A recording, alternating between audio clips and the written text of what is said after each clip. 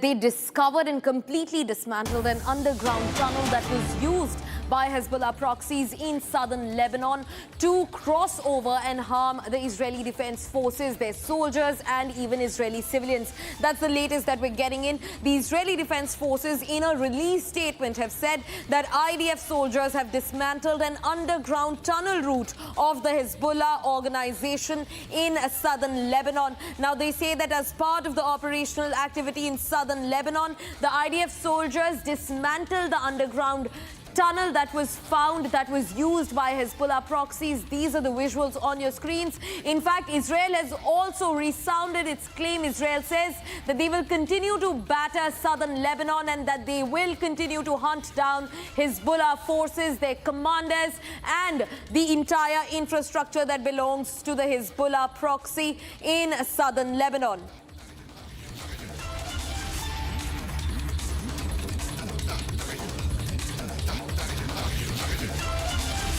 The Israeli Defense Forces have uncovered and dismantled an underground tunnel that they say was being used by Hezbollah proxies to cross over into the Iranian territory through southern Lebanon, bringing harm upon the Israeli Defense Forces and the Israeli civilians. Viewers, are now shifting focus. We have another development coming in from you. Now, this developing news, ladies and gentlemen, is that IDF, in a statement, like we told you, has said that their soldiers managed to dismantle an underground tunnel route belonging to the Hezbollah terrorist organization in southern Lebanon. Now, as part of the operational activity in southern Lebanon, the IDF soldiers uncovered and dismantled the entire underground tunnel route of Hezbollah terror organization. Now, this comes in complete tandem with what Israel said before. Also, Israeli Prime Minister Benjamin Netanyahu said that they will continue to batter southern Lebanon and they will continue to attack Hezbollah proxies, even as the war against Iran is now in somewhat of a standstill. אנחנו היינו הראשונים ששברו את מחסום הפחד. הפחד לפעול באיראן עצמה. ואני זוכר את התחושה שלי. איזו התרגשות, איזו גאווה, צמרמורת. ואני יודע שגם אתם חוויתם כולכם את זה.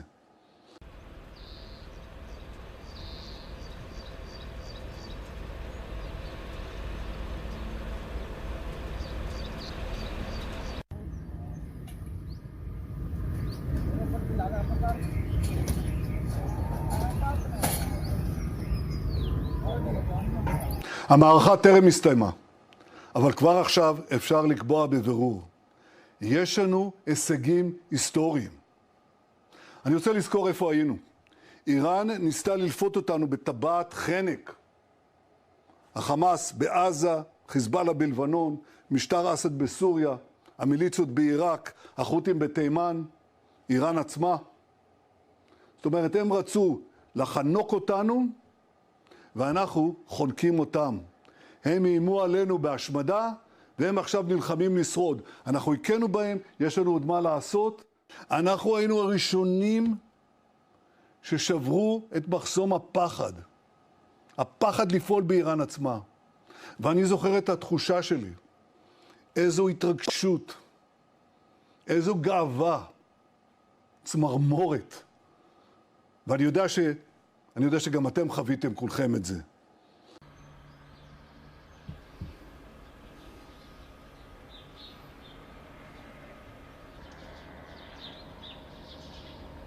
תוצאה מהעוצמה הזאת שהפגנו, לבנון פנתה אלינו, בחודש האחרון פנתה כמה פעמים, להתחיל בשיחות שלום ישירות.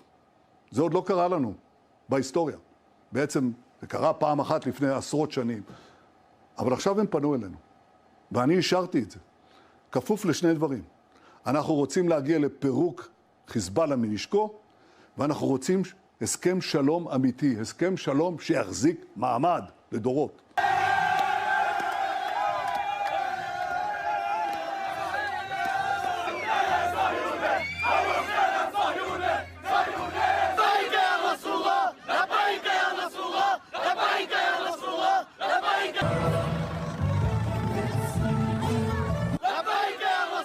actually we are here to because we don't accept what's going on about the direct negotiation between Nawaf and Israeli. So we will never leave here until they stop the negotiation. نريد نتفاوض مع إسرائيل ولبنان غير مباشر، مفاوضة غير مباشرة. إيران، باكستان والمقاومة. لبنان، الحكومة اللبنانية ضد الشعب اللبناني. الدليل على ذلك من السنة ونص ونحن تقتل أطفالنا وشيوخنا ومشايخنا وتدمر بيوتنا.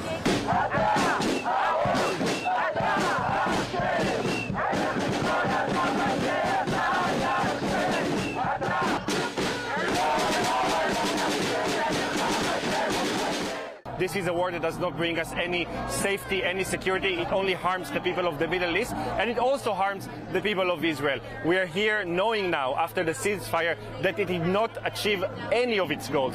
There are still ballistic missiles in Iran. There are still a nuclear material in Iran, and still there are those forces that Netanyahu claimed that he's fighting against. They are still on their feet. And I think that we know that Netanyahu keeps these wars alive because he wants to be in a forever war. It serves him politically, it serves him economically, and we understand that it is not in our interest.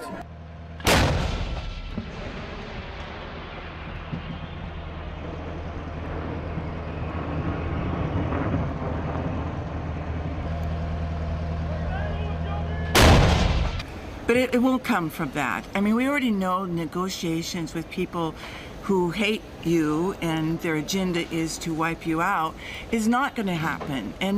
And Israel it's become very aware of that. And it's sad for the fact that I live here, I'm an American, and I can be able to say to other people, listen, when you live under rocket fire, drones, and missiles every day for 2 years and almost 8 months now, and negotiating has not done anything. It's like King David needs to rise up and throw the stone at Goliath and bring Goliath down, period, finished, done with.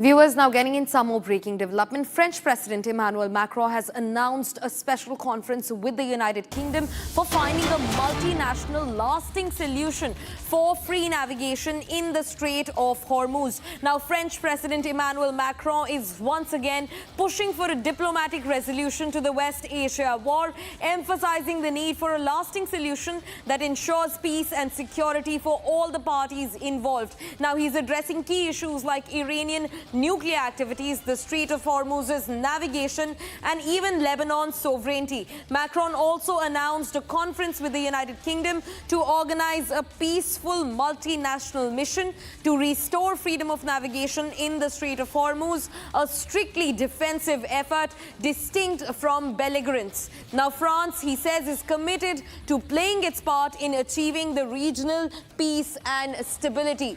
That's French President Emmanuel Macron. Now remember, NATO has come under attack by the US President multiple times amid the ongoing war for not brandishing any support to the United States.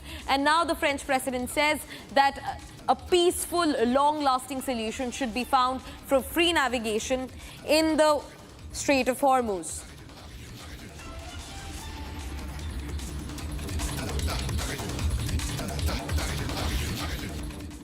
Viewers, now veteran Hungarian Prime Minister Viktor Orbán accepted defeat in a parliamentary election, ending his 16 years in power. The Hungarian citizens voted in huge numbers to oust Orbán. He termed the election results as painful. Hungarian opposition leader Magyar celebrated the election win and also thanked his supporters for quote-unquote rewriting the Hungarian history. Now, the interesting aspect here is that a few days prior to the polls, US's Vice President J.D. Vance also campaigned for Orbán, who is a close aide of Donald Trump. Now, all the details are packed in this next report. Take a look.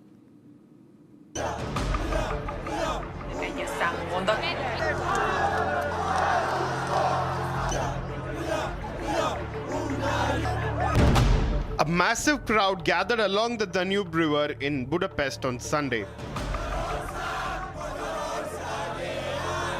And on the streets, drivers blared car horns and cranked up anti-government songs while people marched along. This comes as Hungary witnesses a historic moment, an end to Viktor Orban's 16-year regime as the head of the nation. The winner of the election, Peter Magyar, termed it as Hungary's history being rewritten. A Tisza és Magyarország megnyerte ezt a választást. Whereas Orban, who conceded defeat early on, has called the loss painful. Orban's loss comes despite an aggressive campaign which even included J.D. Vance and the US President Donald Trump himself. A few days before the polls, J.D. Vance arrived in Budapest where he attended Orban's rally and pledged the US's support.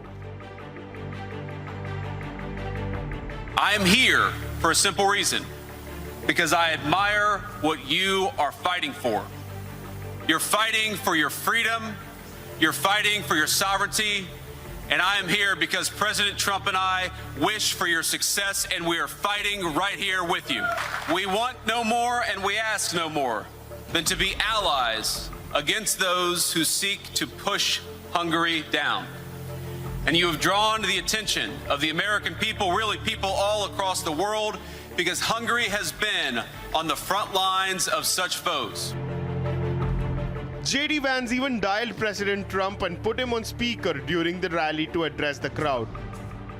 I actually had a special guest that asked that I give him a phone call, and we'll see.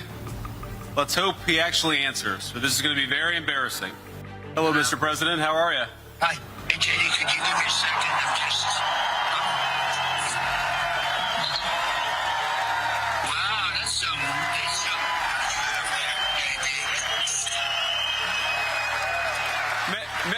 Mr. President, you are on with about 5,000 Hungarian patriots, and I think they love you even more than they love Viktor Orban. Well, I can't believe that. I can't believe that because I love Hungary and I love that Viktor. I'll tell you, he's a fantastic man. Despite the flamboyant campaign, Hungarians decided to overwhelmingly vote against Orban in a record voter turnout that was nearly 80%. And now, the opposition leader Peter Magyar's party is all set to secure two-thirds majority in the parliament. Many hope that he will reverse many of the controversial changes made by Orban.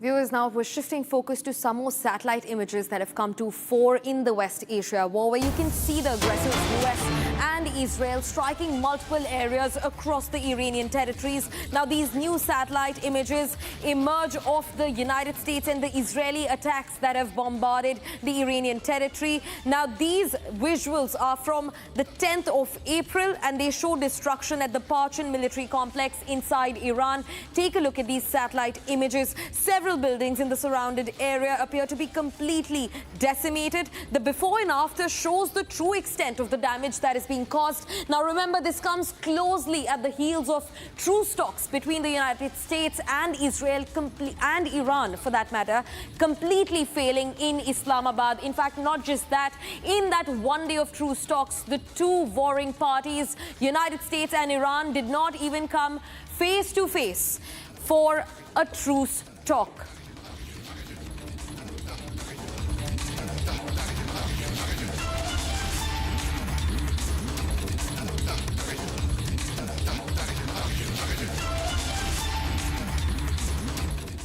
Viewers, we're getting in some more breaking developments. Now, the United States and Indonesia are discussing an agreement allowing the US military overflight in the Indonesian airspace. Now, Indonesia and United States have come together once again where they're discussing the use of the Indonesian airspace for US military jets. Now, remember, this comes as there is a possibility of an incursion in the Iranian territory as the war swells in West Asia, and also the peace talks that could not reach any conclusion in Islamabad. Now, in fact, the situation has become far more grim, and now the United States is out to seek permission from Indonesia to use their airspace for their military aircraft and for military use. Now, Indonesia's defense ministry said that no deal has yet been reached with the United States. However, US's Defense Secretary Pete Hegseth is set to meet his Indonesian counterpart later today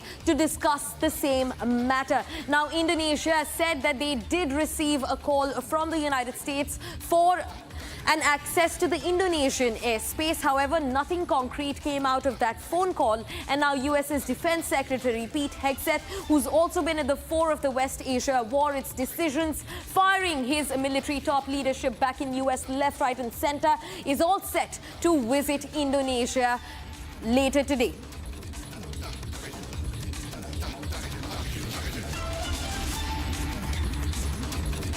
Viewers, massive developments and a constant back and forth between the United States and Iran, making sure that the war now looks like what it did before the two talks began. Iranian parliamentary speaker Mohammad Ghalibaf has now issued another very vocal statement against the United States. He's directly warned US President Donald Trump, telling him that in case there are any attacks and incursions against Iranians or on the Iranian territory, the US will be settled to face a huge rebuttal. In fact, his verbatim is that if Americans test Iranian will once again, they will be taught a bigger lesson. Now, this statement has been issued with the Iranian media and has been making rounds. Now, remember, Mohammad Ghalibaf, the Iranian parliamentary speaker, is also the same person who led the Iranian delegation in the peace talks that were ongoing in Islamabad. In fact, he was accompanied by Iranian Foreign Minister Abbas Araghchi, and Mohammad Ghalibaf, the parliamentary speaker, has always been very vocal since the inception of this war on the 28th of February. And now he has warned Donald Trump once again, saying that if Iran is tested, then the Americans will have to pay the price. Viewers, that's all that we could wrap in this edition of the News Bulletin for you. But don't go anywhere. On the other side, we get you a breakdown of everything else that's been happening, right from the riot conspiracy in Delhi NCR, where the employees' protest regarding a salary hike turned completely violent. Vandalism could be seen all across the sector. We're getting you all the details after this short break.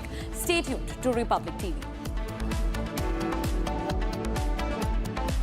प्यास बुझाए ठंडक लाए सबको भाई जीरा SIM MDH का जलजीरा जीरा SIM जीरा सिम असली रिफ्रेशिंग असली स्वाद असली मजा MDH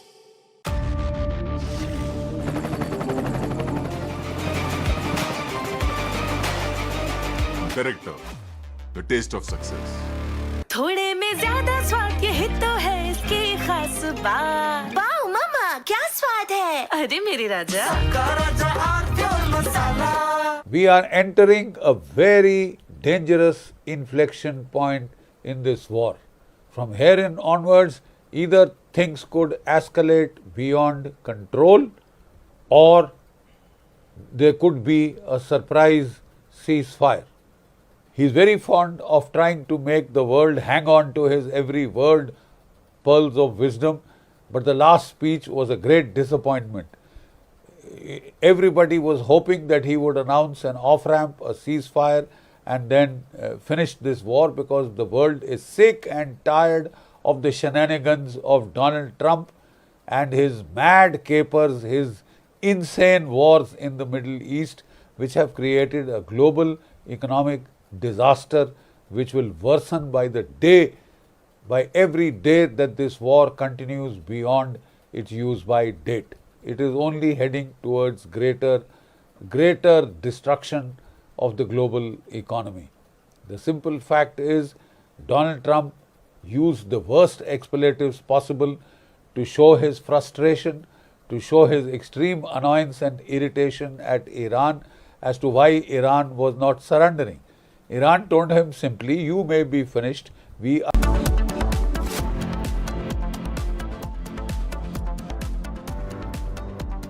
चमकी चाट से क्या बना है? सैंडविच, लस्सी और छाछ हर घूंट में चमकी चाट। अब बताओ स्वाद आया? आया। असली स्वाद सिर्फ चंकी चाट। रानी, इस घर में कुछ है जो टूटता नहीं। ये पिलर कभी नहीं टूटेगा। रुंगटा स्टील TMT से बना। रुंगटा नहीं तो घर स्ट्रॉन्ग नहीं। रुंगटा स्टील TMT बार एकदम सॉलिड।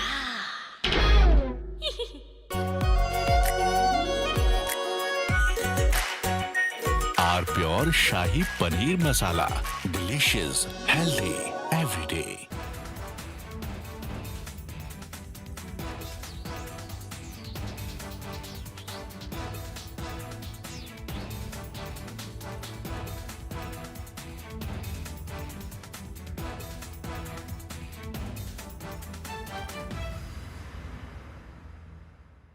अभी तो कह रहा था कि अभी चीफ मिनिस्टर कह रहे थे, उससे आगे भी सभी लोग कह रहे थे कि मणिपुर में पीस आ गया। ये पीस है क्या? अगर ये पीस है तो हमें ये पीस नहीं चाहिए हमें।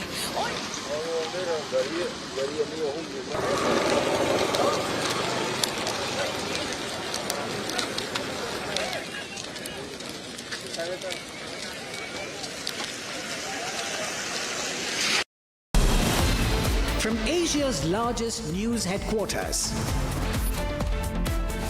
setting the agenda for Bharat.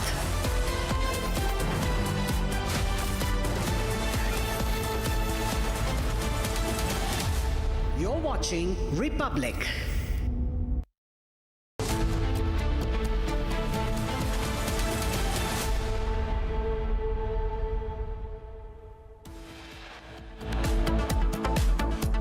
Riot conspiracy in Delhi NCR. Employees' protests infiltrated by violent mob. Police vehicles vandalized. Stones pelted in Noida.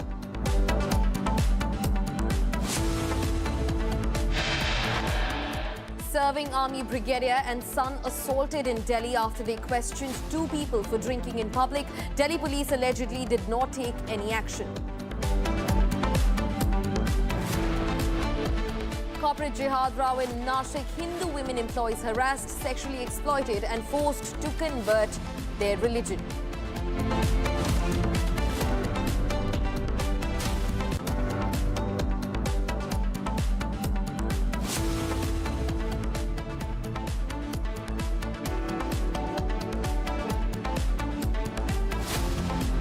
Prime Minister Modi addresses Nari Shakti Sammelan, says India on the brink of scripting history ahead of the Nari Shakti Vandan Bill in the Parliament.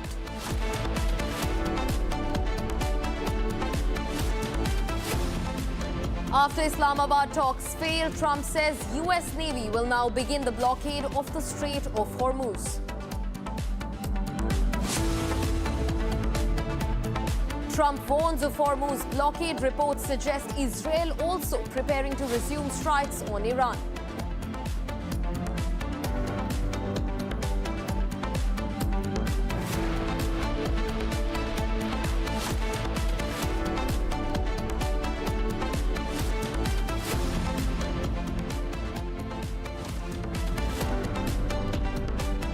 Viewers, we're getting in a fresh breaking development now. Sources reveal that US President Donald Trump is considering to resume strikes if the US naval blockade does not force Iran to change course. Now, Axios, citing sources, says that mediators will continue talks with Washington and Tehran to bridge the gaps and reach an agreement to end the war. However, they've said that in case the US Navy's fresh blockade of the Strait of Hormuz does not make Iran budge, then Trump says that he will be forced to take worse actions against the Iranian regime.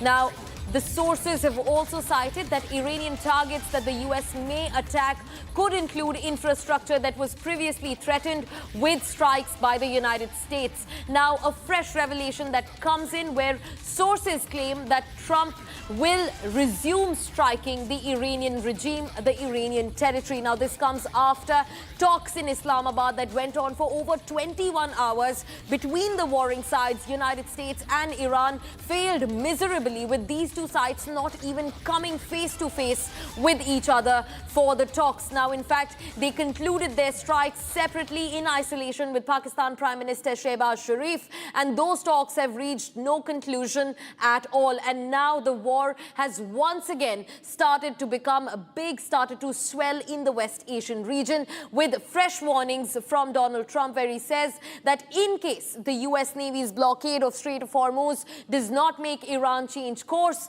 then Iran will be battered with strikes once again. In fact, viewers, that is the latest that we're getting in. Trump has now released a statement saying that they will continue striking the Iranian regime and they will continue coming for Iran's energy and civilian infrastructure as the war reaches no conclusion. Now, remember, this also comes as global demands for a ceasefire are becoming higher and higher, with not just Pope but also French President Emmanuel Macron asking for a lasting peace in the West Asian region. Now, at the heels of this, the Iranian parliamentary speaker Mohammad Ghalibaf has also resounded the Iranian resolve. They've threatened the US president, warning him that in case any incursions are made against the Israeli territories, Americans will receive a befitting answer. In fact, viewers, now shifting focus to another breaking development that we're getting at this hour. The IDF troops are expanding the targeting of ground operations against Hezbollah military infrastructure to strengthen the forward defenses. That's the latest that we're getting in. Now, IDF continues to batter Hezbollah on one side, and on the other, Trump continues to maintain that they will resume strikes on the Iranian territories. Now, sources have cited that Donald Trump is considering to resume his incursions, his attacks, if the US naval blockade does not force Iran to change course. Now, this comes as Iran has already blocked the Strait of Hormuz. Now, joining me on the phone line is Major General Shashi Asthana to speak to us about the details of the matter. Major General Asthana, an evolving war that we're seeing, for a minute there was a glimmer of hope that talks will hopefully diffuse down the tensions between the warring sides, but that did not happen. Islamabad plan completely failed, and now Trump has issued a fresh warning threatening to resume strikes over the Iranian territory. So even after the peace talks, even after all of these hopes being raised against the war being stopped, we've come back to ground zero, Major General Shashi Asthana. See, Trump is getting frustrated. There is no doubt that he has, despite degrading the combat capabilities of Iran to a great extent, his over-exaggeration of the claims that Iran is totally gone, I think that has not paid any dividend in negotiations. And in negotiations, they did try to take a very hard line, and so was Iran taking a hard line, and therefore it was expected that the talks will fail, and which they failed. But now he's saddled with a slightly different situation, and that is that he is not getting a clear exit to get back to his election mode. And convince people that, okay, I wanted the war to continue up to a time and thereafter I will withdraw. Now, he is not getting that exit in a manner that his threats... Viewers, we're getting in fresh visuals. In fact, we will go to the last right visuals of Asha Bhosle in a minute as they go live. But before that, Major General Shashi Asthana, kindly continue from where you left. Okay. So he is basically trying that somehow if he can get the Strait of Hormuz opened, which is becoming difficult because sometimes he threatens that, okay, I will open it by force, and then the realities bite him that it is far too risky.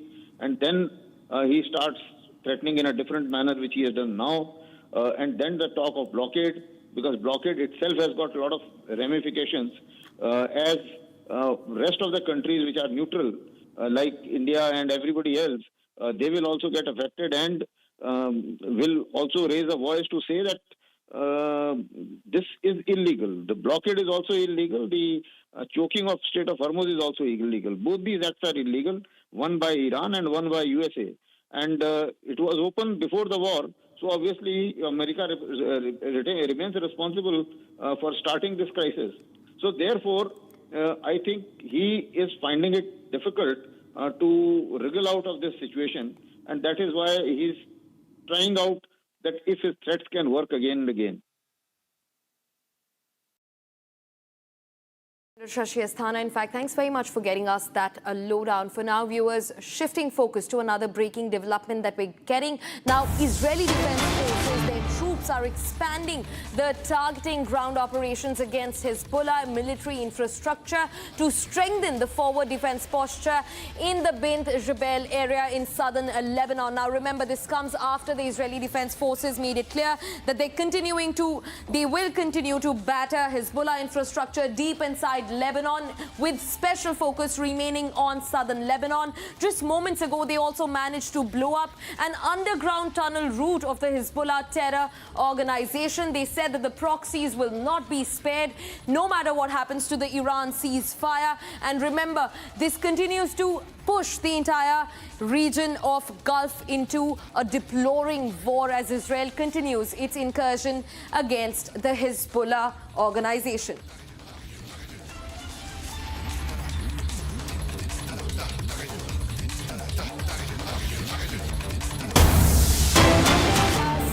In fact, we're getting live visuals of last rites being performed for the late legendary singer Asha Bhosle, who passed away just yesterday at the age of 92.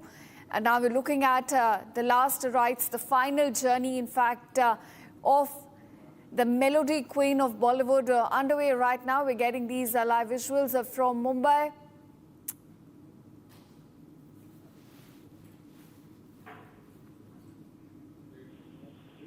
All right, my colleague Meenakshi, in fact, is joining us live from the site where these last rites are underway. Meenakshi, take it forward, please. Yes, as you can see, you are able to see that we are at Shivaji Park and the preparation is underway. You can see the visuals from Shivaji Park here. Mumbai is witnessing an outpouring of grief and respect as legendary playback singer Asha Bhosle. Asha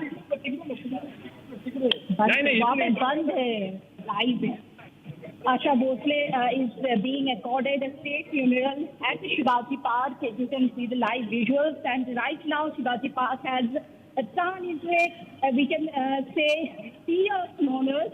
Thousands of fans along with prominent personalities from the film, political and music fraternities, they have come here and have gathered here to bid a final farewell to Asha Bhosle, and Chief Minister of Maharashtra can come here anytime.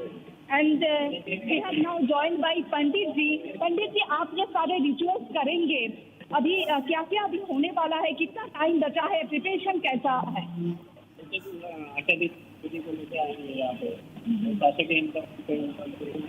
करने के बाद start करेंगे हम अग्नि लाते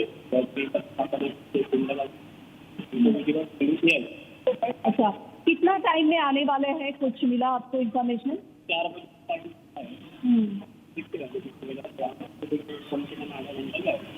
आधा घंटा आपके rituals में जाएगा. See, as you... All right, viewers... Right, Meenakshi, those are live visuals. We're getting viewers of the final journey, the last journey, in fact, of the legendary singer Asha Bhosle, who passed away just yesterday at the age of 92, leaving behind a rich legacy of a career spanning over 8 decades, recording over 12,000 songs in multiple Indian as well as foreign languages. And now we're looking at a sea of mourners, in fact, fans from all across India who've gathered in Mumbai, Shivaji Nagar, to pay her last, to pay their respect, in fact, to the singer, as the final journey is in fact right now underway. We're getting you live visuals. The final journey of a legendary late singer, Asha Bhosle, and her final rites will be performed at about 4 p.m.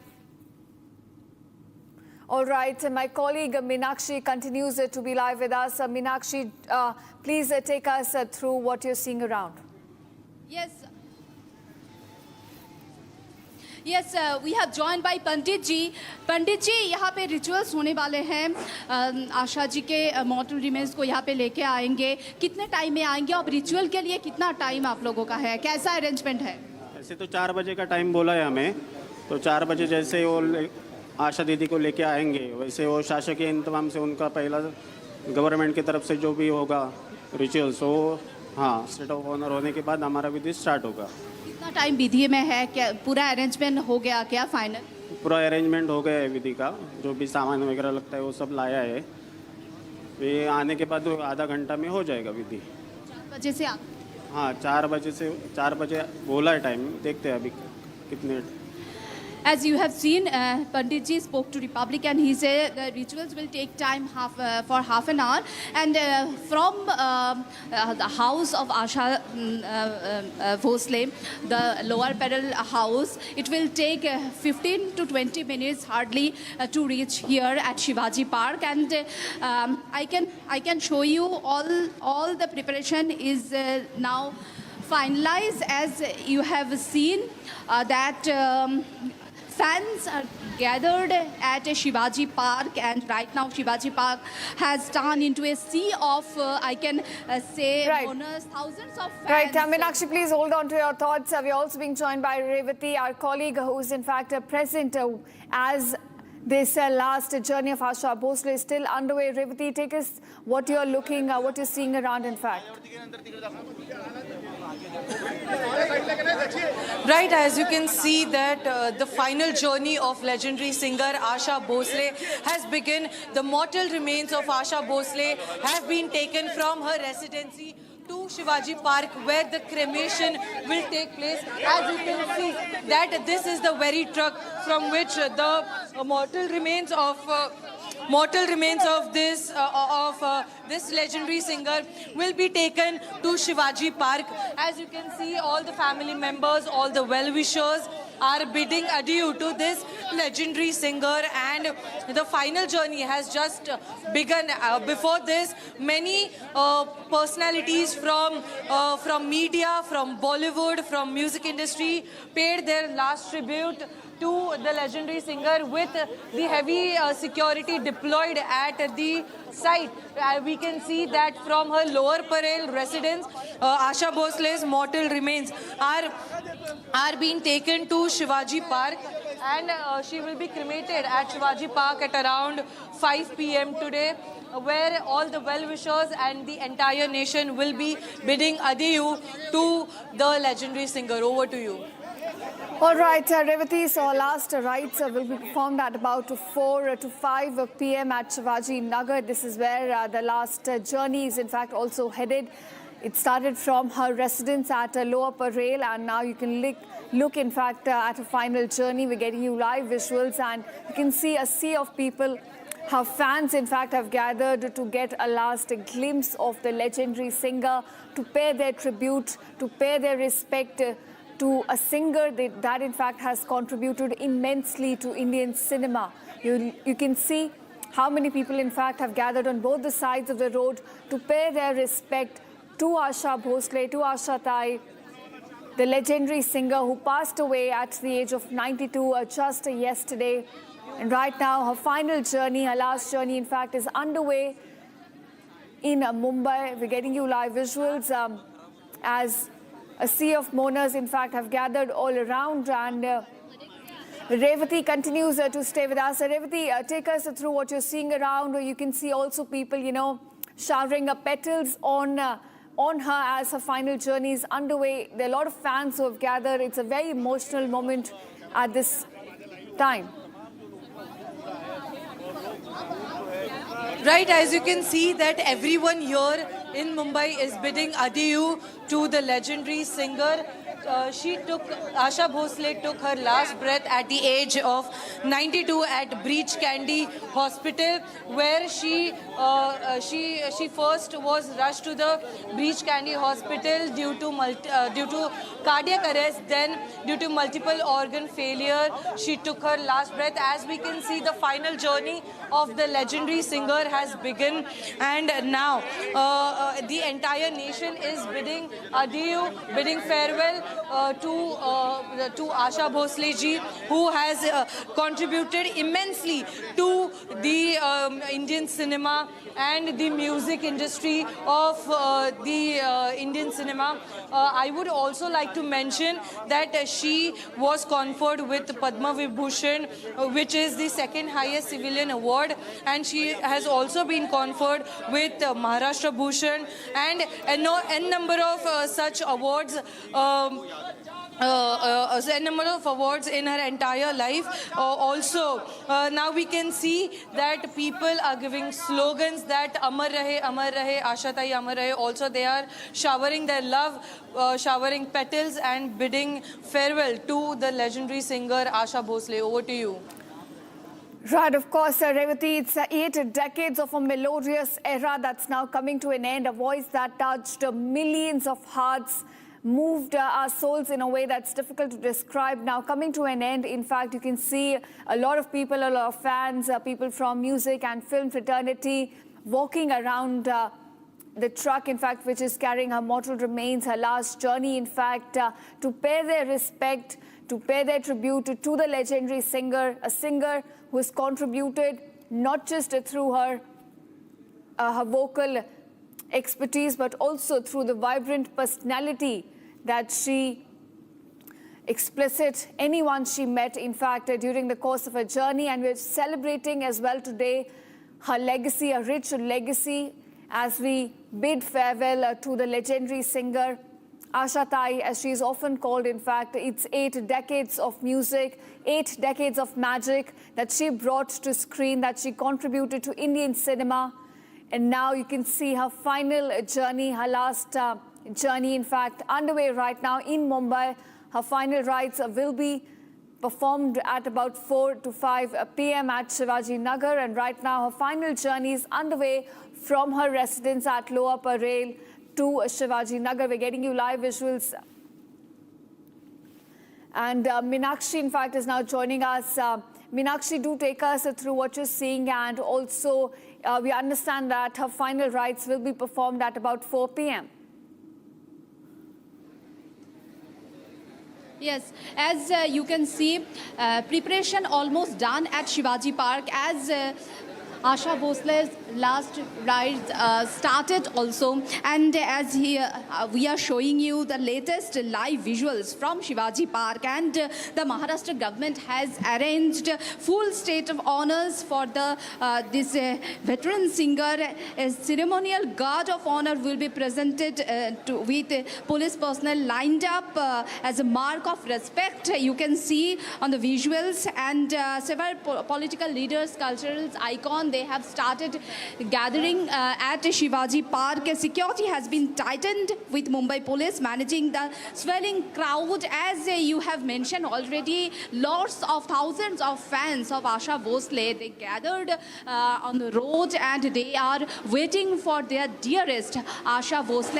And we are showing you live visuals from Shivaji Park. Almost all preparation has been done, and we spoke to Panditji, who also told to Republic that all rituals will take half an hour. And as I can mention, I can say the distance from Lower Parel to Shivaji Park is nearby 15 to 20 minutes. So Asha ji's mortal remains will reach here within within 20 minutes. So less time in the government's hand, and all BMC workers and police personnel, they are doing the last minute work. You can see, we are showing you that visuals. You can see the last minute work is going on.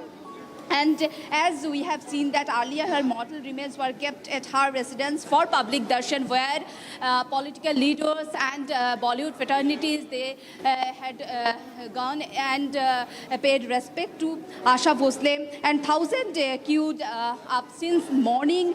Actually, now at Shivaji Park, the final rituals will take place, and we can also hear the voice of Asha Bhosle. Everywhere the songs of Asha Bhosle is playing at Shivaji Park. So it's an emotional movement. It's a heavy moment for Asha Bhosle's family. All right, Meenakshi, just hold on to your thought. We're also being joined by Usha Uttap on phone line. Thank you, ma'am, for joining us on Republic TV. And I want to ask you, today, as we bid a farewell to Asha Tai, we're also looking at her rich journey, a legacy of about 8 decades. How do you look at that journey? And also, how is this moment for you right now? Because you've also worked very closely with the legendary singer. Well, I think, as I said already, just devastated by the news. And, I mean, nothing could be more real than this, right? Though it all seems surreal to me to see, a flower-bedecked van with her photograph on top. It's so sad. Yes. It's so sad, really. But that's life. Life has to carry on, and the minute you come in, you have to go. And to go the in-between years, I mean, she's lived such a fantastic life, such a full life, 92 years, and the great volume of work, both quality and quantity. She's inspired generations and generations, so many kids, so many grown-ups, so many people who have been listening to her songs and inspired by her. I mean, for me, it's just, as I said, it's surreal and at the same time so real. So real when you see something like this. I mean, as I've always said, I'm saying it one more time, that the song is much bigger than the singer. Much, much bigger. Because though her body is not with us anymore, she's gone, her music and her legacy will live on forever and evermore. Right, of course, ma'am. Her legacy will continue to live on in our hearts through her song, through the magic that she's created in her melodies. And, I'm sure that India is also joining you in this emotional moment at this stage. So is there something you would like to say to her fans who are also, bidding the final farewell to her at the moment? I'm sure they're all feeling the same way as I am.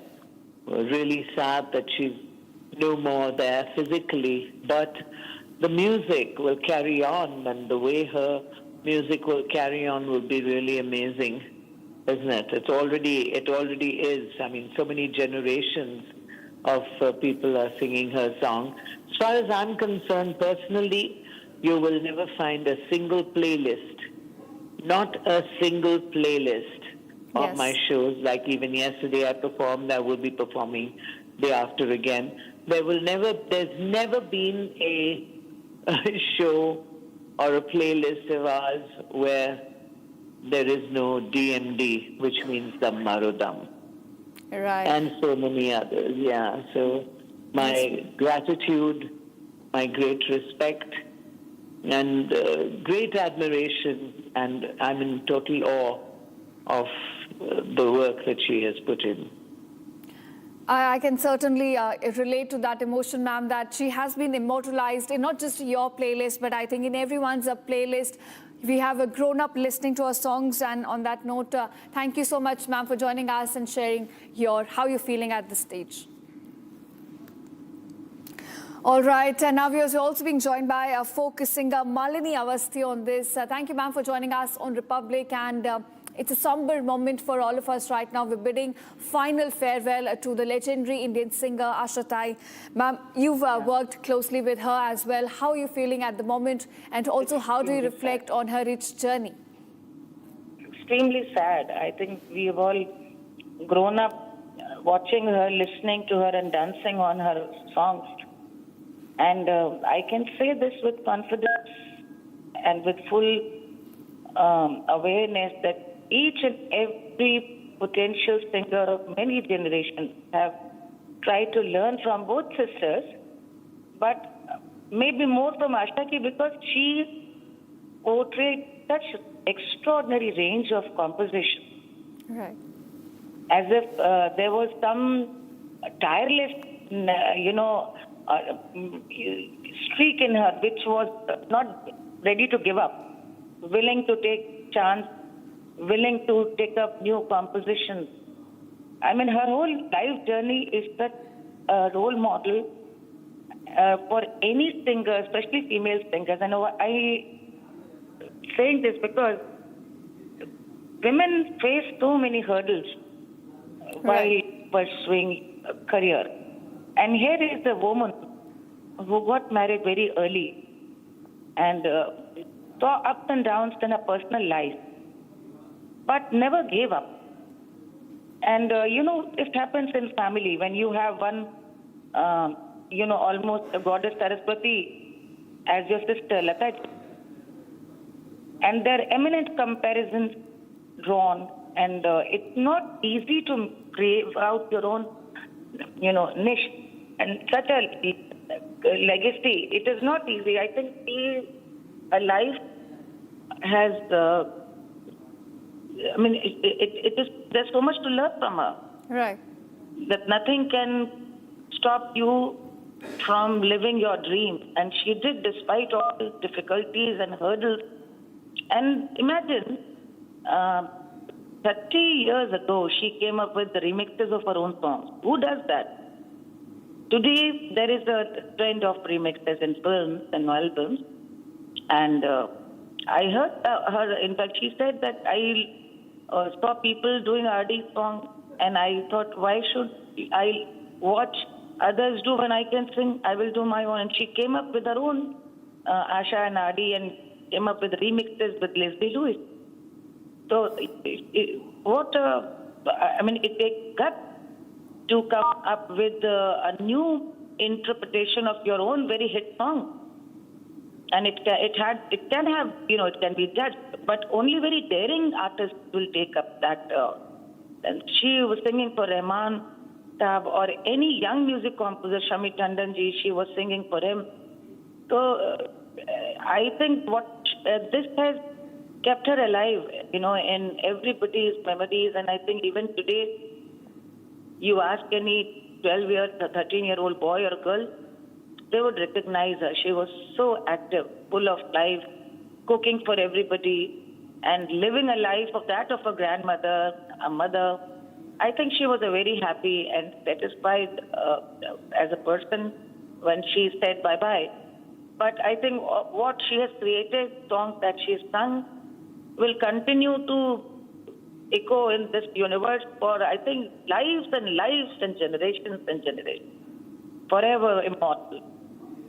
It's a blessing to have met her.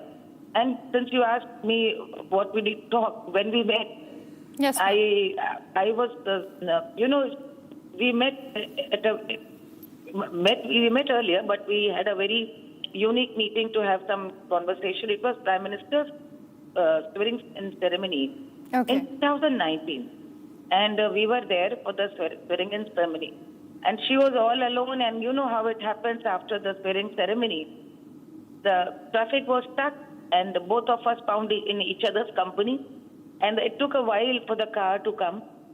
And so for 30 minutes, 25 minutes, we had such heart-to-heart conversation at North Block. I can never forget, in Delhi. And the first thing I said, I told her, I always thought that Lataji has immortalized villages of UP, Uttar Pradesh, village bells, songs of UP heartland, beautifully, musically, decorated by Naushad Saab. But what you've done with Nadi Nare Na Jao Sham Paiya Paru or Tumka Gira Re, Najar Laki Raja Tore Bangle Pe, you know, they're all UP folk, and the kind of young, that naughtiness, and also the Nakhra andaz that you bring in, it's divine. And it sounds so, how do you do it? She said, you know, it's my bad luck that I have not visited Uttar Pradesh like I should have. So I think I've seen enough of UP and Bihar because I've sung in Bhojpuri songs. I've sung so many songs.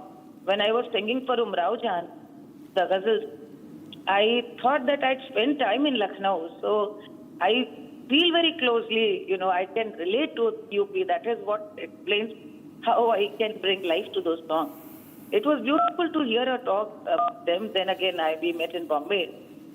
And very ever smiling, happy, very frank. You could hear from her whatever she would say as she felt. There was nothing that she would keep to her heart. Very open person. And what a voice, what a legacy, and what a life. They don't make. I think she was the last of those icons. We grew up worshipping Lata ji, Rafi Saab, Kishore Kumar Saab, Mukesh ji, and Asha ji. So five Panch Tattva mein Panch Tattva pura vileen ho gaya. Anand.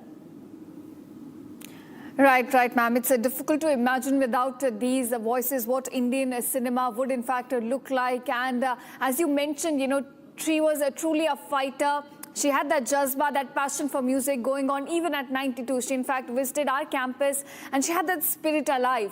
And when you talk about her versatility from cabaret numbers to the ghazals in Umrao Jan and to the folk songs that you mentioned, it's truly unmatched, her versatility.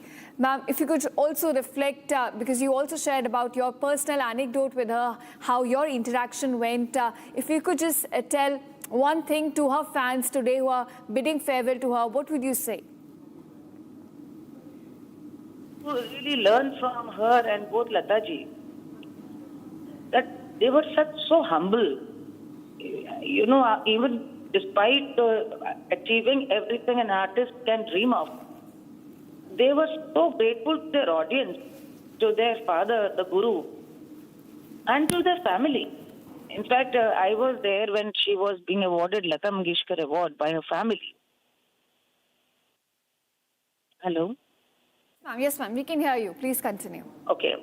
So she was being awarded Lata Mangeshkar Award. So when she went to the dais, I can never forget what she said. She said, you know, there are thousands of singers. There are amazing singers the country has produced.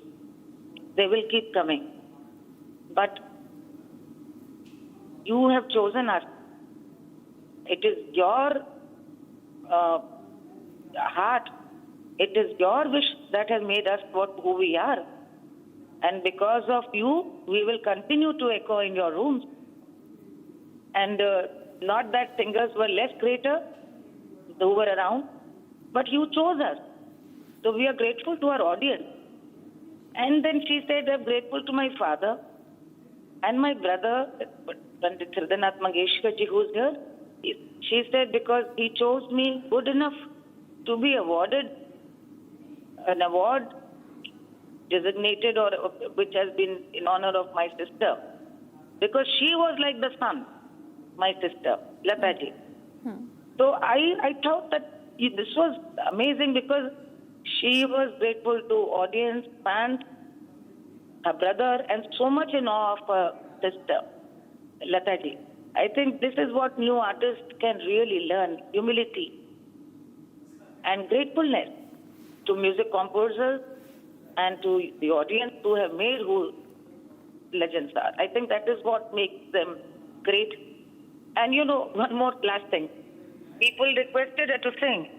And she said, okay, I'm going to attempt a song sung by a Didi. And since I cannot sing half as good as her, I'm really afraid and scared. Can you imagine? This was right in front of us. So that kind of, humility and respect, I would say, is something rare to find And this is something everybody should. I find new artists who are very aware of their presence around. And here was a legend who was saying, I'm shaking because I'm trying to sing something my sister has sung so beautifully. I thought that was something, that day I realized that they have reached where they reached because they always thought and saw themselves as a music learner, not some achiever. And that keeps the journey going.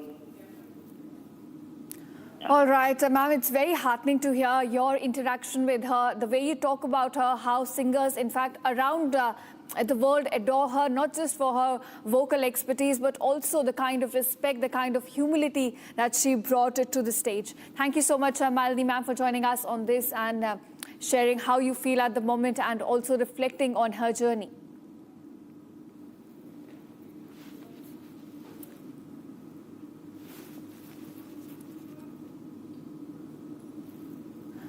All right, we're also being joined by Jaspinder, and Nerula is a singer. And thank you, Jaspinder sir, for joining us on this broadcast. In fact, I want to ask you, sir, today we are bidding farewell to Asha Tai. It's 8 decades of legacy that we are, in fact, bidding farewell to. But she will continue to live with us through her music, through the magic she brought in her melodies. How do you look at this moment, sir? Yes, of course. This is a moment that, we were shocked, and we know everybody has to go, but then, this was like, but very, very peacefully she went. That's the best thing, because in these days, it's when somebody goes with that, with that pain and a prolonged disease or something, which didn't happen with her. She just went like that, And yes, we will always remember her from her songs and the association that I had with her. I looked at her as my mother, as my guru. I always learned from every genre that she sang since I was a child. I would say when I was in my mom's womb, I used to listen to her because my mom was her fan. And that's how I loved Asha Tai. I always, I treat her like a mother. And it's hard for us because it's like losing a family member, losing a mother, losing a guru. And yes, she was very, very, once she heard my song and she asked the music director that I want to meet her. That's how we met first time. And I went to the studio while she was recording. And she said to me, she says, I love the way you sing. And where have you learned from? So I gave my guru's name, and she said, no, you have not learned from anybody. You've learned from God. You've come straight from there. So this is how, these people were such pure souls, such special souls that God had sent them. And the kind of work they did, they're like institutions, and people will learn from them. Kids the new generation will learn from them, मैं तो हमेशा बोलती हूँ कि till this earth is, saved, the music is saved, and these people's voices will be there that people will hear and learn. So it is like, it's very, very sad and a big loss to all of us, to our India, to all the fans, to all the good listeners, and हमारी तो I would say कि ये जो पुरानी generation थी, I think she was the last in that, and very, very heartbreaking, sad, and I pray for her, journey, that this last journey, she straight goes to, the lotus feet. Certainly, ma'am. We are praying for her for a peaceful journey ahead. And as you mentioned, your mother was a fan. I can say the same for my father. She has inspired people across the generations. And as you mentioned that you consider her like a mother figure in your life. If you could share for our viewers some personal interaction, some anecdote that you're remembering at the moment. I always called her Asha Ma, and she said to me, she said, "Tu meri beti mat ban, tu meri dost ban." So I said कि बेटी और माँ का एक रिश्ता जो होता है वो सहेलियों की तरह होता है. तो आप मुझे कभी भी फोन करें, कभी भी. तो मेरे घर आई. It was my birthday. She came. I think her daughter and me, we shared the same day. So she said, "अरे मेरी दोनों बेटियां एक ही दिन." So then she came over, she sat and she sang in my party. She danced and I didn't have to ask anything. She just said the party was supposed to start at 8. She probably reached at 7 o'clock and she was standing close to my house and saying, "Justi kahan aana hai?" So I said, "Ma, aap wahi rukhiye, main aa rahi hu aapko lene." So I went and picked her up from where she was. And oh my God, she made that day, my year. She predicted me so many things. She was into astrology also. She looked at my chart because I am also into astrology. So we both kind of discussed, the astrology part. Then she said, "I'm going to come and stay with you. Can I come? Can I stay?" So she heard my mool mantra. So she says, "मुझे सबसे अच्छा यही लगता है, मैं अपने घर में तुम्हारा मूल मंत्र लगा के रहती हूँ. मुझे बहुत सुकून मिलता है जैसे." So these were the things. And कभी भी फोन पे बात होती, कभी भी तो she always used to admire, love my music. Like how I loved her, she loved me. I think I got the same reciprocation from her side. So it was like, she was a beautiful soul. I tell you, बहुत कम ऐसी soul, जन्म लेती हैं दोबारा. I think she must have gone to God's lotus feet straight. I don't think she'll come back again.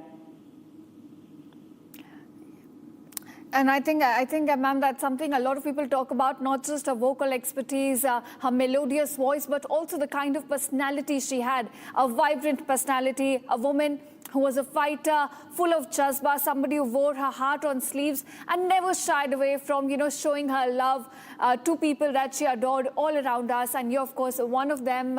If you could also reflect for our viewers on her journey, during 50s, 60s and 70s, she absolutely ruled Indian cinema. And, her unique versatility from ghazals to, in fact, the cabaret numbers, to going around a pop disco as well. If you could talk about her journey, her musical journey, which is, of course, very rich, and that's the legacy she's leaving behind. As I said, from my mom's womb, I used to listen to her, admire her, and that came in me, and I loved whatever she sang. It was so beautiful, whatever genre. So that's why we say she was very versatile. You listen to her, Ab Ke Baras, Bhej Bhaiya Ko Babul, or you listen to her, Monica, My Darling. You listen to any of there are other songs like Chain Se Humko Kabhi Aapne Jeene Na Diya, and then her bhajan, Tacha Naam Tera, Tu Sham Mera, and I mean, kaun sa gana, what song, O Mere Sona Re, kitna chulbula gana. Then in Tere Ghar Ke Samne, there were some songs, different times. She sang a very nice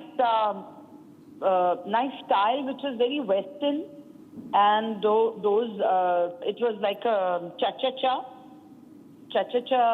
rhythm, and there's a girl dancing on it, and the way she, the modulation, voice modulation, how she did it, it was amazing. It was just remarkable. It was commendable, like how she sang the song, and I learned from every song she sang, I always, and look at the ghazals, Miraj-e Ghazal she sang.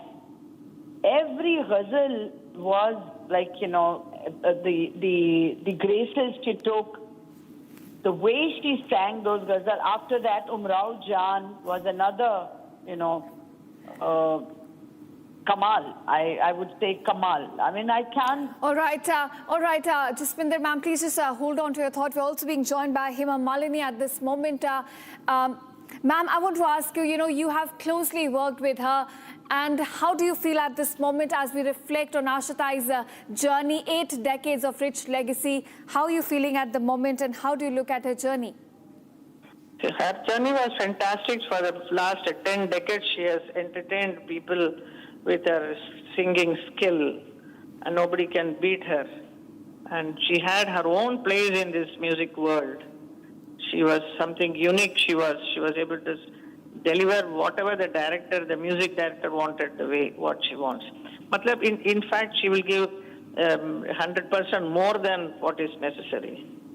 Her voice became the heartbeat of Indian music. That singing, yes, ma'am. It was about creating timeless emotions that connected millions of hearts. Her versatility, grace, unmatched passion, it was truly a very different kind of a person she was. Right, ma'am, you've closely worked with Asha Tai. She sang many songs for you, including O Saathi Chal. If you could, reflect on any anecdote that you could share with us, that you could think of or recall, your interaction that you had with Asha Tai. Interaction, she has visited my dance shows also. So in fact, I did one dance ballet, Savitri.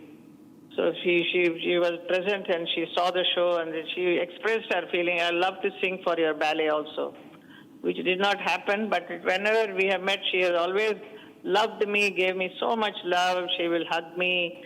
She will touch my face and say how beautiful you are. She'll always say that.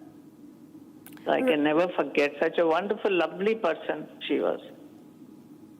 Right, ma'am. In fact, this is what we have been talking about since morning, that not just a vocal expertise, but also her vibrant personality, the kind of love she had for everyone around. She wore her heart on her sleeves. So if you could talk about that aspect of her also, because you've closely interacted with the legendary singer.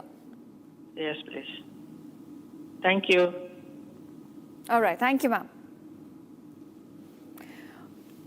All right, viewers, as you can see, it's people from all around the world, people from media, fraternity who are mourning the loss that we have had.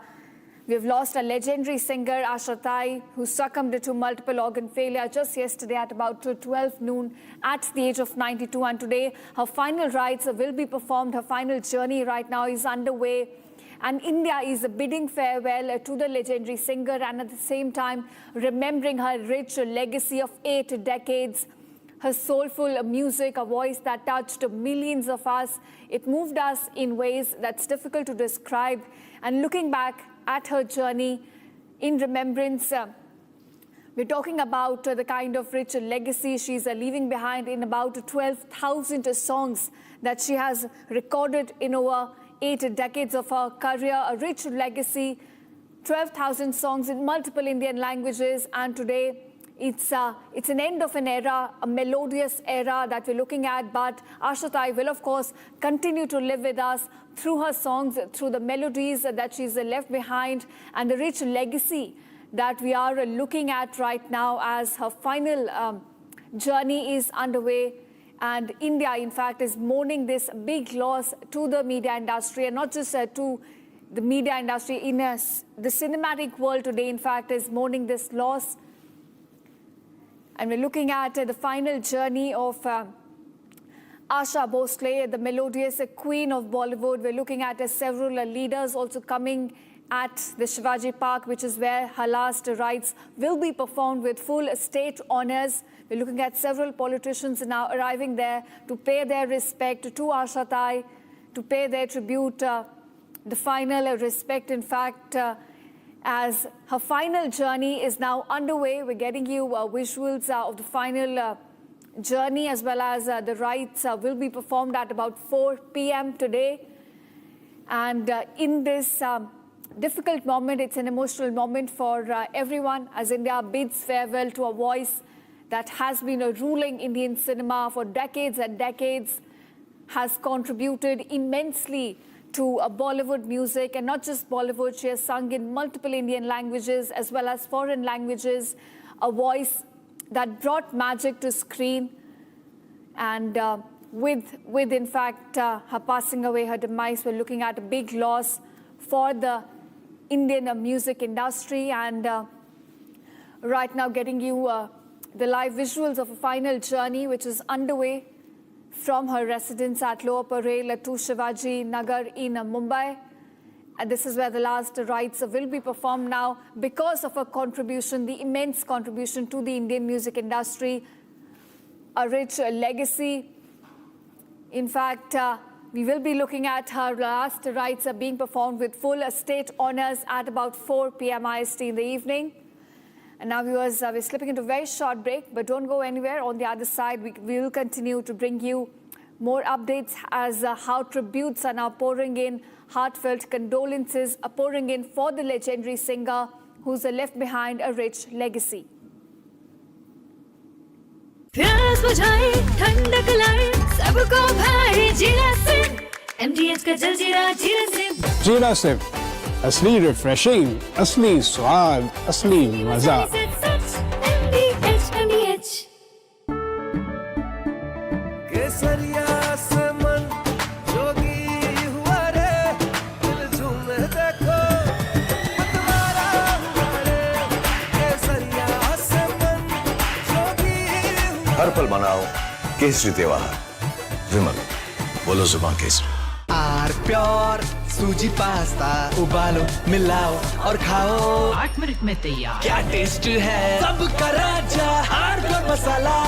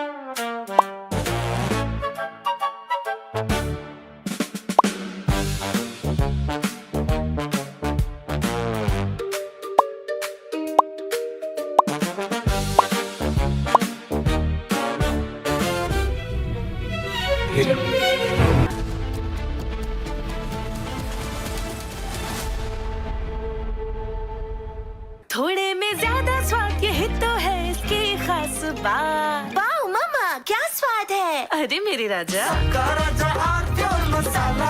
रानी इस घर में कुछ है जो टूटता नहीं। ये pillar कभी नहीं टूटेगा, रुंगटा स्टील TMT से बना। रुंगटा नहीं तो घर स्ट्रॉन्ग नहीं, रुंगटा स्टील TMT बार एकदम सॉलिड। चमकी चाट से क्या बना है? आलू चाट या फ्रूट चाट, स्वाद बनाए चमकी चाट। क्या बात है। स्वादिष्ट पकोड़े और फरसान, अरे चमकी चाट है इसकी जान। असली स्वाद सिर्फ चमकी चाट।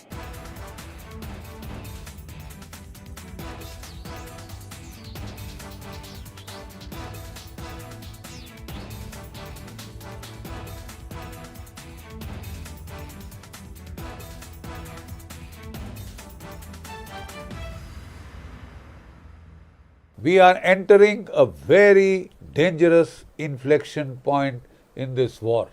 From here in onwards, either things could escalate beyond control or there could be a surprise ceasefire.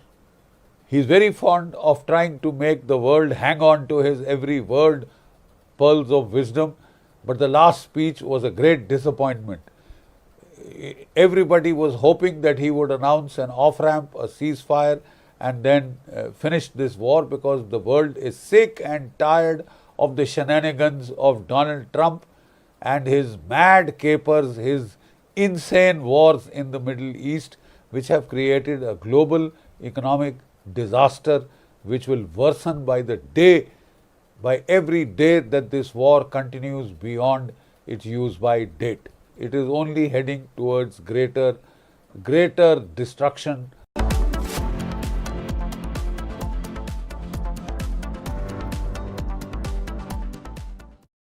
QS&THE, the world's foremost university rankings organizations, have ranked Amity amongst the top 3% universities globally, making it among the very few Indian universities to be included in both rankings.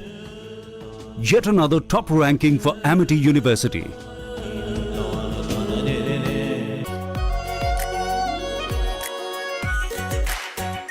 Our pure Shahi Paneer Masala. Delicious, healthy, every day. अभी तो कह रहा था कि अभी chief minister कह रहे थे, उससे आगे भी सभी लोग कह रहे थे कि मणिपुर में पीस आ गया है। ये पीस है क्या? अगर ये पीस है तो हमें ये पीस नहीं चाहिए हमें।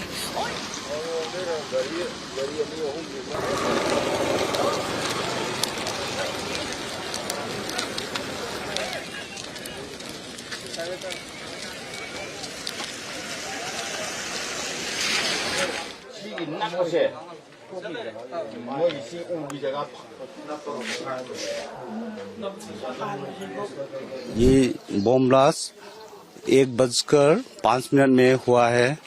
उसमें 2 बच्चे का जान गया है।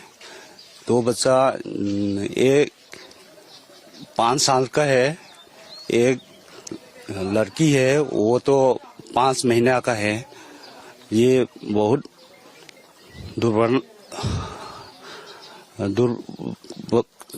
छह इंसिडेंट है। उसका माँ भी अभी भी इंजर्ड है, हॉस्पिटल में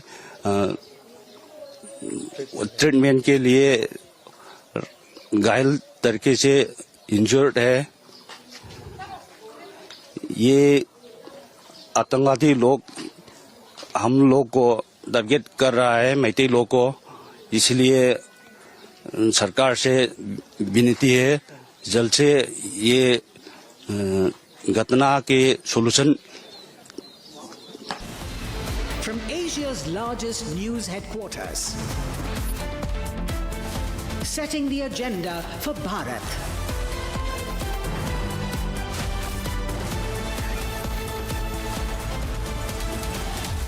You're watching Republic.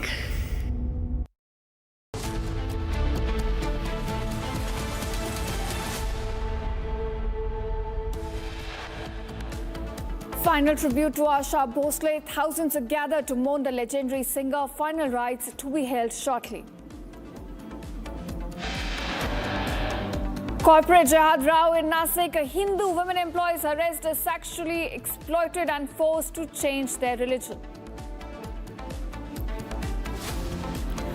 Riot conspiracy in Delhi NCR. Employees of protest infiltrated by violent mob. Police vehicles vandalized, stones pelted in Noida.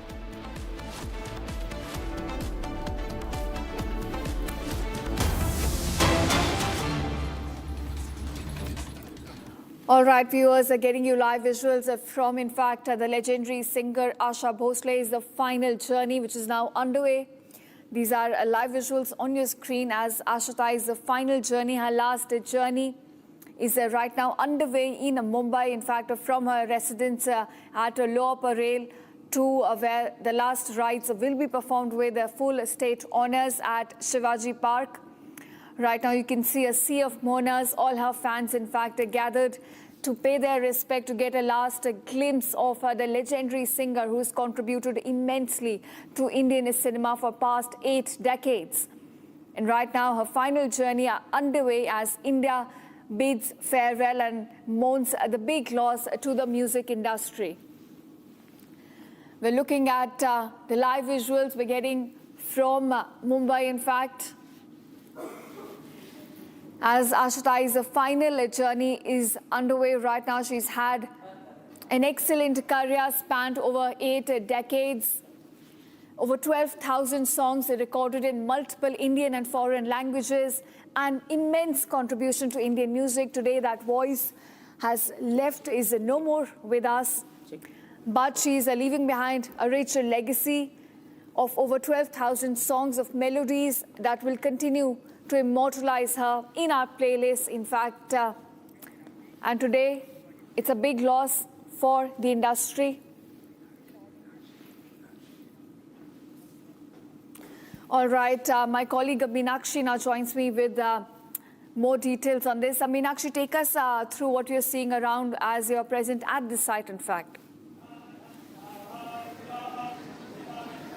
Yes, as you can see now, Usha Mangeshkar has reached at Shivaji Park, and CM, Chief Minister of Maharashtra Devendra Fadnavis, Deputy Chief Minister of Maharashtra Eknath Shinde and Sunitra Pawar also reached at Shivaji Park, and Cabinet Minister Chhagan Bhujbal also present at Shivaji Park. As you have seen, the Usha Mangeshkar, she present at Shivaji Park. From the common citizen to celebrities, the entire nation seems united in grief today.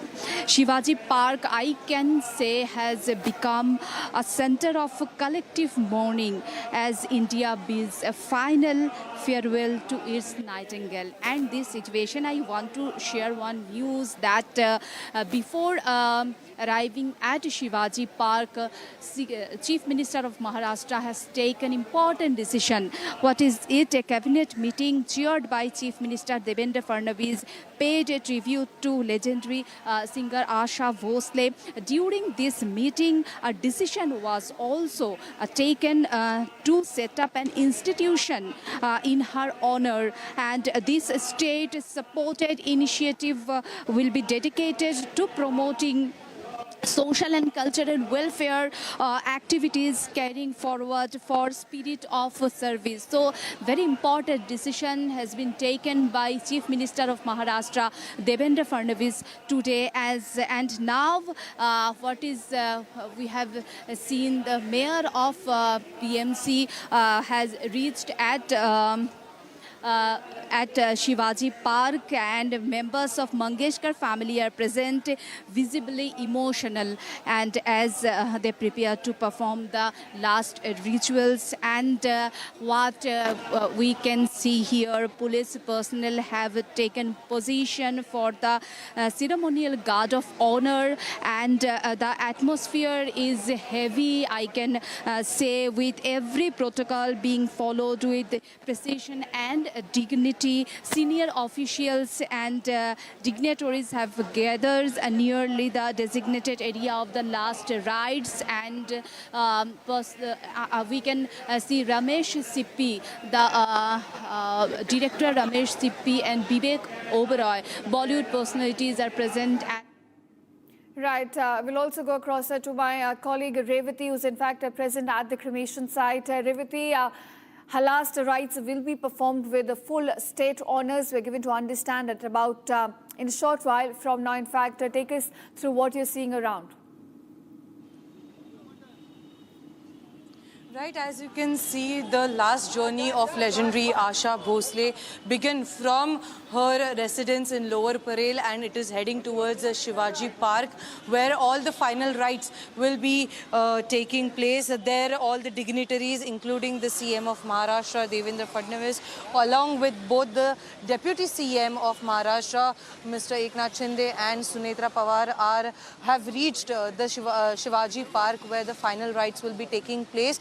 But moreover, if you look at this last journey, you can see that the entire nation is bidding adieu to their legendary and beloved Asha Bhosle.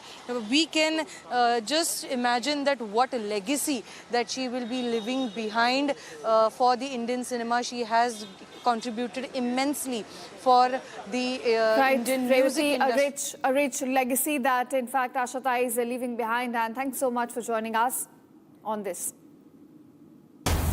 Now here's pivoting away to more developments we're getting from the war zone areas, and a big breaking news coming in from Iran. In fact, the Iranian army has now responded to Donald Trump's Hormuz blockade threat. The Iranian army now says security in the Persian Gulf is either for everyone or for no one. The statement further reads, our ports are threatened. If they are threatened, in fact, no ports in the region will be safe. So this is in fact a counter warning given by Iran to Donald Trump, who is now threatened to block all the vessels trying to enter or exit Iranian ports. The deadline will in fact end in fact at 7:30 p.m. IST, that's 10 a.m. ET. This is where Donald Trump has threatened to impose a complete blockade around Iranian ports. He will be, in fact, blocking all the vessels which are trying to enter or exit the Iranian ports. And in response to that threat, now Iran has come out with a clear counter warning, saying that if our ports are threatened, no port, in fact, across Gulf will remain safe. So we're looking at escalations coming in all across the Gulf.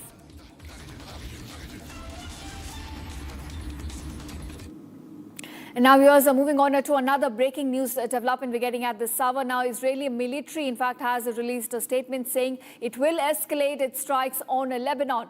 Now, the military official goes on to say that full operational control of certain southern Lebanese towns will be achieved in the coming few days. The military official also says that full operational control of southern Lebanese town of Bint Jebel will be achieved in the coming few days. So we're looking at escalations now coming in not just across West Asia in terms of Strait of Hormuz, but also in between Israel and Hezbollah. Now, Israeli official has come out with a statement saying they will escalate their attacks all across the Lebanese territory, and in the coming few days they will be taking over southern Lebanese villages. All right, so we are in fact climbing up the escalatory ladder in this conflict in West Asia, with attacks now continuing unabated all across the Lebanese territory.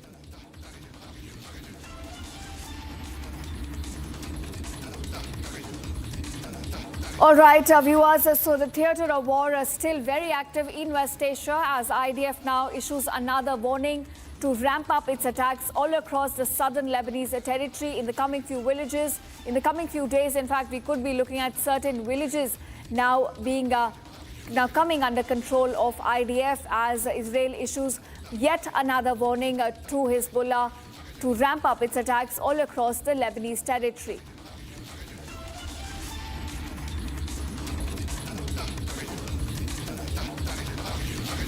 All right, cutting crooks to, in fact, Ursula von der Leyen, who's now giving out a statement on the war in West Asia. Let's take a listen. A key lesson of the past weeks is that security is indivisible. You cannot have stability in the Middle East or the Gulf while Lebanon is in flames. So we call on all parties to respect the sovereignty of Lebanon and to implement a complete cessation of hostilities.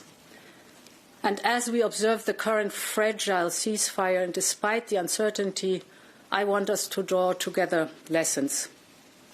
This is the main purpose why we had the orientation debate today.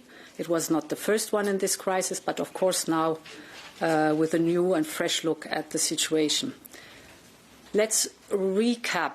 Since the beginning of the conflict, 44 days ago, our bill for fossil fuel imports has increased by over 22 billion euros. 44 days, 22 billion euros, not a single molecule of energy in addition. And this shows the enormous impact this crisis has on our economy. Even if the hostilities ceased immediately and the disruption of energy supplies from the Gulf will persist for some time to come. And therefore, we discussed a series of measures that we will present to leaders at the next informal council that we have next week in Cyprus. We will have a communication the Wednesday before the European Council starts in Cyprus. And today we discussed a number of measures that we could present, and let me mention some of them. I want to start with the immediate measures. First and foremost, it is important that we have a robust coordination among the member states, because we've learned in any crisis, unity is our strength. We have demonstrated this in the 2022 energy crisis with the EU energy platform. Let me just give you two figures that are telling. This platform has helped to aggregate 90 billion cubic meters of gas purchases for us in the European Union, 90 billion. And it has connected buyers with suppliers, with 77 billion cubic meter matched between off-takers and suppliers. So what I want to say by that is we do not start from scratch with this coordination in the energy sector, but we can do more. and of course we can do better. We're also looking into EU-wide coordination of member states' gas storage filling to avoid that many member states go to the market at the same time, so they are competing against each other. And we will also coordinate oil stock releases to achieve the largest possible effect of these releases. And we will ensure that member states' emergency measures will not impact the single market. That is the part coordination. Let me look at the second element we discussed. And this is basically how to approach the different measures that member states might apply to better protect vulnerable households and vulnerable sectors from the high energy prices. Here is very important. I mean, it's just 3 years ago or 4 years ago that we had the last energy crisis. We went through that one, and that we really learned the lesson from this energy crisis. The measures should be targeted, so not overall, but targeted to vulnerable groups. Timely, they have to be fast, not in a year, but immediately. And temporary. So for a short amount of time, you can apply them, but if they are cast in law, you have to make sure that you get out of the measures in a timely manner. We will discuss with the member states and show some typical best practices, how to design income support schemes. This all will be in the communication that we will present next week. Already this week, we will consult member states on more flexible state aid rules. That's an important tool too. This gives the member states more space for the temporary state aid support in the most exposed sectors. And my goal is that this temporary state aid framework should be adopted still this month, so that we have in April the new temporary framework for state aid. That is this part of support measures. And the third element is how can we reduce the demand? Because, of course, the least expensive energy is the energy that is not used. We should reduce demand while fully respecting the free choice of consumers. So we are looking at energy efficiency levels such as renovation of buildings or the renewal of equipment in industrial operations. These are some measures, but there are also other measures that we will present or will be the core of the presentation of the communication next week on the table of the leaders. So far for the immediate measures. Now, at the same time, we all know that we also will need more structural measures to bring down energy prices and to give relief to citizens and businesses. As you recall, at the last European Council, we had already a very constructive discussion on the 4 cost components for the energy bill. You might recall the biggest chunk, of course, is the energy source itself. But then you have the grid charges, you have the taxes and levy, and the smallest part is the ETS. We discussed that at the last European Council. So we are partially delivering already on what we have discussed in the European Council and designing new elements. So the first one we looked at is the ETS cost. I want to repeat, it's the smallest amount in the energy bill. Here we have already now proposed changes of the market stability reserve. We are stopping the cancellation of allowances. We are boosting the firepower of the reserve. And with this, we are enhancing, which is very important, the stability and the predictability of the ETS prices without losing the important price signal. In addition, we will shortly consult member states on updated ETS benchmarks, using all the flexibilities the legal text gives us. And we are on track to present the full review of the ETS system as announced in July. Then the second part, or the 2 other cost components, are, as I said, electricity taxes and the grid charges. Here the work is advancing on the legislative proposals with which we will come. And today's discussion has confirmed that we will present these legislative proposals in May. And finally, we'll discuss, as I called it, the biggest chunk of the energy bill. This is the energy source itself. Here is very important to recall if we widen the picture for a moment. As I said, the Strait of Hormuz is essentially closed, and immediately citizens feel the impact. They feel the impact at the gas station, they feel the impact in the supermarket, on their household bills. So what we are seeing in the Middle East is not some distant crisis, but in a world in which everything is connected, the effects are direct and they are immediate. And this is, as I said, the second fossil fuel crisis in just a few years. There's one thing that all these events make clear. We are paying a very high price for our overdependency on fossil fuels. And the grim reality for our continent is fossil fuel energy will remain the most expensive options in the years to come. But on the other hand, we also have assets. Europe has assets. We have the electricity that is produced. Cutting across to Iranian Ambassador Mohammad Fatali, in fact, is speaking at the moment on conflict. Let's take a listen. Yeah. How do you see this situation? Yes. For us, diplomacy is continuation of holy struggle of our defenders of Iran. And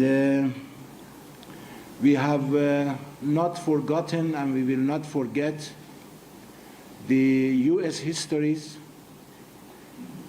breaches of commitments and ill intonation.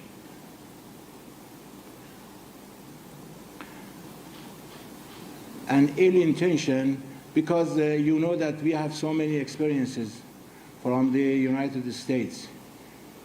You know that we have so many negotiations at the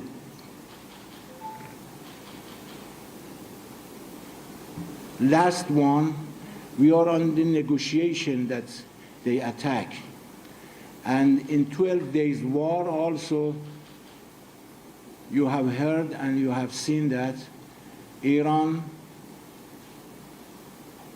was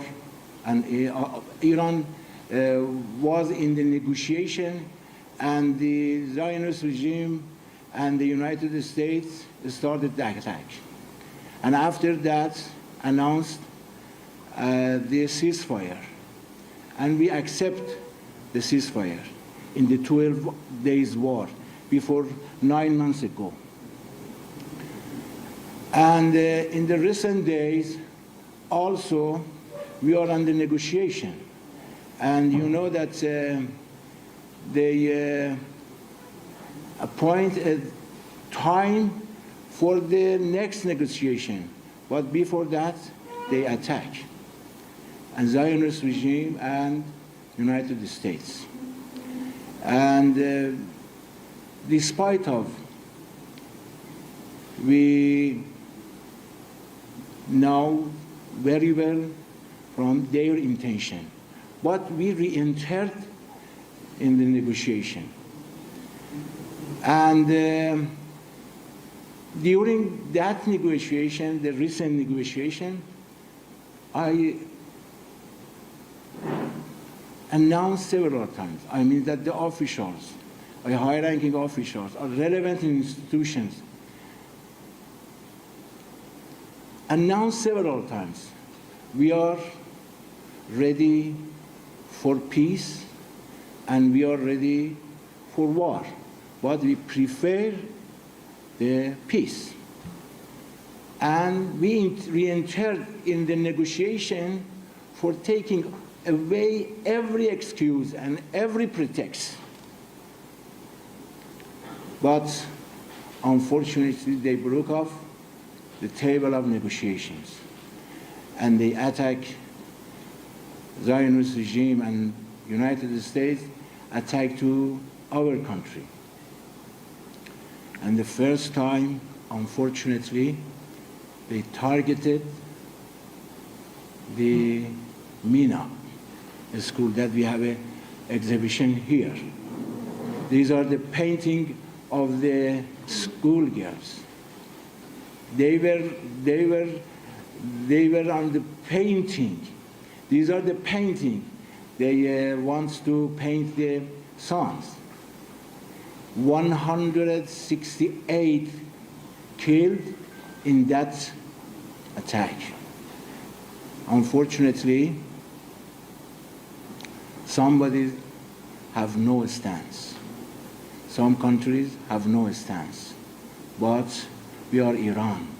We have a civilization and our root deep in the history for more than 7,000 years. And after 40 days, some countries have an initiative, and one of them is Pakistan. And we announced that our delegations also announced that we are ready for negotiation, but with our conditions. And you know that if you want to progress any diplomatic process, the two sides ready for negotiation, and they should avoid unlawful demands. But Iran announced in this negotiation some key points. Nuclear issues and war reparation and sanction relief and some other conditions. But I think that they want some unlawful demands. And also, our high-ranking officials, our delegations, said that we are ready for peace, we are ready for negotiation. But you should know that, and you should be aware that Iran also ready for war. And you examine Iran. We have a 40 days, 42 days war that they claim that. They confess that. They attack to our infrastructure, our schools. If you permission to me, I want to.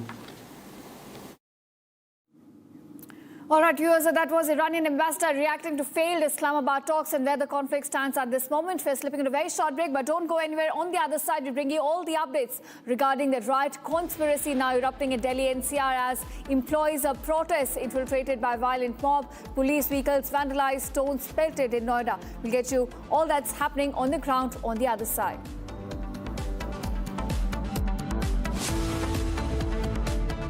Pure suji pasta उबालो मिलाओ और खाओ 8 minute में तैयार क्या taste है सबका राजा hardcore masala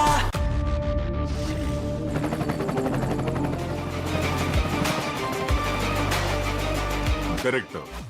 The taste of success.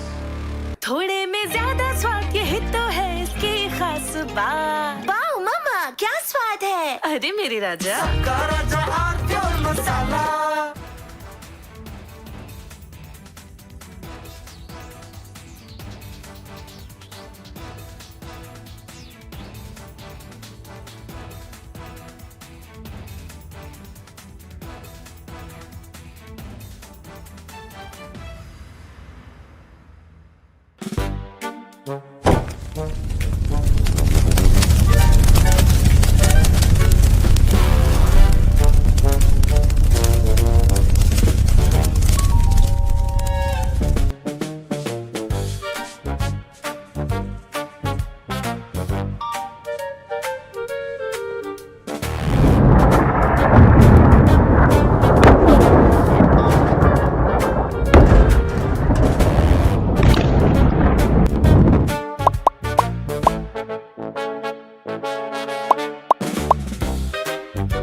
चमकी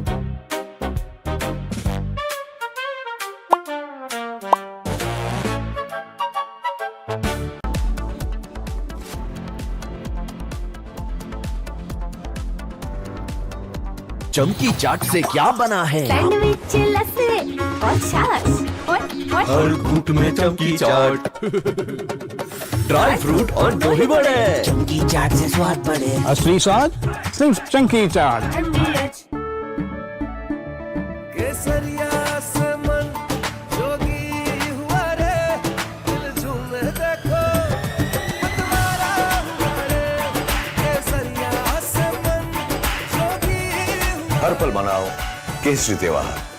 विमल, बोलो जुबान केसरी।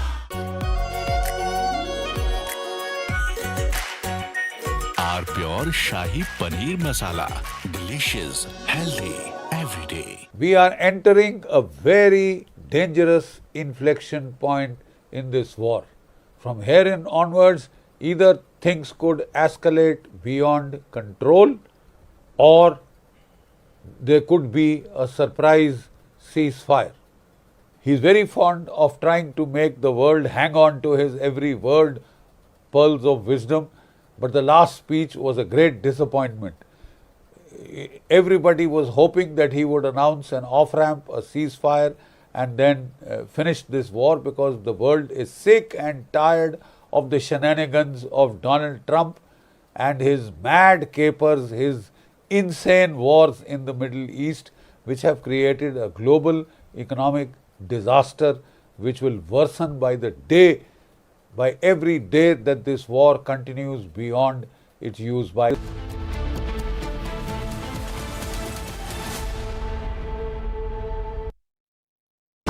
प्योर सूजी पास्ता उबालो, मिलाओ और खाओ। 8 मिनट में तैयार। क्या टेस्ट है, सबका राजा आर प्योर मसाला।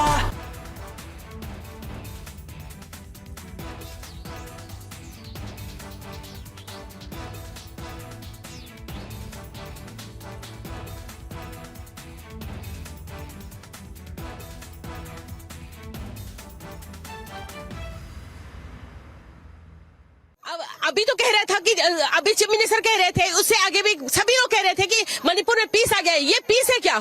अगर ये पीस है तो हमें ये पीस नहीं चाहिए हमें।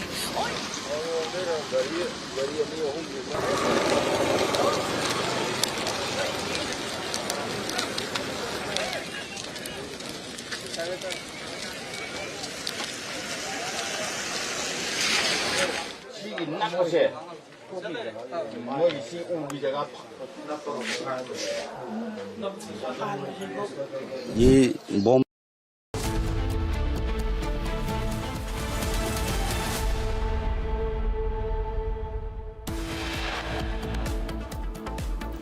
Final tribute to Asha Bhosle. Thousands are gathered to mourn the legendary singer. Final rites to be held shortly. Corporate jihad row in Nasik. Hindu women employees harassed, sexually exploited and then forced to change their religion.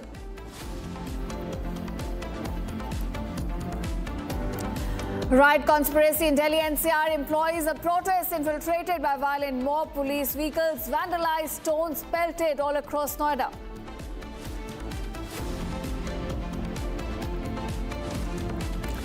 Serving Army brigadier and son assaulted in Delhi after they questioned 2 people for drinking in public. Delhi police allegedly did not take action.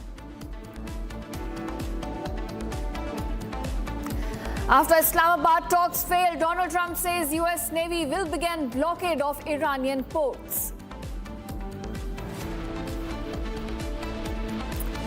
Donald Trump warns of Hormuz. A blockade report suggests Israel also preparing to resume strikes on Iran.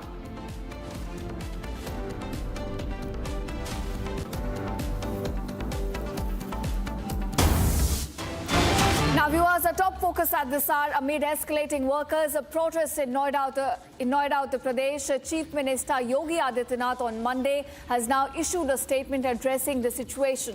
Now, he alleges that certain individuals were conspiring to incite unrest in attempt to hinder the state's progress towards peace and prosperity.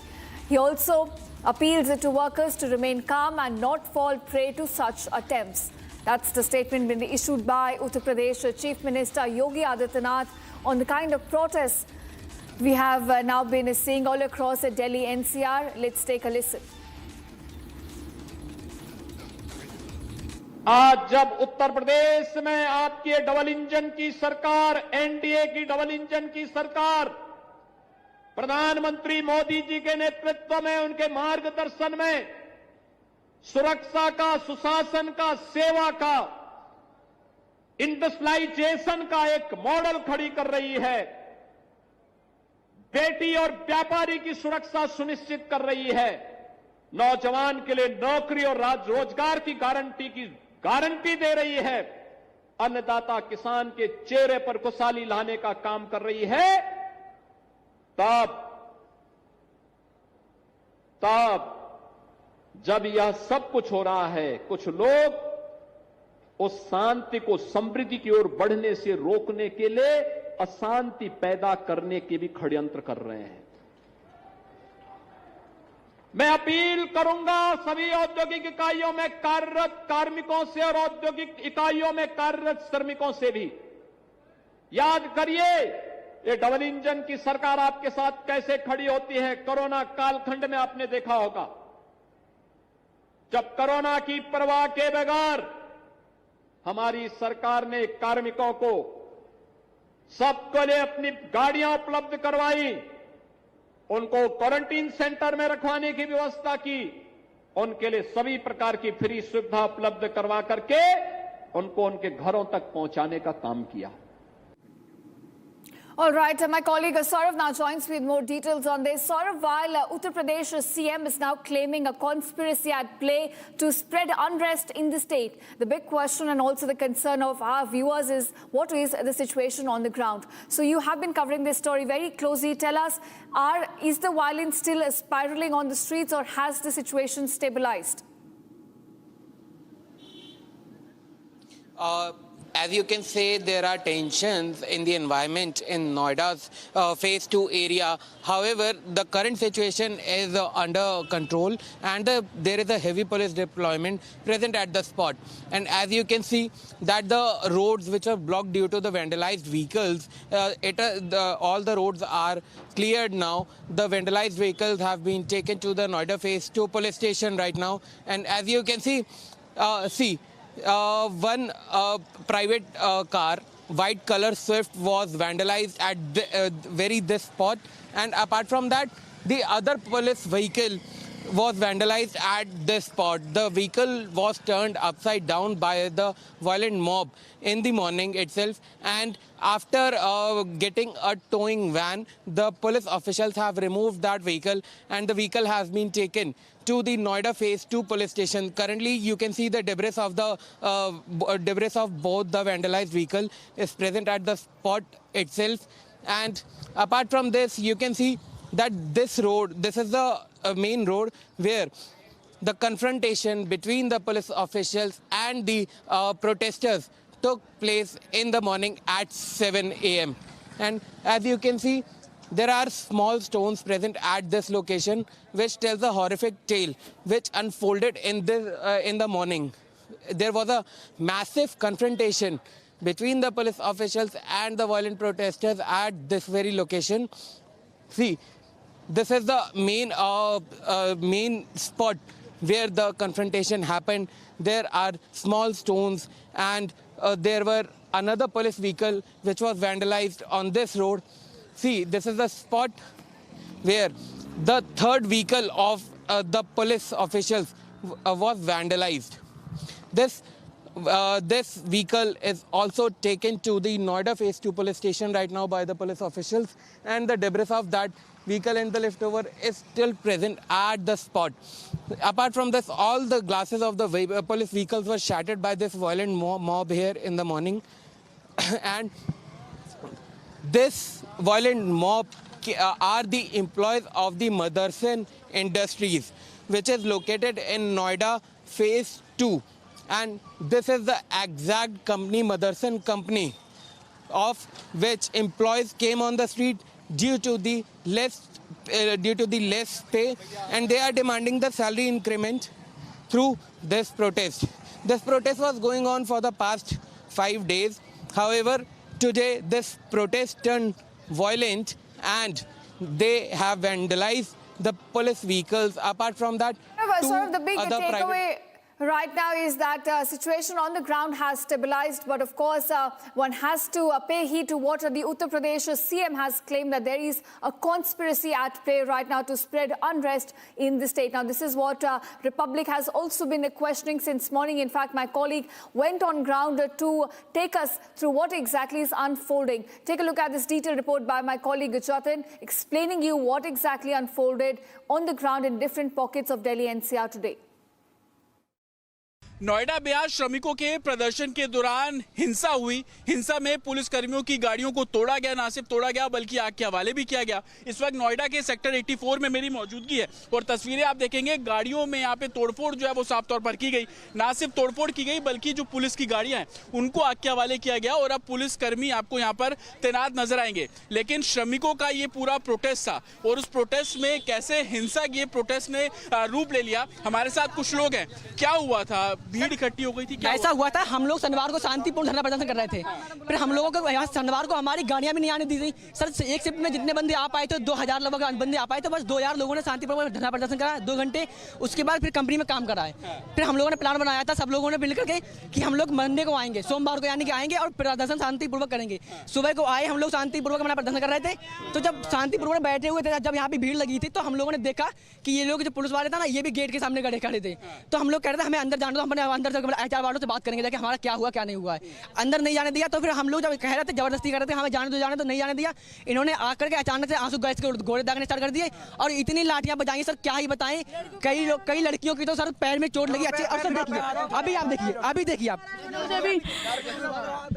मैं तो काम कर रही थी, मैं तो काम करती हूँ, मारा इन्होंने। हम लाइन में काम करते हैं तो हम काम करते काम करते, पुलिस वाले अंदर घुस के मारा हमने इन्होंने। अच्छा, कल भी आप लोगों की कोई बैठक हुई थी? कल नहीं हुई थी, परसों हुई थी। हाँ, क्या बोला गया? शनिवार को बस सैलरी के ऊपर हुआ था, बस शांतिपूर्वक। बस सैलरी के ऊपर हुआ था, बस शांतिपूर्वक। और सैलरी के ऊपर कोई भी कुछ भी नहीं बोल रहा है। बस इधर उधर की बात कर रहे हैं, ना पुलिस वाले बोल रहे हैं ना कोई भी बोल रहा है, बस इधर उधर की बात बोल रहे हैं। सैलरी के ऊपर कुछ नहीं। क्या कुछ बाहर से लोग आए थे? सर बाहर से कोई नहीं आया। मजदूर लोग शांतिपूर्वक धरना प्रदर्शन कर रहे थे और उसके बाद जब पुलिस वालों ने लाठीचार्ज करा है तो फिर लोगों ने स्वयं बचाने के स्वयं रक्षा के लिए अपने आप ही पत्थर फेंकना स्टार्ट कर दिया था।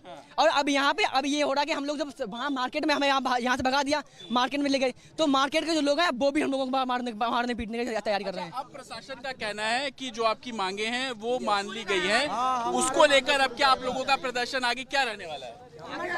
आगे हमारी मांगे पूरी की जाए। जब तक हमारा मांग जब तक हमारी मांगे पूरी नहीं हुई, ये कंपनी में कोई लोग नहीं जाएंगे। प्रशासन आपकी मांगे मानने को तैयार है, उनका कहना है कि दुगना कर दिया जाएगा, 10 तारीख से इम्प्लीमेंट कर दिया। हम भी मानते हैं फैक्ट्री अधिनियम सर 1999 के तहत सर क्या बोलते हैं, मतलब ओवर टाइम तो पहले से ही डबल है, लेकिन कंपनियां वाले दे नहीं रहे, वो उनकी मर्जी के मालिक है। अब यहाँ पे सर हमारी कंपनी में 14,000 रुपए कुछ सैलरी है, लेकिन हमें मिल के कितनी रहे 10,500 रुपए। 10,500 28-26 दिन की सैलरी करने के बाद मिल रही है। और ओवर टाइम भी मतलब सर डबल मिल रहा है, लेकिन ओवर टाइम कितना मिला 89 रुपए घंटे। सर आप बताइए कि 89 रुपए घंटे से क्या हो सकता है? अब हम लोग अब सर उसमें भी मतलब खाने कटता है, ऐसा कटता है, पीएफ कटता है, सारा कुछ कटता है उस डबल में भी।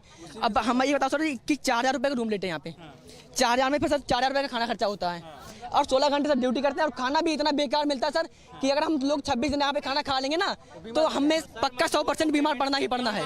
क्या चाह रहे हैं? प्रशासन तो कह रहा है आपकी मांगे हम लोग मान रहे हैं, शांति बनाए रखें। नहीं, प्रशासन मान रहा है पर कंपनी वाले नहीं मान रहे।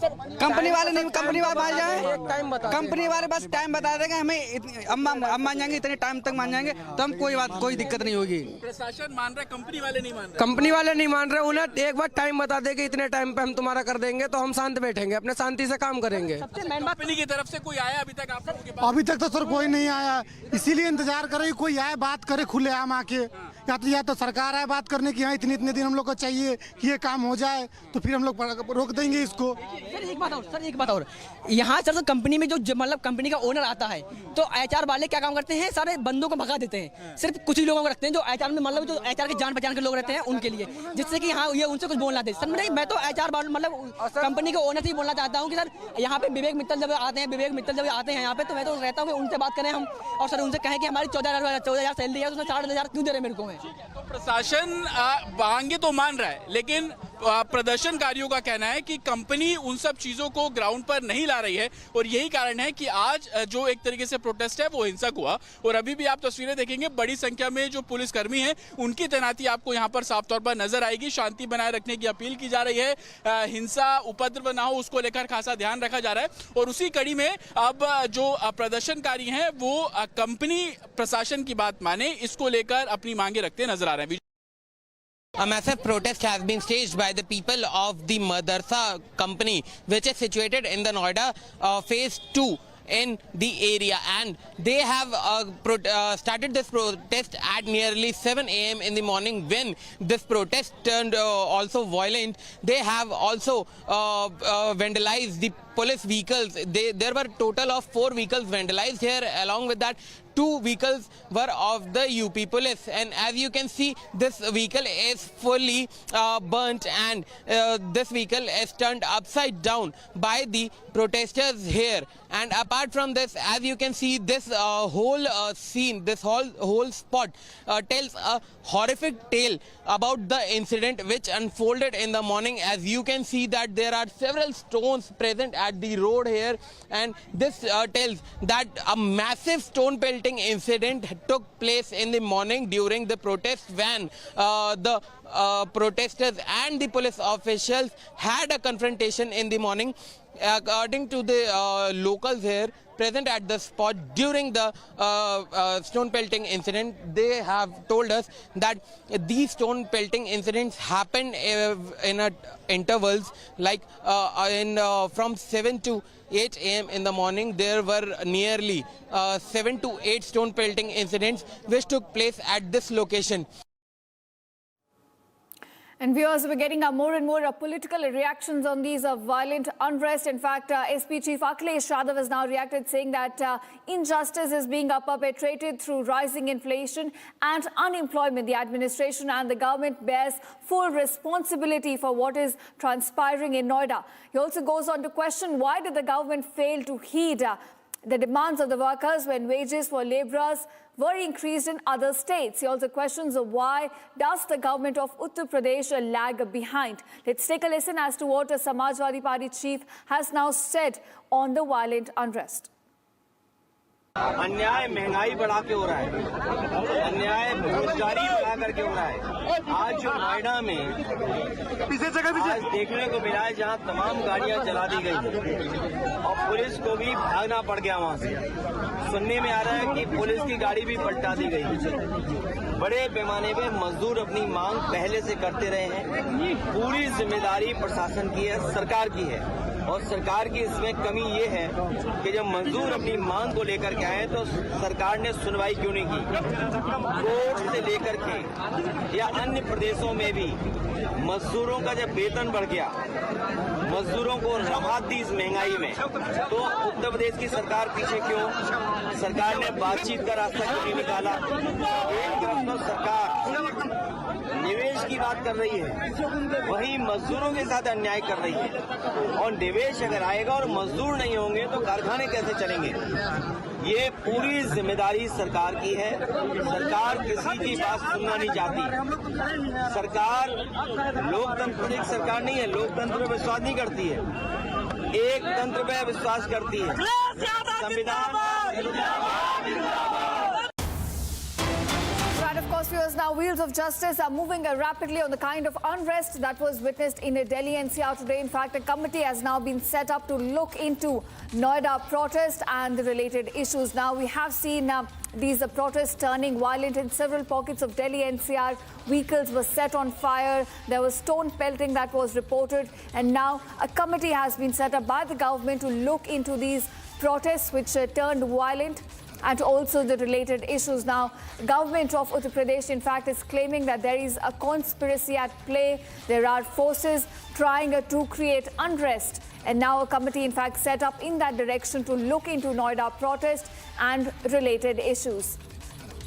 My colleague Saurav, who's been very closely tracking this story since morning, now joins us. Saurav, a committee, in fact, has now been set up by the government to look into these unrest that took place across different pockets of Delhi NCR and related issues. Give us more details on this.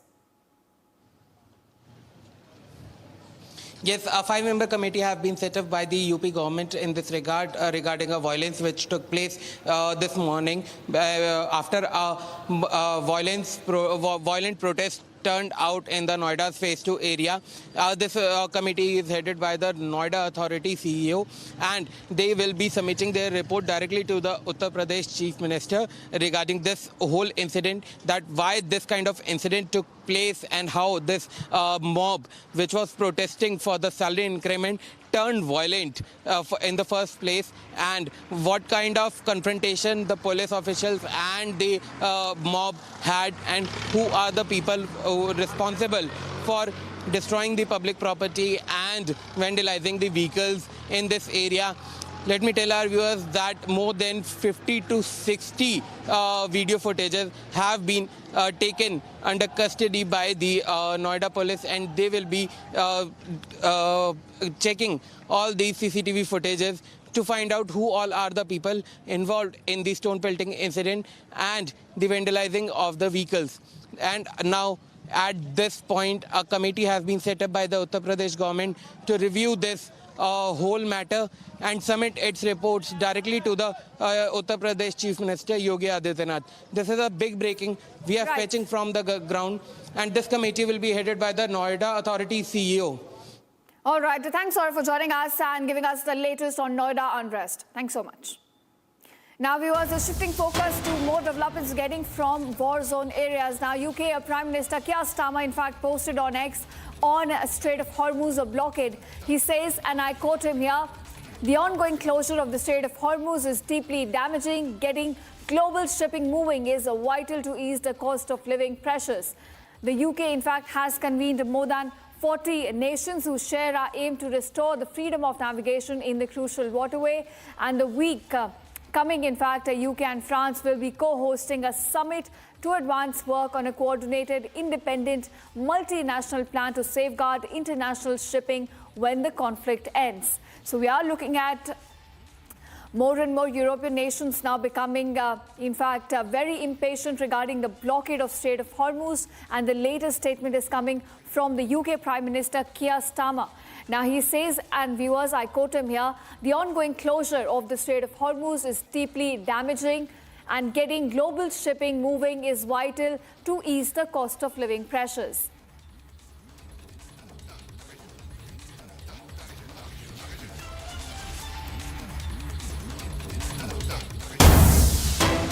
All right, viewers, we're getting some more breaking news developments from war zone. Now, Kremlin, in fact, has reacted saying that Russian proposal to receive enriched uranium from Iran is still in force, but not demanded now on Trump's remarks about blockading Iranian ports. Now, Kremlin, in fact, goes on to say that such actions will be negative for global markets. Now, Trump, in fact, has threatened to impose a naval blockade around Iranian imports. The deadline is approaching in about a few hours. It ends at 7:30 p.m. IST. And on that, we're looking at global reactions now pouring in. Kremlin, in fact, is saying that Russian proposal to receive enriched uranium from Iran is still in force, but not demanded now on Trump's remarks about blockading Iranian ports. Kremlin further, in fact, says that such actions will be negative for global markets.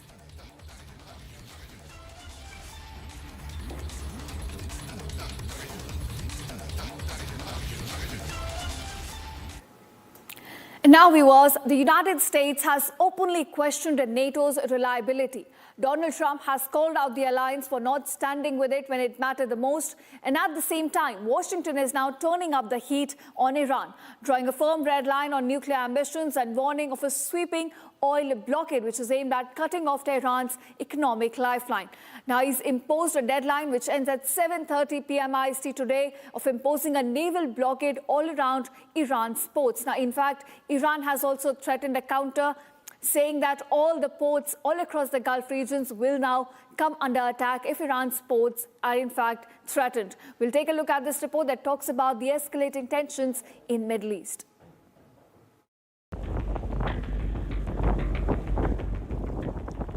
Global tensions are going to escalate tonight. Donald Trump has sharpened his stance on both allies and adversaries and raised serious questions over reliability of NATO alliance. Well, they're coming up. They're going to be coming up. But I'm very disappointed in NATO. They didn't do the. They weren't there for us. We pay trillions of dollars for NATO, and they weren't there for us. Remember what I said. NATO was not there. Now they want to come up, but there's no real threat anymore. But NATO was not there for us. On negotiations, Donald Trump's message was blunt. Oh, I don't know. I don't care if they come back or not. If they don't come back, I'm fine. Their military is gone. Their missiles are largely depleted. The manufacturing capability for missiles and drones is largely defeated. We've been very nice. We haven't ripped down too many bridges. We did one only because they broke their word, they broke their promise. But the bigger headline is the hardening US position on Iran's nuclear ambitions and Donald Trump's uncompromising red line that has now been drawn. And just so you understand, Iran will not have a nuclear weapon. Will not have. There is no way that they're going to get. They still want it. And they made that clear the other night. Iran will not have a nuclear weapon. A sweeping blockade targeting Iran's oil exports is all set to take effect at 7:30 p.m. today.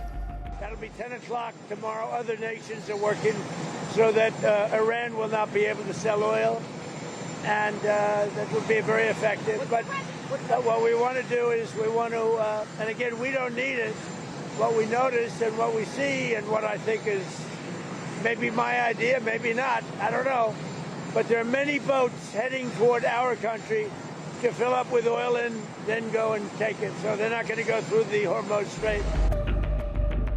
If there is a full-blown naval warfare, the pressure is not going to be just rhetorical, but it will be economic and immediate.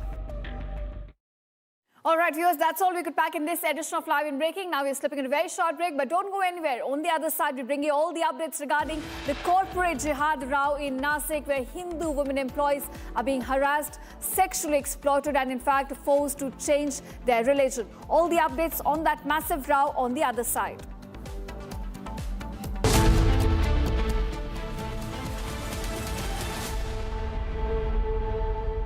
प्यास बुझाए ठंडक लाए सबको भाई जीरा से MDH का जलजीरा जीरा से जीरा सिप असली रिफ्रेशिंग असली स्वाद असली मजा MDH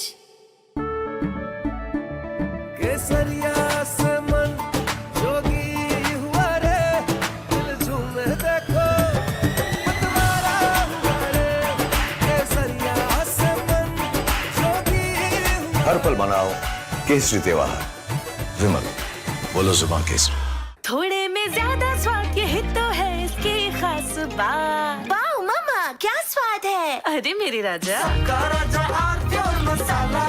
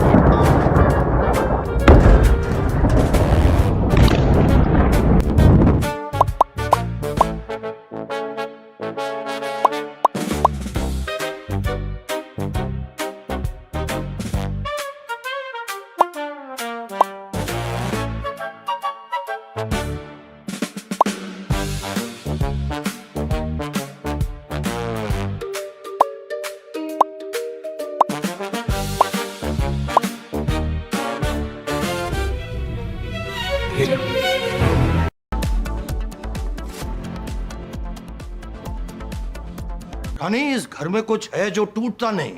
ये पिलर कभी नहीं टूटेगा। रुंगटा स्टील TMT से बना। रुंगटा नहीं तो घर स्ट्रॉन्ग नहीं। रुंगटा स्टील TMT बार एकदम solid.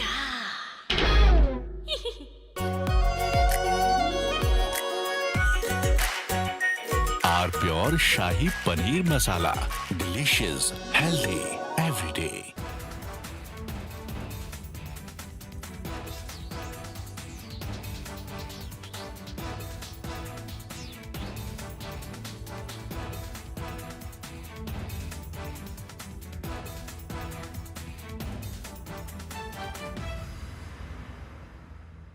We are entering a very dangerous inflection point in this war. From here onwards, either things could escalate beyond control or there could be a surprise ceasefire. He is very fond of trying to make the world hang on to his every word, pearls of wisdom, but the last speech was a great disappointment. Everybody was hoping that he would announce an off-ramp, a ceasefire, and then finish this war, because the world is sick and tired of the shenanigans of Donald Trump and his mad capers, his insane wars in the Middle East, which have created a global economic disaster which will worsen by the day, by every day that this war continues beyond its use-by date. It is only heading towards greater destruction of the global economy. The simple fact is, Donald Trump used the worst expletives possible to show his frustration, to show his extreme annoyance and irritation at Iran as to why Iran was not surrendering. Iran told him simply, you may be finished, we are not, and we will continue to fight. And don't give us through Pakistan a set of terms of surrender.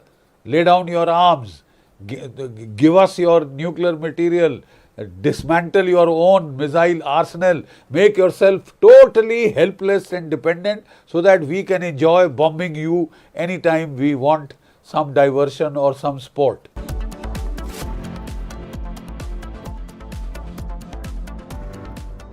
चमकी चाट से क्या बना है? Sandwich, लस्सी और छाछ और हर घूंट में चमकी चाट। अब बताओ, स्वाद आया? आया। असली स्वाद सिर्फ चमकी चाट। केसरिया से मन जोगी हुआ रे, दिल झूम देखो मतवारा हुआ रे। केसरिया से मन जोगी हर पल मनाओ केसरी त्योहार। विमल, बोलो जुबान केसरी। आर प्योर सूजी पास्ता, उबालो, मिलाओ और खाओ। 8 मिनट में तैयार। क्या टेस्ट है सबका राजा, आर प्योर मसाला। अभी तो कह रहा था कि अभी चीफ मिनिस्टर कह रहे थे, उससे आगे भी सभी लोग कह रहे थे कि मणिपुर में पीस आ गया। ये पीस है क्या? अगर ये पीस है तो हमें ये पीस नहीं चाहिए हमें।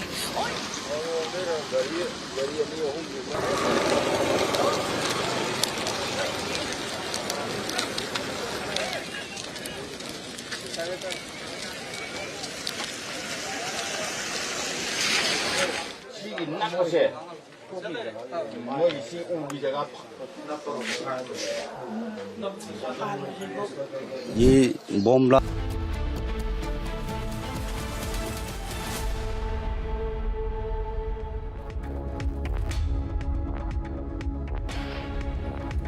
Hello and a very warm welcome. You're watching Republic TV. I'm Gesu Bharadwaj, and viewers, major revelations have been made in the Nashik conversion and sexual harassment case. We're getting you all the details as the police has already arrested at least 6 accused members. But first, here's a check on your headlines for the hour. Take a look.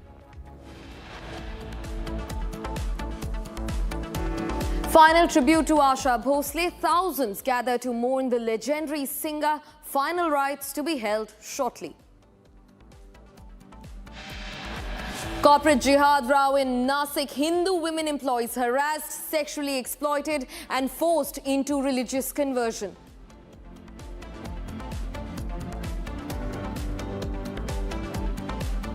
Riot conspiracy in Delhi. NCR employs protests infiltrated by a violent mob. Police vehicles vandalized, stones pelted.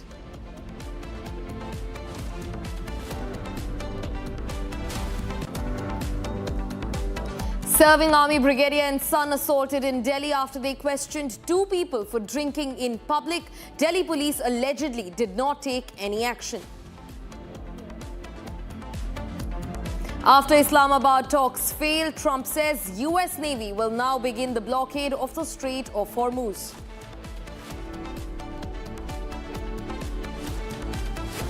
Trump warns of Hormuz blockade. Reports suggest Israel also preparing to resume strikes on Iran.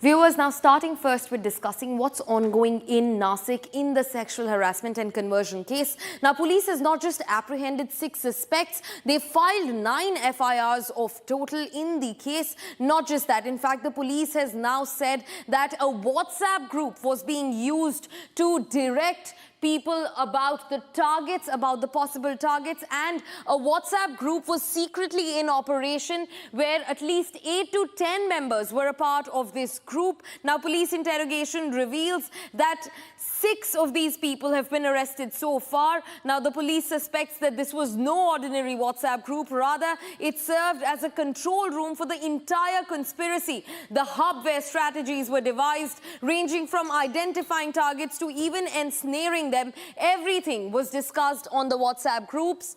And this was also found on the phones of the 6 people who were arrested. Now, in an entire syndicate of 8 to 10 members are involved in this entire case. The police has, in fact, also registered about 9 FIRs. Viewers, these are the statements of the victims who have spoken out in the public about the ordeal that unfolded with them. Now, the first victim says that she was told about how things are wrong with Hinduism. Now, remember, all of these 8 to 10 people, especially the 6 who've been apprehended, are from one community. They told the victim how Hinduism was not the right religion. In fact, they also promised to marry the victim and constantly got into physical relationships with the victim.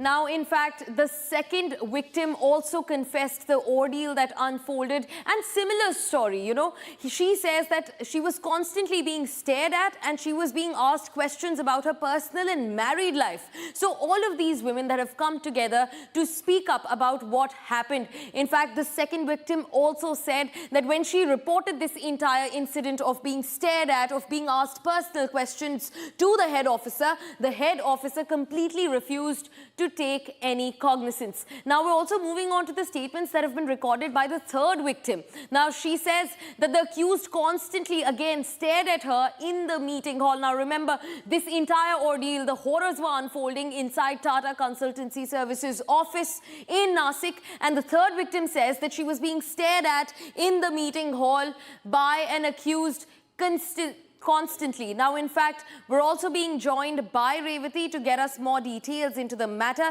Revati, speak to us about everything that unfolded. You know, 3 victims have spoken up about what was happening to them and major lapses in the entire case's interrogation. The head officer refused to take any cognizance of what was unfolding, and this begins from sexual harassment but very quickly turns into religious conversion also. Revati. Right, as you rightly mentioned that 3 victims have noted their statement, but here actually the update is coming up that around 11 victims have recorded their statement, out of which 9 have recorded for sexual assault and 2 for religious conversion, and that too a forceful conversion. So one is male and other one is female who have faced the forceful conversion in Nasik's a prominent MNC, and this was happening since 2020. 2022 and it unfolded in the year 2026. So from last 4 years, these group of people were extorting and assaulting women from Nashik's prominent IT company, and now the investigation, which is headed by the SIT, which is Nashik Police's SIT. Now they have now they are scrutinizing CCTVs and bank accounts of these accused, as they have a strong doubt that it is possible that they are being funded by external organizations. Also, it is highly possible that they might be linked to some other organizations as well. So this is the investigation which is being done by the SIT. Also, the most important thing in this particular matter is that a WhatsApp group was created to coordinate all these, to carry out all these activities in Nashik's MNC.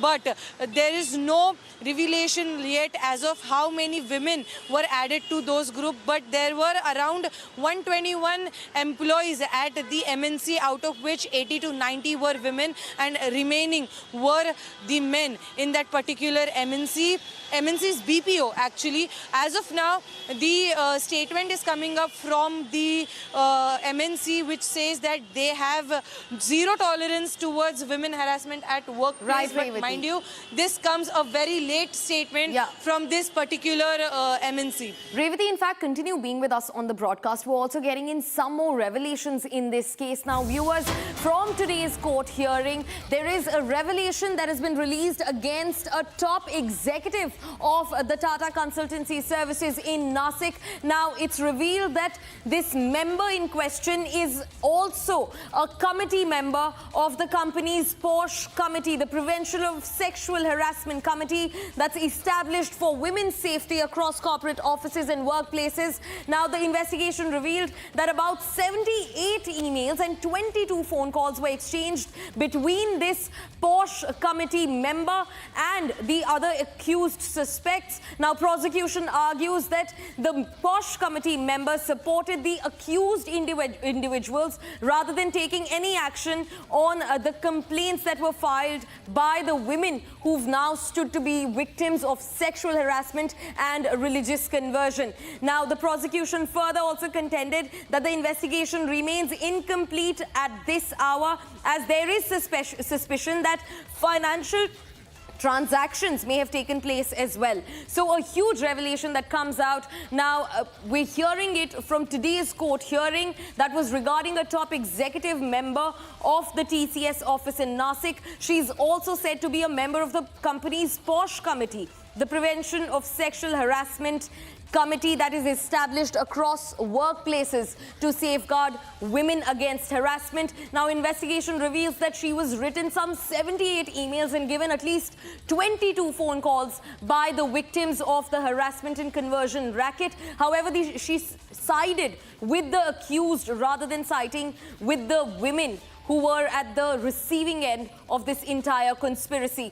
Now, the prosecution argued that she supported the accused individuals. Now, remember, 9 FIRs in total have been filed and at least 6 arrests have been made by now.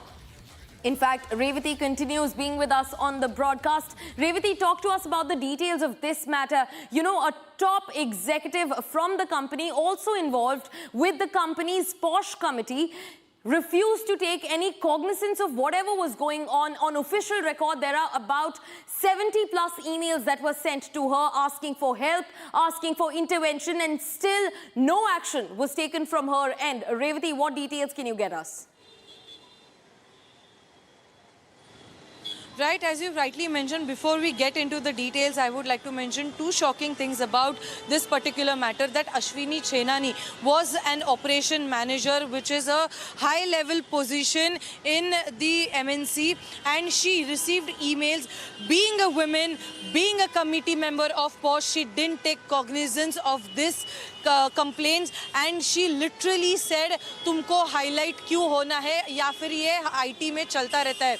That's what she she had to reply to the women who were facing sexual harassment at the workplace. So getting through the details of today's argument in the court today, after after she was nabbed, Ashwini Chenani was nabbed. She was given a police custody of 2 to 3 days, which ended today, and then she was presented before the Nashik court today. And later, when the argument began, the accusers counsel was so sure that he said that she did take cognizance of this particular matter. Right, Revati, we will come back to you for more on this. For now, viewers, we're shifting focus to what was happening in Noida earlier today. Now, viewers, a formation of a high-level committee to now resolve the case in Noida is going on. Now, this comes after a discord in Gautam Budh Nagar district broke out just this morning. In view of the situation of the industrial discord that has arisen in the Gautam Budh Nagar district in Uttar Pradesh, the government has constituted a high-level committee with the objective of maintaining industrial harmony and public order by establishing effective dialogue with relevant stakeholders. That is the latest that we're learning in. The Uttar Pradesh government has now interfered in the matter. They're in fact looking to instate a high-level committee to be formed over the protests that broke out in Noida. Now remember, while earlier employees were sitting down in a sit-in protest, these were going on for about 3 days. And now, this morning, the violence broke out across streets with vehicles being vandalized, police cars being torched, and in view of the situation that's unfolding, that specifically unfolded in Noida's Gautam Budh Nagar district, now the Uttar Pradesh government has taken cognizance. In fact, they are constituting a high-level committee with the objective of maintaining industrial harmony and public order by establishing effective dialogue with relevant stakeholders, that is the company and the employees. Now, this comes from the Industrial Development Commissioner, Uttar Pradesh, who will serve as the chairperson of the said committee, the high-level committee that will now intervene between the stakeholders and make a dialogue possible. In fact, we're also being joined by Harsh to get us more updates into the matter. Harsh, now the government has not only taken cognizance of the matter, they've also established a committee to look into the matter. Speak to us about the details. Harsh. Right, this in fact comes as a big breaking news for our viewers that Uttar Pradesh government was quick enough to form a high-level committee in this regard. Now, the protests that were held in Noida, these were protests that were being held for the past few days. However, they turned violent earlier this morning when the said protesters who also torched a police vehicle, who also pelted stones on the authorities. Now, after this protest turned violent, Uttar Pradesh government was quick enough to form a high-level committee. Now, this committee will take care of the matter and it will ensure that rights of all the parties are ensured and the workers who are engaged in these protests get the right pay as per the kind of work they ensure and the kind of efforts they put in. Now, Uttar Pradesh Industrial Development Commissioner is going to head this committee. He is going to be the chairperson of this committee. He is himself going to take over as the head of this committee, and this comes as a big breaking news because earlier today we saw protests turning violent. These protesters were demanding high wages. These protesters were demanding a hike in wages. This comes at a time when there were multiple protests held across the region. Now there were locations including Noida, Bulandshahr, Manesar, among other cities where these protests were held. However, now Uttar Pradesh government has decided to form a high-level committee headed by the Commissioner of Uttar Pradesh Industrial Development Authority, and this comes as a fresh development in this regard that it will be ensured that all of these working members who will be a part of this committee, their rights are ensured, and this comes at a time when the Chief Minister of Uttar Pradesh, Yogi Adityanath, have himself mentioned that rights of these workers need to be ensured, labor laws need to be ensured, also giving clear instruction to the authorities that strict action must also be ensured to the anti-social elements who are trying to turn these protests, give it a violent turn. But this comes as a fresh breaking for our viewers. Thanks for getting us those details into the matter. For now, viewers, we're shifting focus and looking at what's happening in the West Asia war. Now, Israeli Prime Minister Benjamin Netanyahu has released another statement. He says that US Vice President J.D. Vance spoke to him after talks in Islamabad completely failed between the warring side, United States and Iran. Now, he says that the explosion that derailed the talk came from the American side, which could not, in fact, tolerate Iran's violation of the agreement to even enter the negotiation. Now, remember, Israeli Prime Minister Benjamin Netanyahu continues to say that the US pulled out of the talks, the peace talks, and that was over. Iran not wanting to stop its nuclear ambitions, Iran not wanting to pause its uranium enrichment, which from the side of Washington and even Tel Aviv was the precursor demand. In fact, Benjamin Netanyahu goes on to say that stopping of nuclear ambitions and stopping for uranium enrichment inside Iran is not just important for the United States, but also extremely important for Iran's regional neighbor, Tel Aviv. Now, Benjamin Netanyahu has released his first statement. He says that he spoke to J.D. Vance while he was on his way back from Islamabad to Washington after the peace talks between the United States and Iran failed terribly. Now, Benjamin Netanyahu goes on to say that US pulled out of the talks over Iran not wanting to give up its nuclear armaments and its uranium enrichment. That's the latest that we're getting in. Now, Netanyahu also said that stopping uranium enrichment and Iranian nuclear ambitions is not only important for the United States, but is also extremely important for Israel. And that is what he has said. That's his take on the peace talks in Islamabad.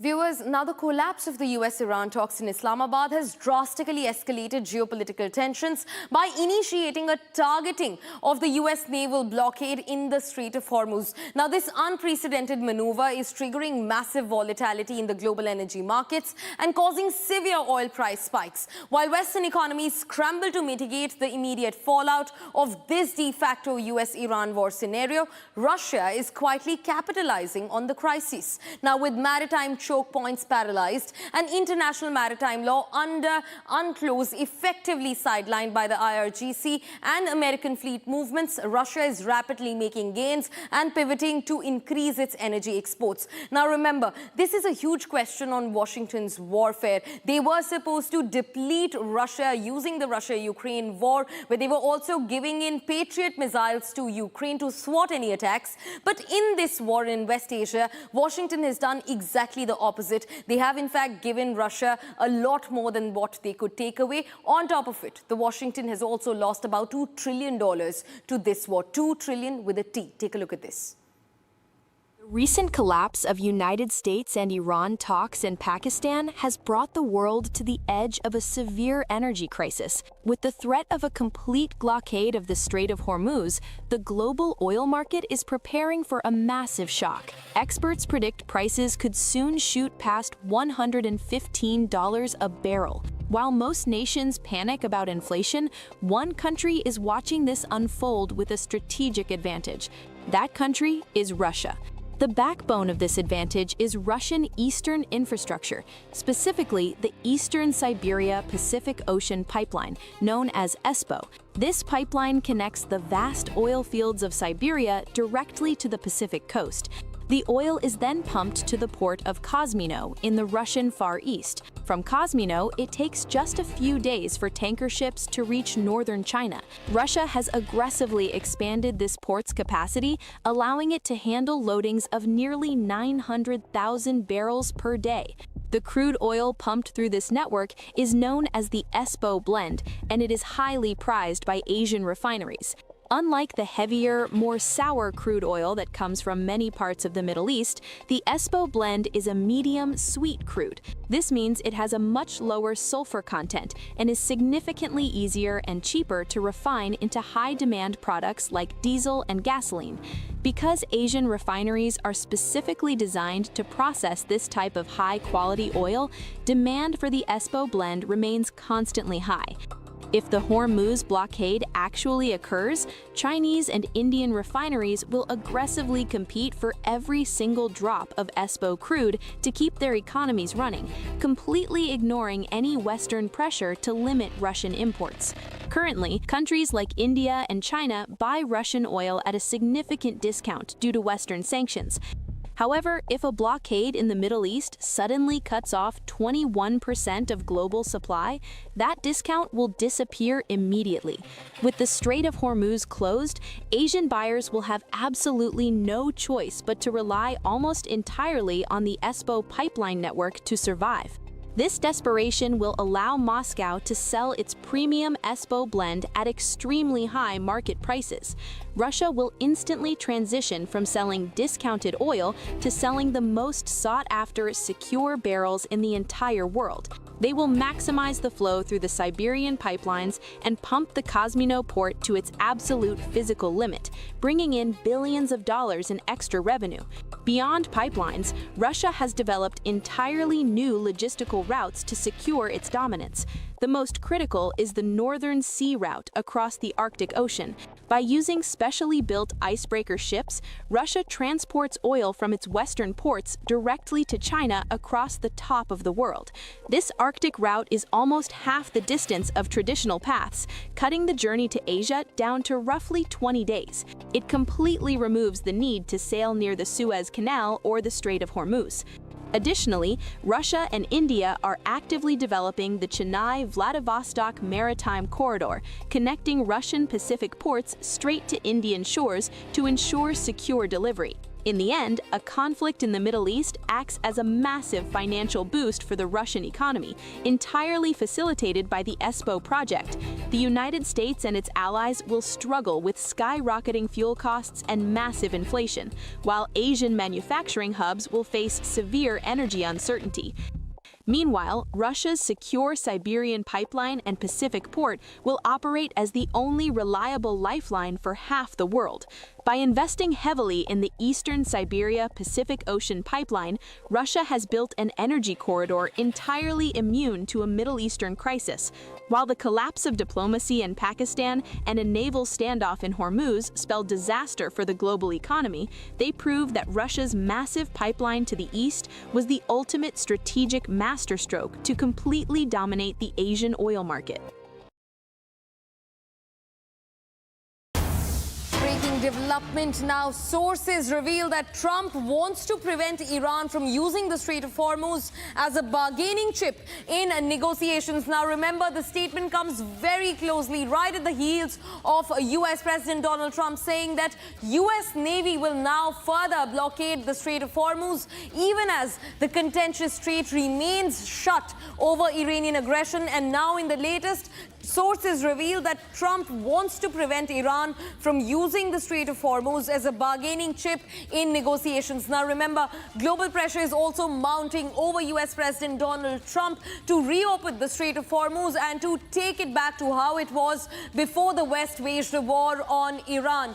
In fact, viewers, this is the contentious Strait of Hormuz. It's just about 32 to 33 kilometers wide at its narrowest edge. And remember, it is a position right between Iran and Oman and the UAE, mostly between Iran and Oman. And remember, this entire stretch is manned by the IRGC, which is the Iranian Revolutionary Guard Corps, their navy, and also Oman's navy. Because of the geographical positioning, even though the international maritime laws do not allow free waters to be manned by any particular country's navy. Now, after the 28th of February, this entire Strait of Hormuz has been shut over the constant attacks that are being exchanged between United States and Iran amid the ongoing West Asia escalations.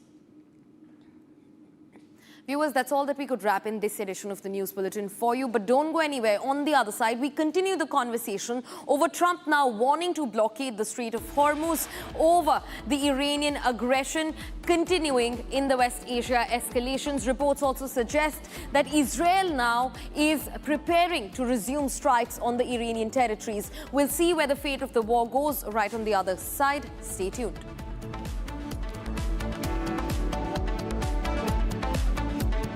Join International Institute of Hotel Management. Call 983-10-50,000. थोड़े में ज्यादा स्वाद ये ही तो है इसकी खास बात। वाओ मम्मा क्या स्वाद है। अरे मेरे राजा मसाला।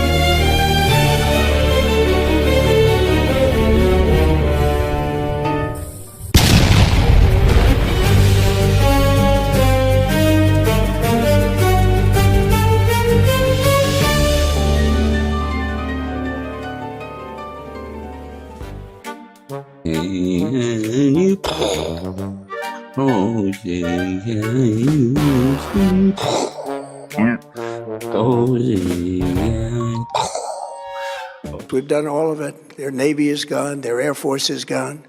Their missiles are just about used up or beaten.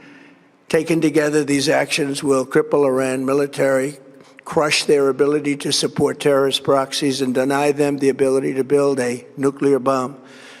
Our armed forces have been extraordinary. There's never been anything like it militarily. Everyone is talking about it. Well, it's only good if you win. You know, you can only do. And we've won. Let me tell you, we've won. You know, you never like to say too early you won. We won. We won the bet. In the first hour, it was over. But we won.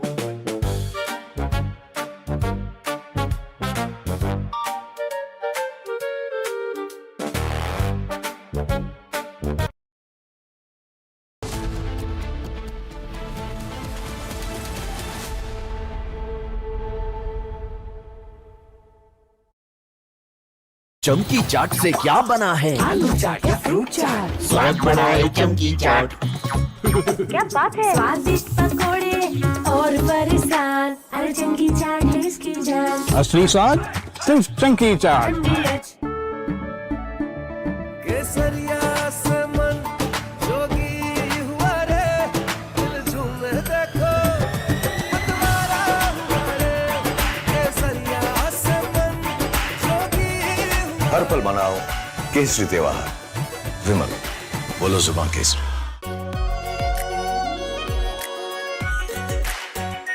Are pure shahi paneer masala, delicious, healthy everyday. We are entering a very dangerous inflection point in this war. From here in onwards, either things could escalate beyond control or there could be a surprise ceasefire. He is very fond of trying to make the world hang on to his every word, pearls of wisdom, but the last speech was a great disappointment. Everybody was hoping that he would announce an off-ramp, a ceasefire, and then finish this war, because the world is sick and tired of the shenanigans of Donald Trump and his mad capers, his insane wars in the Middle East, which have created a global economic disaster which will worsen by the day, by every day that this war continues beyond its use-by date. It is only heading towards greater destruction of the global economy.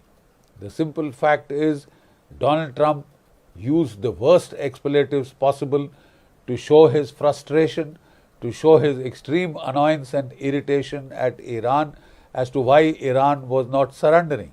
Iran told him simply, you may be finished, we are not. And we will continue to fight. And don't give us...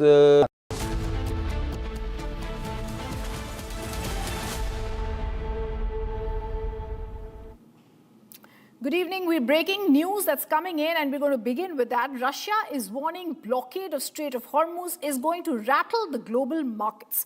Russia has now said on Monday that a US blockade of the Strait of Hormuz will likely hurt the global markets. They've also asked to comment on the US announcement of a blockade on Iran's port and coastline, and they would ask this. The Kremlin spokesperson Dmitry Peskov has said most likely such actions will continue to negatively impact international markets. This can be assumed with certainty. Peskov also told reporters many details remain unclear and incomprehensible, so I would refrain from making any substantive comments at this time. This is the big breaking news coming in. Russia has now spoken about the Strait of Hormuz and Trump's latest warning to Iran, and he has said this will clearly rattle the international markets. The US naval blockade threat is going to clearly once again show there is no ceasefire. Trump had, remember earlier, said the US will blockade the Strait of Hormuz after Iran had said it would not be able to follow with the ceasefire terms given by US.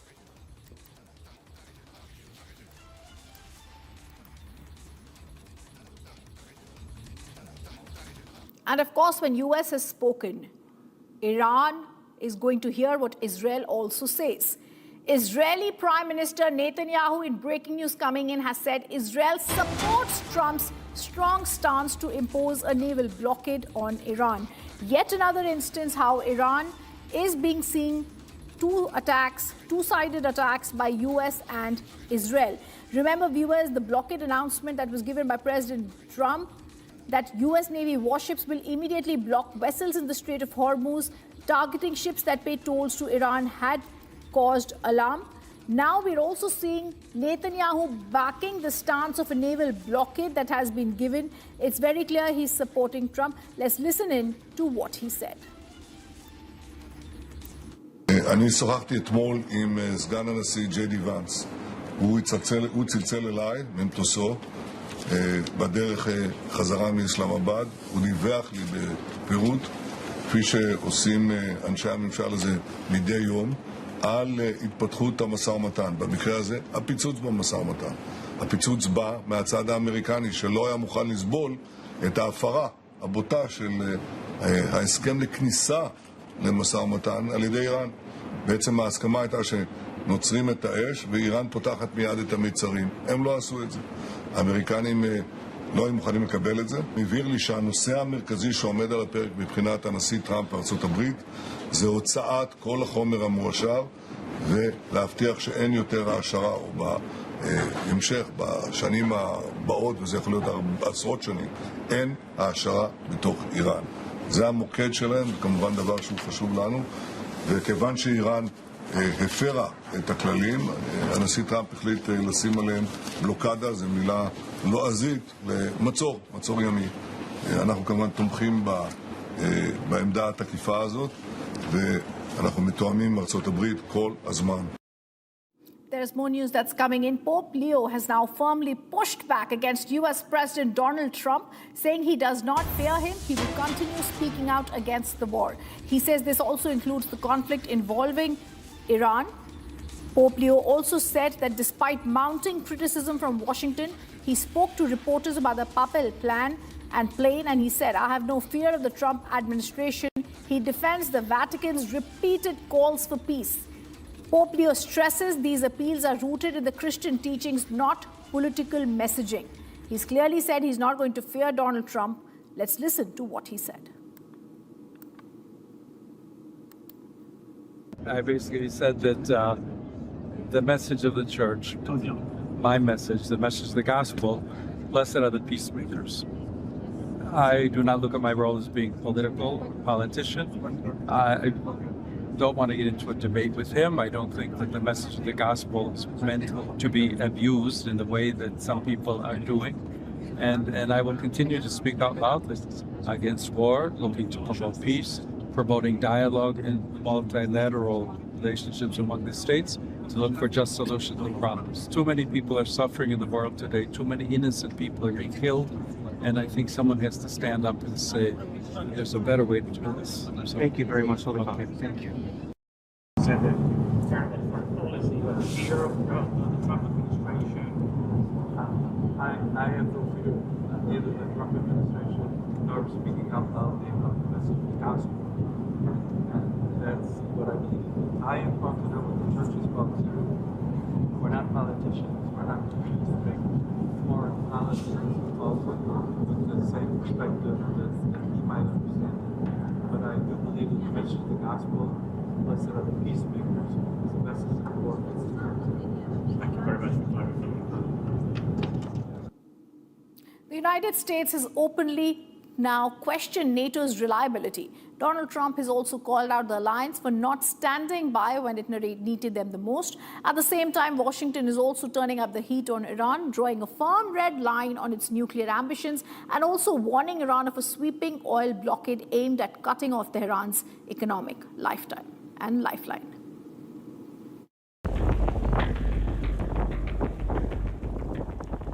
Global tensions are going to escalate tonight. Donald Trump has sharpened his stance on both allies and adversaries and raised serious questions over reliability of NATO alliance. Well, they're coming up. They're going to be coming up. But I'm very disappointed in NATO. They didn't do that. They weren't there for us. We pay trillions of dollars for NATO, and they weren't there for us. Remember what I said. NATO was not there. Now they want to come up, but there's no real threat anymore. But NATO was not there for us.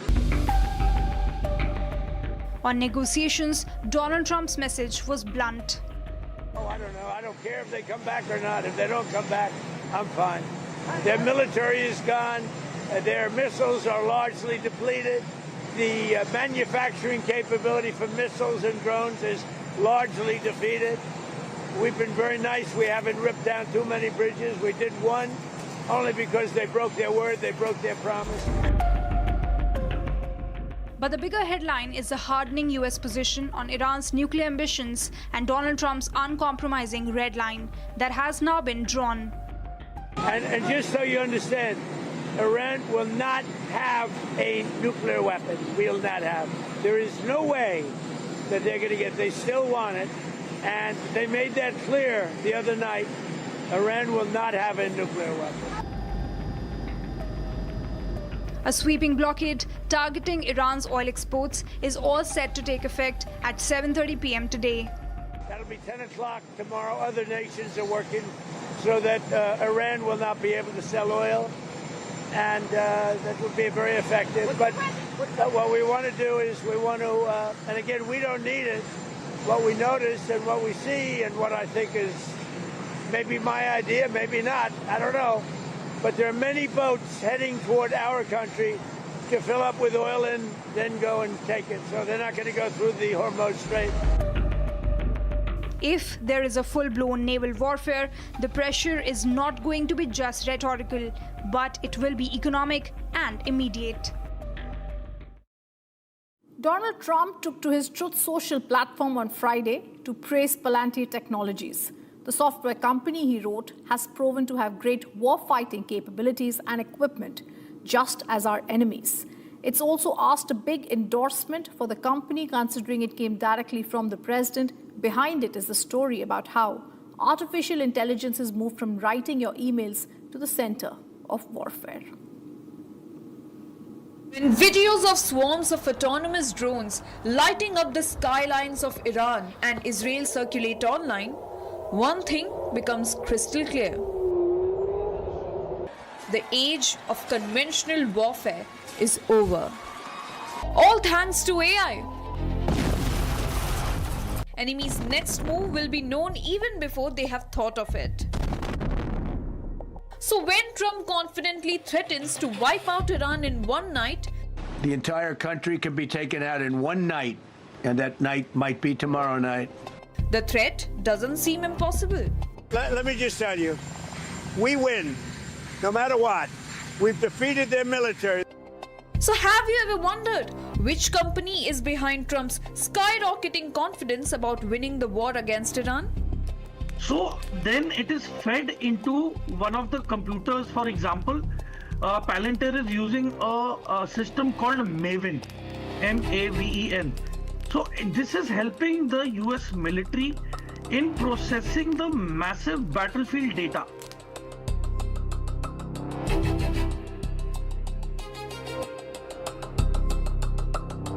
See, Maven is basically a platform. So in this platform, it has the capacity to, logically come to a conclusion with thousands of inputs or maybe lakhs of inputs, that if this is one company, related to Iran and it deals with drones, it will backtrack that this company is dealing with which other companies. And then it will track those companies as to those companies are making what components.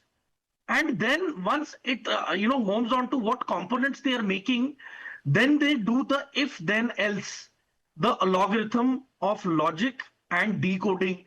So I remember during my school days when we used to operate on the disk operating system, DOS. So we used to have a command prompt called if then else. So this is exactly what Maven does. If then else, that is the algorithm it is based on, and based on that algorithm it decides and it generates thousands of strike options, and it reduces the decision time from days or maybe months to minutes. So that is what is helping the people or the militaries using AI, especially American military, that the decision that they need to take within weeks is being taken within minutes.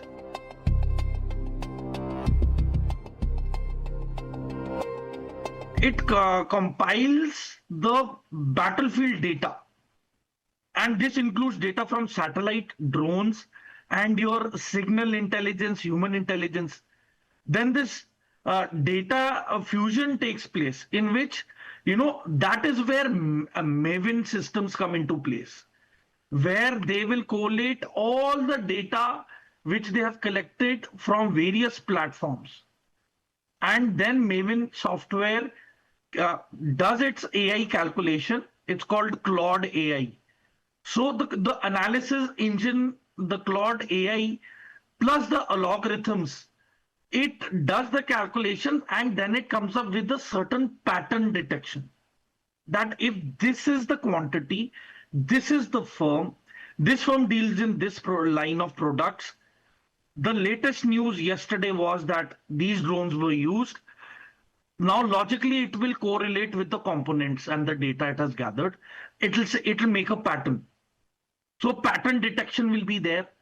Then wherever these drones have been seen flying, it will logically analyze that if it takes off from here, it has a range of these many kilometers. That means the most probable target in this general direction where these drones are heading, and in this general direction will be the positions where the enemy will be present. These are the different enemy locations with different weapons and their weapon sites. This is a vehicle track or human tracks. So probably this is the entry route and the exit route to this certain facility. So it will collate everything. It will generate more than 1,000 plus strike options. So it will give you on the table the targets, multiple targets, various timings when you can target them, and they will also suggest a weapon profile.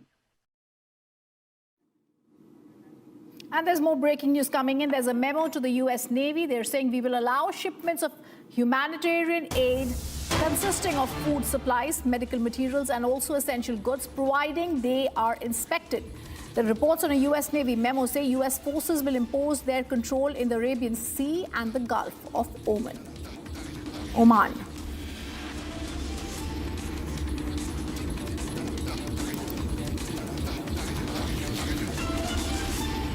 Viewers, the truce talks between Iran and US have failed miserably in Islamabad, and now Donald Trump has threatened to begin a naval blockade in the Strait of Hormuz. This has drawn sharp criticism from Iran. The head of the Parliament's National Security Commissioner of Iran has said on Sunday that the comments from President Trump hours after talks in Islamabad are natural for a defeated president. After truce talks in Islamabad failed, US President Donald Trump has said that the US Navy would immediately begin a blockade of ships entering or leaving Hormuz. This has drawn sharp criticism from the head of the Iranian Parliament's National Security Commission, Ibrahim Azizi. آرزوهای خودش رو به زبون میاره، رویاهای خودش و خواسته هایی که هیچ وقت محقق نشده و نخواهد شد به فضل الهی. این رفتارهایی هم که از یکی چند ساعت بعد از مذاکرات شروع کرده، من در دریای عمان، اقیانوس هند، در دوردست‌ها این میکنم اون میکنم. خب طبیعیه که یک رئیس جمهور شکست خورده دیگه اگر این جملات و این کلمات و این ادبیات رو به کار نبره، من فکر میکنم دیگه فضاحتش برای مردم آمریکا هم غیر قابل قبول میشه. Ibrahim Azizi said that Americans did not come for genuine talks. آنچه که گذشت در طول این 24 ساعت گذشته از مذاکرات نشون داد که اساساً آمریکایی‌ها برای مذاکره نیامده بودن. آمریکایی‌ها به دنبال باز تحمیل اراده بودن بر ملت بزرگ ایران، منتها از مسیر مذاکره و با ادبیات دیپلماسی. According to Iran, the trust deficit was clearly visible in the peace negotiations. با بی‌اعتمادی با شما گفتگو می‌کنیم و به دنبال منافع ملت ایران هستیم در موضوع هسته‌ای، غنیسازی، در موضوع تنگه هرمز، در موضوع تحریم‌ها، در موضوع غرامت‌ها، در موضوع خساراتی که به ما وارد کردیم جدی هستیم. وقتی چنین اراده‌ای رو به طور طبیعی آمریکایی‌ها مشاهده می‌کنن، خب طبعاً نمیتونن اون خواست خودشون از مسیر میز مذاکره تحمیل کنن، برمیگردن. خب همینطور که معاون رئیس جمهور آمریکا آقای ونس بهش ما هیچ دستاوردی نداشتیم داریم برمیگردیم. Ibrahim Azizi said that Trump is voicing his own wishes, his own dreams that will never be realized. Now, Australian Prime Minister Albanese has also called for US-Iran peace talks to resume and Strait of Hormuz to be reopened. Albanese said US has not asked Australia to help lift the blockade in the Strait of Hormuz. He said the conflict in West Asia is having a devastating impact on the global economy. The longer it goes on, the bigger the impact will be.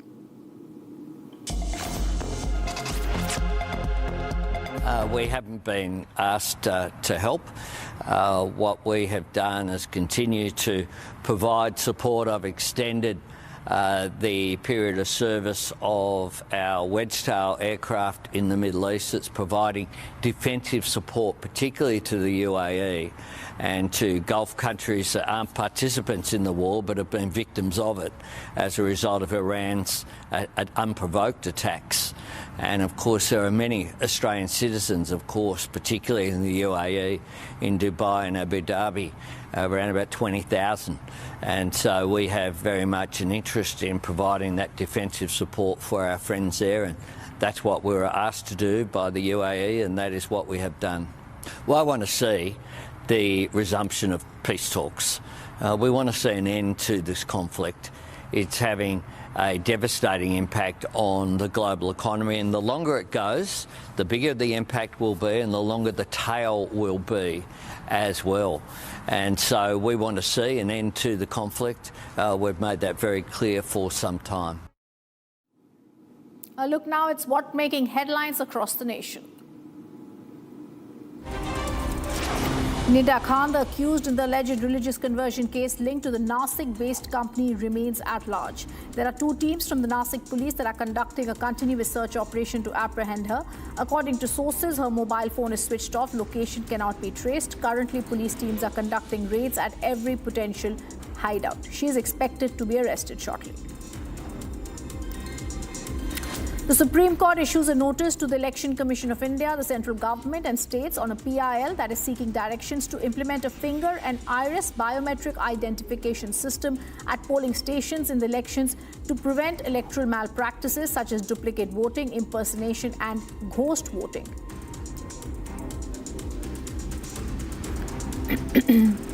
It was Mamta who 27 years ago helped elect a BJP member of parliament. In 1999, for the sake of her own political expediency, Mamta Banerjee, Owaisi has fumed, brought the BJP and RSS into Bengal.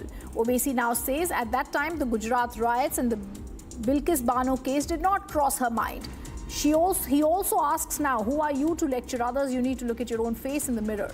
It's you who strengthened BJP and RSS in Bengal.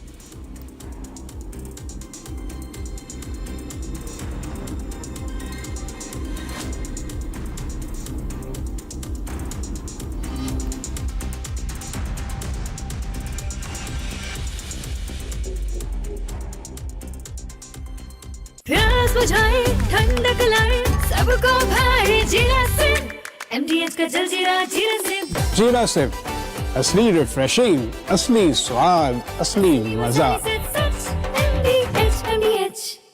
रानी, इस घर में कुछ है जो टूटता नहीं। ये pillar कभी नहीं टूटेगा। रुंगटा स्टील TMT से बना। रुंगटा नहीं तो घर स्ट्रॉन्ग नहीं। रुंगटा स्टील TMT बार एकदम solid. R pure suji pasta उबालो, मिलाओ और खाओ। 8 मिनट में तैयार। क्या टेस्ट है सबका राजा आर प्योर मसाला।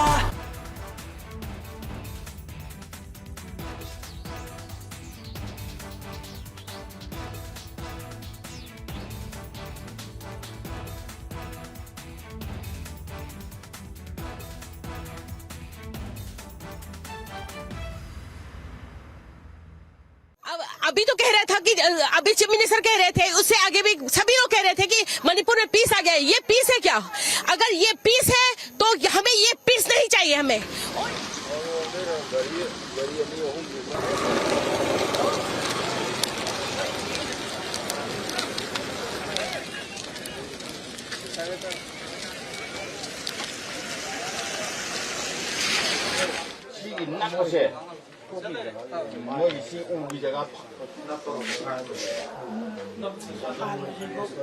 ये बम ब्लास्ट 1:05 में हुआ है। उसमें 2 बच्चे का जान गया है दो बच्चा एक 5 साल का है, एक लड़की है वो तो 5 महीना का है। ये बहुत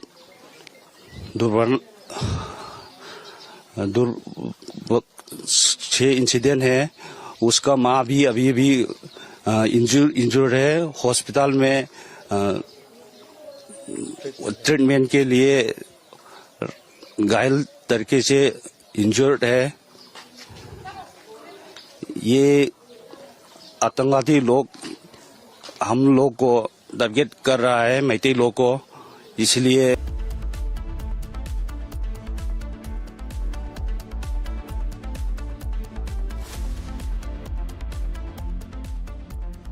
चमकी चाट से क्या बना है? सैंडविच, लस्सी और छाछ और हर घूंट में चमकी चाट, ड्राई फ्रूट और दही बड़े। चमकी चाट से स्वाद बढ़े। असली स्वाद सिर्फ चमकी चाट। केसरिया से मन जोगी हुआ रे, दिल झूमे देखो मतवारा हुआ रे। केसरिया से मन जोगी हुआ। हर पल मनाओ केसरी त्योहार, विमल बोलो जुबान Kesari.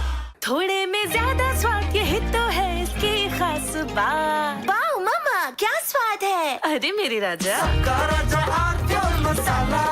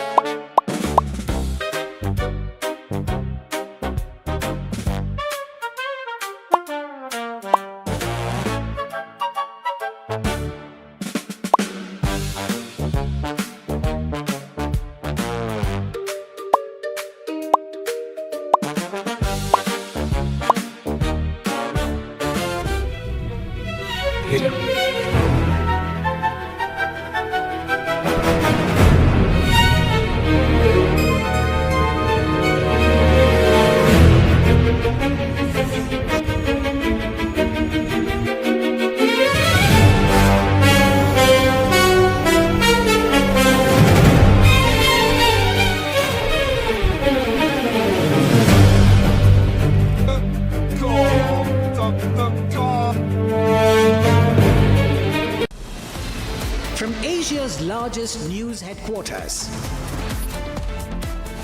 setting the agenda for Bharat.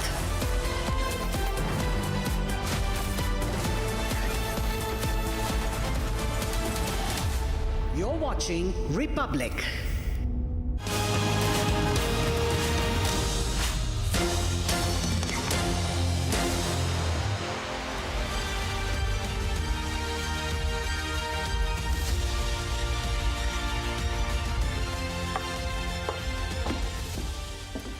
Welcome viewers, you're watching our special coverage on election fever, which is high currently all across the country. Now 2 big elections are due on April 23rd. Bengal and Tamil Nadu will get you all of the updates on what's happening on the ground. What is the pulse of the voters saying? Where are we headed in these election-bound states? Getting you all the updates just right after we have a quick check at the headlines.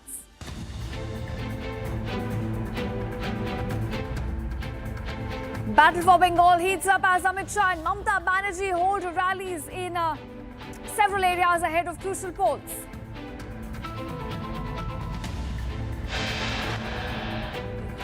Addressing a massive crowd in West Bengal, Home Minister Amit Shah says Bengal will no longer be intimidated by violence and that people would give reply to bombs with ballots.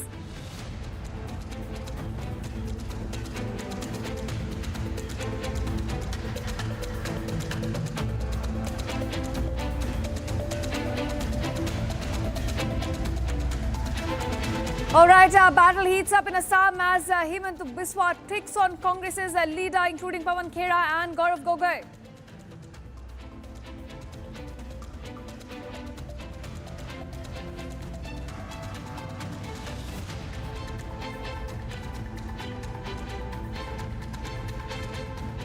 A massive war of words erupts between Tamil Nadu CM M.K. Stalin and Union Finance Minister Nirmala Sitharaman over paddy incentives in the state.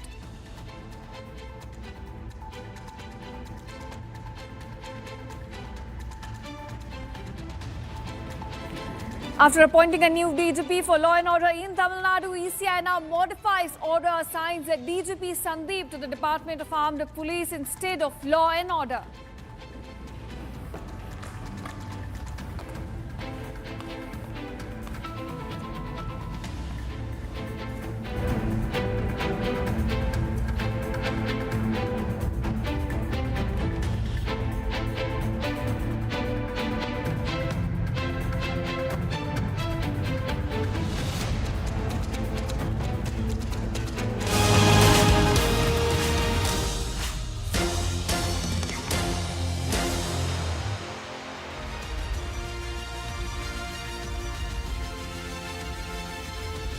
And now, viewers, a top focus at this hour of war of words has erupted between Union Finance Minister Nirmala Sitharaman and Tamil Nadu CM M.K. Stalin.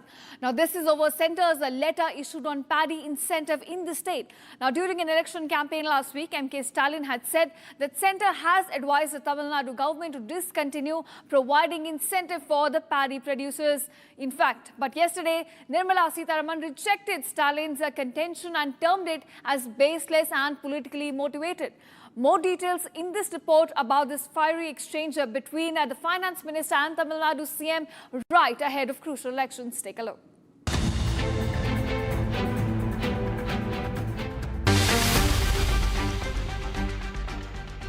Ahead of the crucial election in Tamil Nadu on the 23rd of April, a war of words erupted between Chief Minister Stalin and Finance Minister Nirmala Sitharaman.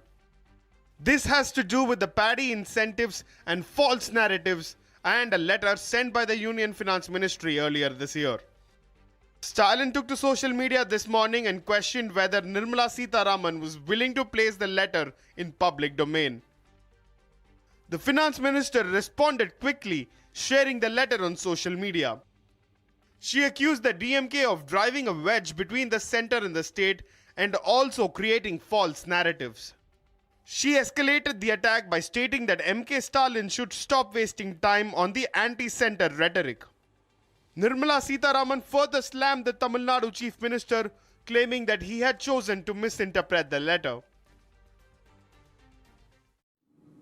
All right, my colleague Sharda, who's been very closely tracking all the election updates from ground, now joins me. Sharda, we're looking at centre versus Tamil Nadu heating up right again. We're looking at a fiery exchange between Union Finance Minister Nirmala Sitharaman and the CM of Tamil Nadu, M.K. Stalin. Break it down for our viewers, how exactly this is unfolding over the issue of paddy incentives.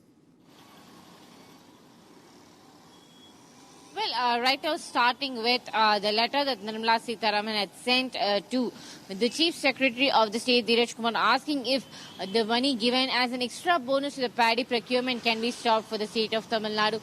Just to remind our audience, few months back, Nirmala Sitharaman had asked all the states that's making more paddy procurement if the bonus amount is required to make sure that these finances can be managed and balanced, and if so, the centre can stop giving these extra funds, which will stop the state from getting into more debt. And for this, multiple states are given their acquaintance, telling that they would not require so much money for the paddy, and extra bonus can be cut off. And that's the reason today Nirmala Sitharaman taking to Twitter, posting that letter with the Dheeraj Kumar, the former Chief Secretary of the state, was sent out. And now, the Chief Minister and the DMK leader M.K. Stalin pointed out, telling that the centre is constantly following the stepmother policy for the southern state, especially the states where BJP is not ruling in the state, pointing out that even though the paddy procurement and the wheat procurement needs bonus amount of money, is the finance minister who is denying to give that money. He also pointed out that if the money that's been given in is in bonus, the letter should have only been directed to Dheeraj Kumar and need not have put an explanation for it in the Twitter with a huge statement saying whether Tamil Nadu is getting enough funds or not. And also he posted a new statement saying that all states do not accept for Nirmala Sitharaman's policy of reducing the bonus payment for paddy procurement, because being Pinarayi Vijayan, the state we just went into elections now, had also rejected that policy. All right, Shraddha, do continue to stay with us. We're getting some more breaking developments from the election-bound state. Now, at this moment, EC, in fact, has modified its order once again in the Tamil Nadu state over DGP. In fact, over the last week, ECI had transferred a Chief Secretary, Chennai City Commissioner, and appointed a new DGP of Law and Order. DGP Sandeep, who is now appointed for Law and Order, has been moved to the Department of Armed Police. And AT Durai Kumar, who is the Directorate of Vigilance Anti-Corruption in Chennai, has now been posted as in charge of a DGP until the final order is in fact received. Now we're looking at a major reshuffling of different officers taking place right ahead of crucial elections in the state. Shraddha continues to stay with us. Shraddha, we're looking at a recent modification by the Election Commission of India as this reshuffling now takes place as far as the senior officers are concerned in the state. Break it down for our viewers. What exactly is now taking place? Well, just 3 days back, the DGP of the state was appointed at Sandeep Rai Rawat. However, in just 3 days' time, today, the Election Commission of India has once again changed the DGP of the state, removing from his position, put in the current ADGP of the Vigilance to take over as the DGP of the state. And the letter mentioned that it is a temporary order until a permanent staff is procured for this particular place. The ECA also changed the position of the Chennai City Commissioner from Arun, who was initially had complaints against from the TVK leaders, especially Adav Arjuna, stating that it was Arun, the commissioner, who directly met the Chief Minister's office to seek permission for Vijay's rally, saying that without the DGP's permission, the commissioner had taken the information to the CMO and that denied to give permission for TVK's rally in the city capital, Chennai, where multiple complaints kept raising against the Chennai City Commissioner and an absence of the DGP in place. The ECI has now appointed a new Chennai City Commissioner and a new DGP in charge. However, this DGP in charge brings in as a confusion because they changed into Sandeep Rai Rawat just 3 days back, and now again another change brings in. Whereas the DMK's MP TR Balu has made a question saying that what is the necessity for the ECI to change the officers who are not directly involved, while police are directly involved, while the City Commissioner and DGP was under the scrutiny under the ECI's eyes to transfer them. What was the necessity to change the Chief Secretary of the state, Dheeraj Kumar, while he has no direct relation with the Election Commission? However, the BJP has a different choice to this, denying T.R. Balu's statement, the DMK MP's statement, saying that all the government official staffs are directly or indirectly linked to the elections that's happening in the state, and it was necessary for the ECI to make sure that all the doubts that they had to be cleared and they have the rights to transfer. Tamilisai Soundararajan, who was a former governor of Telangana and Puducherry, speaking to the public, mentioned that under administration charges, ECI has the right to change any person who is working as a government official as well. And so in this way, DMK is very doubtful as to why ECI is transferring every single official from the Chennai state. Right, Shraddha, but do continue to stay with us. We're getting some more breaking news developments regarding Vijay and his much anticipated movie. In fact, Jananayagan. Now, it was leaked online 3 days back, and now, in fact, we're looking at some action being taken against the people who leaked the entire film online. Now, the cybercrime has arrested 6 people from Chennai just last night, and the police, in fact, has now mentioned that piracy here was done through cloud surface, and also found 300 infringing links related to the piracy of this movie. Now, this movie is said to be Vijay's last movie before he forays full-time into politics, but it has been, in fact, embroiled in a much longer controversy. And now it seems that some clues are emerging behind who are the people behind its online leak. Now, Shraddha, do take us through these arrests that have been made in this case regarding the leak of Vijay's movie Jananayagan by the cybercrime police, and also the kind of details which are now emerging. Well, Jananayagan was a film that was shot last year. It was said to be Vijay's last film before he starts his elections role as a politician, full-time role as a politician. It was his 69th film. However, the film did not get released because the CBFC had given multiple restrictions, multiple censor issues raised when the movie was set to release in January 2026, the beginning of this year. However, while the censor board did not cut down the important scenes that they had asked, the movie was later postponed to March, and there was 14 days of check also for the movie producers, given time being given for them to make these changes. But as the movie producer and the movie team did not make these cuts, the film was not released, and later it had to be taken legally in the court. The Jananayagan film mostly showed the political scenario in the country, following which the Election Commission also had to take a recap of the entire situation that's happening with the movie. And following the review of the movie, the ECI said certain cuts are necessary with the political ground scenario in Tamil Nadu. The film our background shows that Vijay, being a normal man, becoming a politician at the end who's ruling the state, and said that if this kind of movie is released during the code of conduct, it would give a sense of breaching the moral code of conduct. Being a political leader who's contesting in this particular elections denied for the film to be released.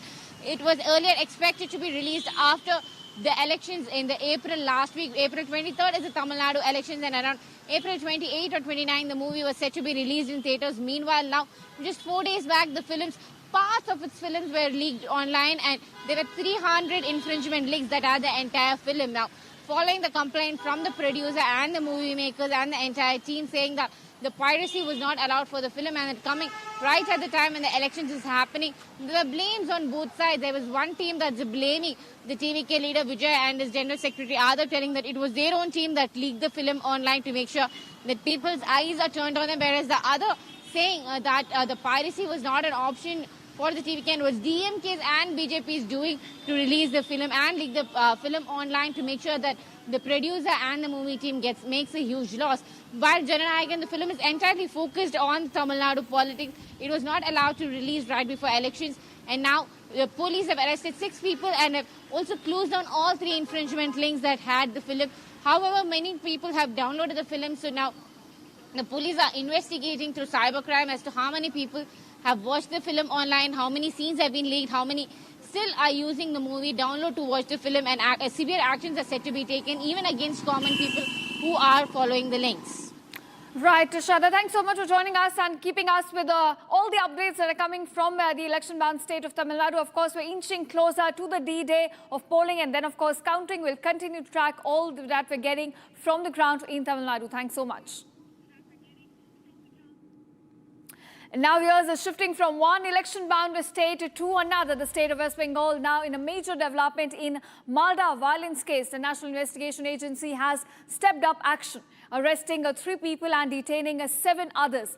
And among those held are political figures, including an ISF leader as well as a Congress candidate. Now this has certainly intensified the political storm ahead of the crucial polls in the state of West Bengal. Take a look at this detailed report.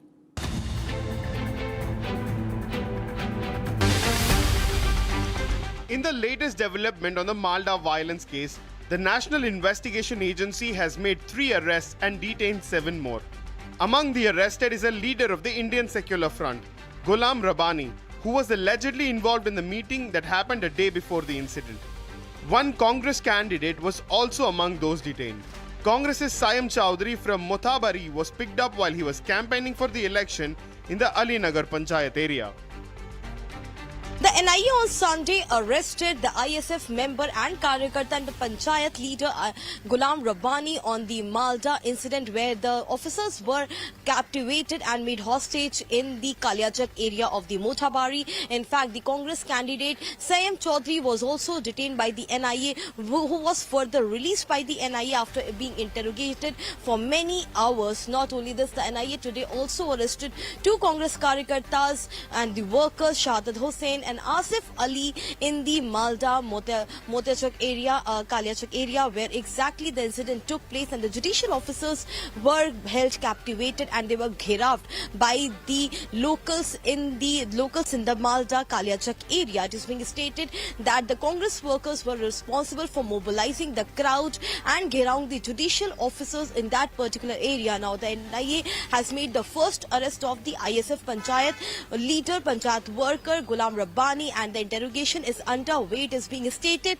that he will be questioned and more will come out exactly how was this entire incident pre-planned and was full of intimidation. Not only this, it is being stated that NIA is soon going to submit the fresh investigation report to the Supreme Court, and also is going to mention that till now 47 were detained in these cases and many more will be coming out in the fresh investigation report, which will be submitted to Supreme Court soon by the NIA officers. Harsha Sandwani along with video journalist Shambhu for Republic TV.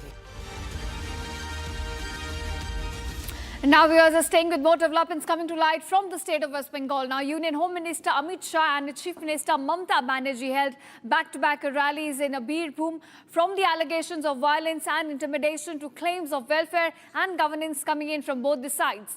Now both the leaders have sharpened their attacks, setting the tone for a fierce electoral battle that we're staring at in a two-phase election from April 23rd and April 29th. That's when the polling will happen, and the counting, of course, will happen on 4th of May. Here's a detailed report on what's happening on the ground as the campaigning intensifies on ground. Addressing a rally in Birbhum, Amit Shah attacked Mamta Banerjee's government, accusing her of fostering a culture of violence in the state. Shah said the people of Bengal are no longer afraid and will respond to bombs with ballots, asserting that democracy will defeat intimidation. He warned that those involved in political violence would face strict action and even jail time if the BJP comes to power in West Bengal. Targeting the TMC leaders, Amit Shah alleged that goons operating under political protection have terrorized voters and said that this culture would be dismantled. He also urged the citizens to vote for BJP, promising what he described as development, security and justice under the BJP rule. In a direct attack on Mamta Banerjee, Shah accused her of trying to intimidate the majority community through her speeches. दीदी का एक भाषण सुन रहा था, वो यहाँ के बहुमत समाज को डरा रही थी। अगर टीएमसी नहीं होगी तो बहुमत समाज का अस्तित्व नहीं होगा। अरे दीदी, सदियों से हम यहाँ रह रहे, आप कौन होती हो हमें डराने वाली? आपके शासन में मुर्शिदाबाद में दंगे हुए, आप कहां गई थी? आपके शासन में रामनवमी पर हमला हुआ, आप कहां गई थी?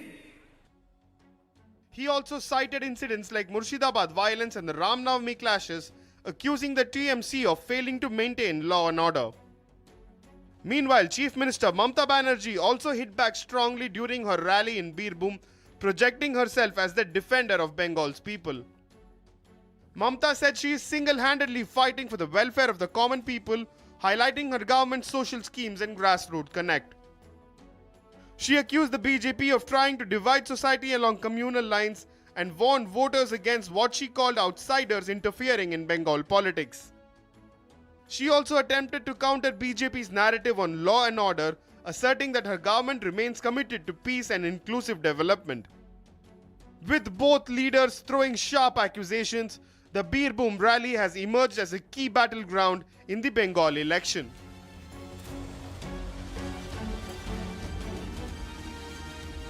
Now viewers, in an exclusive conversation with Republic TV, BJP Lok Sabha MP Manoj Tiwari said that Mamta Banerjee's government would be thrown out this time in this election. Now speaking while campaigning in the capital city, he says that people are having trust in the BJP and want the party to come to power. Listen into this entire conversation. हवा निकल पड़ी है Bharatiya Janata party की तरफ। मैं आज हमारा चौथा दिन है, इसके पहले भी मैं बहुत जगह गया हूं। अभी चारों तरफ एक ही भाव है, पलटानो दरकार, चाई बीजेपी सरकार। हम जो देख रहे हैं परिवर्तन निश्चित है इस बार पश्चिम बंगाल में। पश्चिम बंगाल के लोग कराह रहे हैं, एक शब्द है कराहना, अंदर से बहुत पीड़ा में है। माँ, माटी, मानुस तीनों कराह रहे हैं और अब उनको आशा कहीं से है तो नरेंद्र मोदी के डबल इंजन से है और वो अब पश्चिम बंगाल में होने जा रहा है। नहीं, हम तो पंडित हैं और बिहार के पंडित हैं, तो हम तो बिना माछ भात के हमारा खाना ही नहीं होता है। हम तो जब भी उत्सव होता है तो माछ भात के साथ उत्सव होता है। आप मिथिला का रीत जानते होंगे। तो अभी क्या है कि ममता दीदी के पास जब वो सत्ता में थी तो उनका था लूट और अत्याचार, और अब उनका साधन बन गया है झूठ और अफवाह। अब पश्चिम बंगाल की जनता अफवाह में नहीं जाने वाली है। उसको पता चल गया है कि दीदी ने जितना भी लूटना था, चाहे वो सिंडिकेट के तरीके से, चाहे वो क्या बोलते हैं उसमें कट मनी के तरीके से। आप सोचिए यहाँ के लोगों को 7वां वेतन आयोग नहीं मिल रहा है क्या जी? बताइए, हमने निश्चित कर दिया है कि सरकार बनते ही पहले तो जो 7वां वेतन आयोग है वो लोगों को मिलेगा।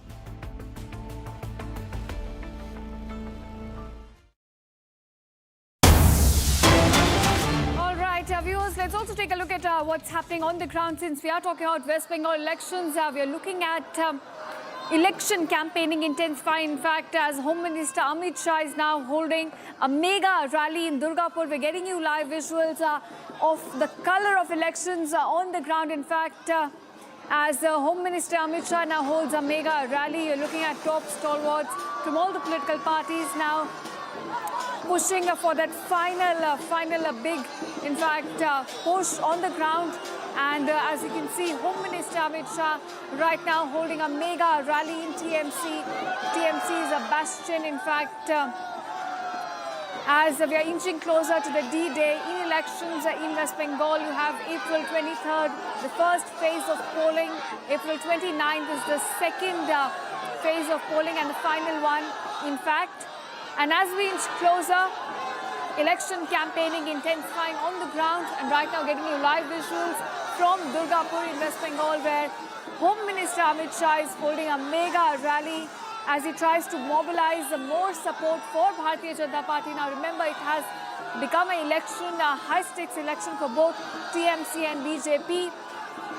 TMC aiming to retain power, while BJP trying to make inroads and trying to take control back from TMC of the state. Now, in this contested battle, we're looking at both the parties now giving in their final push as we inch closer to the polling day. And right now, Home Minister Amit Shah, in fact, holding a mega rally in Durgapur, West Bengal, as the campaigning on the ground intensifies. Now, he's accompanied by several BJP senior leaders as well, as he tries to garner more support, tries to engage with voters on the ground to mobilize more support for Bharatiya Janata Party ahead of the crucial assembly elections in West Bengal.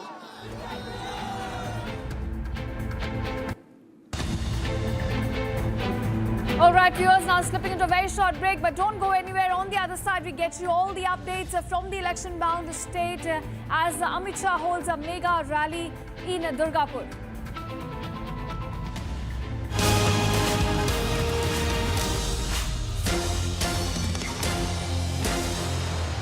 QS&THE, the world's foremost university rankings organizations, have ranked Amity amongst the top 3% universities globally, making it among the very few Indian universities to be included in both rankings. Yet another top ranking for Amity University. थोड़े में ज्यादा स्वाद ये तो है इसकी खास बात। वाओ मामा, क्या स्वाद है? अरे मेरे राजा, रानी, इस घर में कुछ है जो टूटता नहीं। ये पिलर कभी नहीं टूटेगा। रुंगटा स्टील TMT से बना। रुंगटा नहीं तो घर स्ट्रॉन्ग नहीं। रुंगटा स्टील TMT बार एकदम सॉलिड। चमकी चाट से क्या बना है? आलू चाट या फ्रूट चाट। स्वाद बनाए चमकी चाट। क्या बात है? स्वादिष्ट पकोड़े और फरसान, अरे चमकी चाट है इसकी जान। असली स्वाद सिर्फ चमकी चाट। केसरिया से मन जोगी हुआ रे, दिल झूमे देखो मतवारा हुआ रे।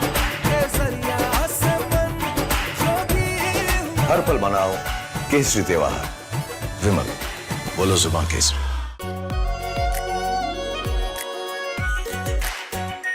Are pure shahi paneer masala, delicious, healthy every day.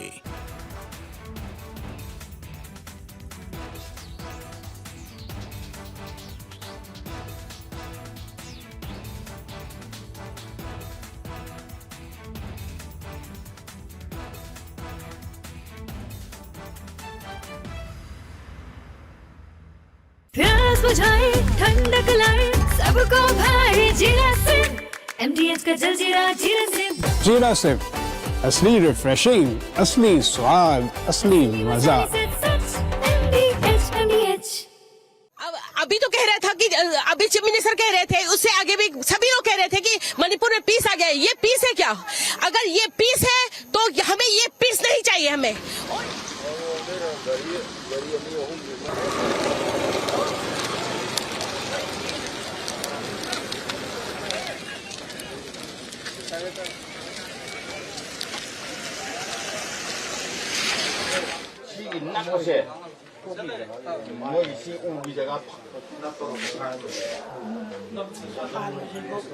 ये बॉम्ब ब्लास्ट 1:05 में हुआ है। उसमें 2 बच्चे का जान गया है। 2 बच्चा, एक 5 साल का है, एक लड़की है वो तो 5 महीने का है। ये बहुत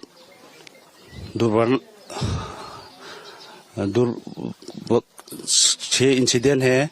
उसका माँ भी अभी इंजर्ड है, हॉस्पिटल में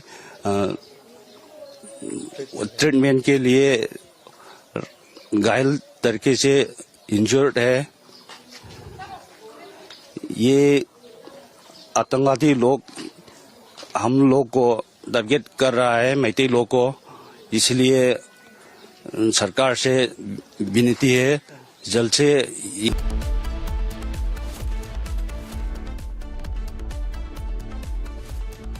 Join International Institute of Hotel Management. Call 983-10-50,000. R pure suji pasta उबालो मिलाओ और खाओ, 8 मिनट में तैयार। क्या टेस्ट है सबका राजा are pure masala.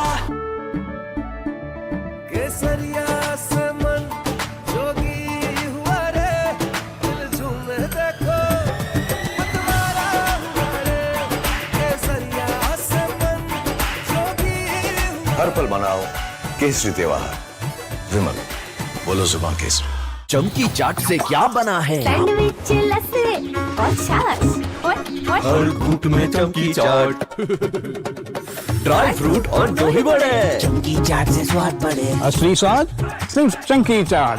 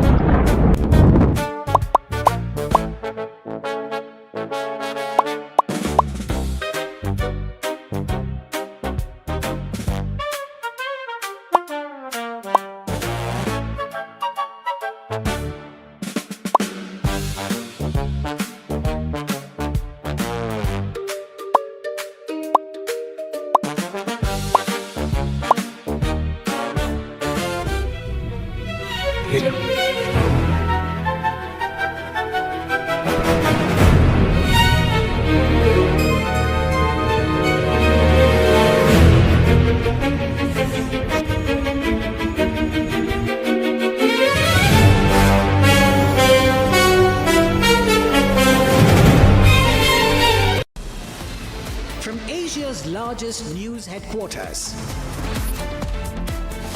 setting the agenda for Bharat.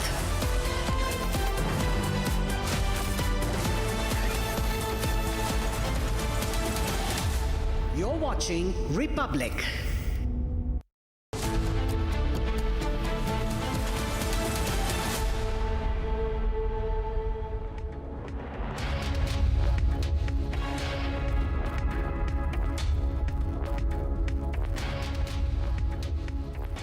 evening. Welcome to Republic. I'm Rhythm, and our top focus today is going to be, viewers, the countdown is now, at this time, US President Donald Trump yet again issuing a threat, this time a naval blockade of Strait of Hormuz. He said US Navy is going to be controlling Hormuz. They will blow up all Iranian mines. And not just this, he's also said which ships who have paid toll to Iran will also be intercepted.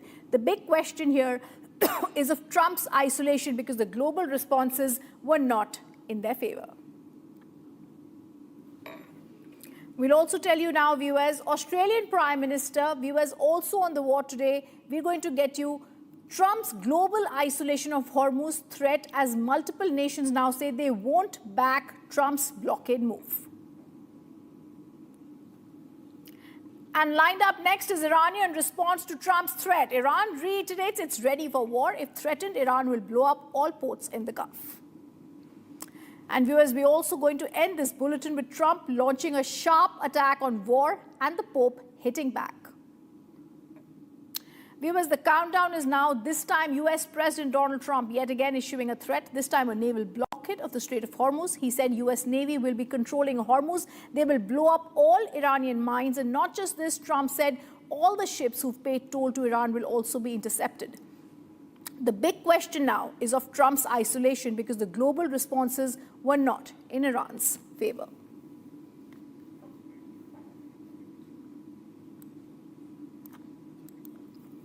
Now, Australian Prime Minister Anthony Albanese has also called for US-Iran peace talks to resume, Strait of Hormuz to be reopened. He's also made it clear Australia wants to say freedom of navigation in Hormuz. I do wake up in the morning and there's usually some change in the circumstances in the Middle East. And what I want to see is to wake up in the morning and see that peace is broken out on a permanent basis, that we have de-escalation, that we have an end to civilian loss of life, we have an end to loss of civilian infrastructure, and that, importantly, the Strait of Hormuz is about to be open with freedom of navigation. That's what I want to see, and that's what Australians want to see, and that's what global citizens want to see as well, because this global conflict on the other side of the world is having an impact here, and it's having an impact right around the world. Similarly, EU Chief Ursula von der Leyen has also urged for the strait to be reopened immediately. She reiterated restoration and freedom of navigation in Strait of Hormuz is of paramount importance. Listen in.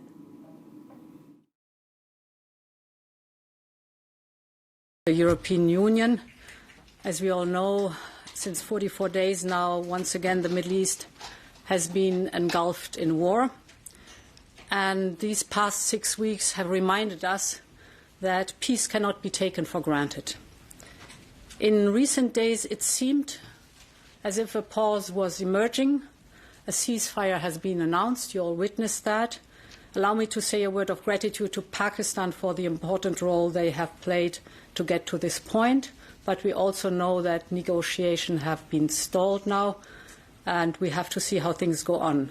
Any agreement will have to address the concerns raised by Iran's nuclear and ballistic missile program and its actions obstructing the navigation through the Strait of Hormuz. The ongoing closure of the Strait of Hormuz is greatly damaging, and the restoration of the freedom of navigation is of paramount importance for us. I'm joined to understand the situation more about how Trump is isolating on Hormuz. Lieutenant General D.B. Pandey, security analyst, someone who knows the situation, has written about it very critically. Namaste, sir. Jai Hind.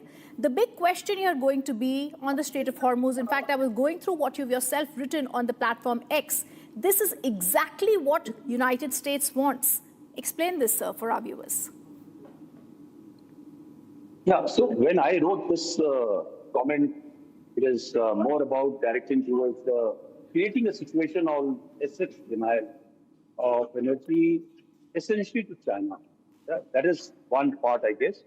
And that is what the Americans wanted to control. And if you see in the last about 4 to 5 years, slowly, it is not about Trump. It is about the American whole strategic game in the region.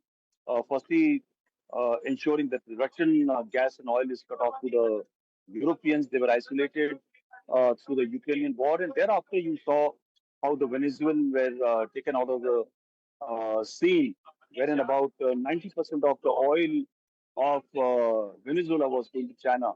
The next level was obviously everybody was looking at least were reading situation that Iran was next.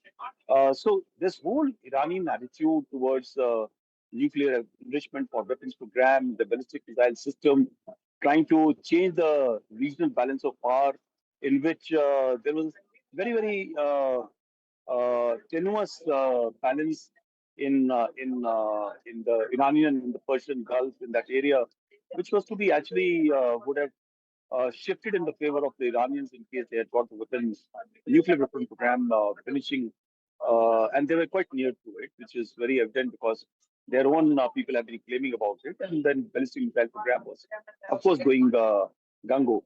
So this whole issue gave an opportunity to America to come to the region, and they were looking forward to come to this region, and they've ensured that now. And if you see about 3 days back or 4 days back, Trump has shown a picture in which a photograph of a satellite photograph in large number of tankers are going towards the American waters. So it is more about not only making America relevant in terms of oil and gas reliance for the world maximum possible, but also to deny, I think more is to deny to the Chinese. But having seen the views which are emanating that Trump is getting isolated on this with the comments of Australian Prime Minister and the EU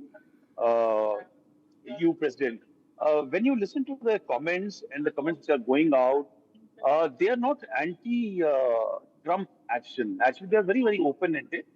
The issue that they are referring to is that the Iranian strategic direction towards nuclear proliferation, nuclear program has led to this kind of a situation, and therefore they need to reconsider this and the ceasefire. I guess in a manner that the more Iranians stay steadfast on the course, they will get isolated and not Trump. While what Trump says and writes is also quite jingoistic, it's all slightly more talking too much about while tweeting. But in action, if you see, the Hormuz has been blocked and been controlled by the Iranians. Now it is about rhetoric that we are going to check all the transport or all the oil carriers, the tankers which are coming, have they paid toll or not? Who's going to come and confirm to the Americans that they have paid toll to or a user fee to Iranians?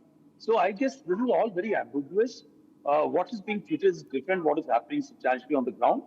Iranians have, in any case, blocked it. If you see in last about 45 days, very little has come out from there. And virtually, if you recall, yesterday, UK star Kama has been there, the UK Prime Minister, and he's saying that about 40 nations are looking to stitch a grouping in which they will open the Hormuz and they'll keep it open.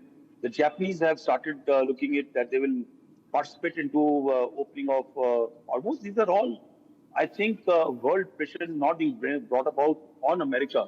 It's been brought about in Iran that the world which you thought you were going to be leveraging is now getting against you. It's been too long and you need to open up. This is my... Lieutenant General D.B. Pandey, I just want you to stay with us because I also want to ask you, understanding the academic grounding that you have on national security and strategy, including in PhD in defense studies, how the situation is going to evolve. But viewers, first, while Trump is isolated on Hormuz blockade, he's also continued attack on allies, including NATO. Watch this report on how Trump has reacted.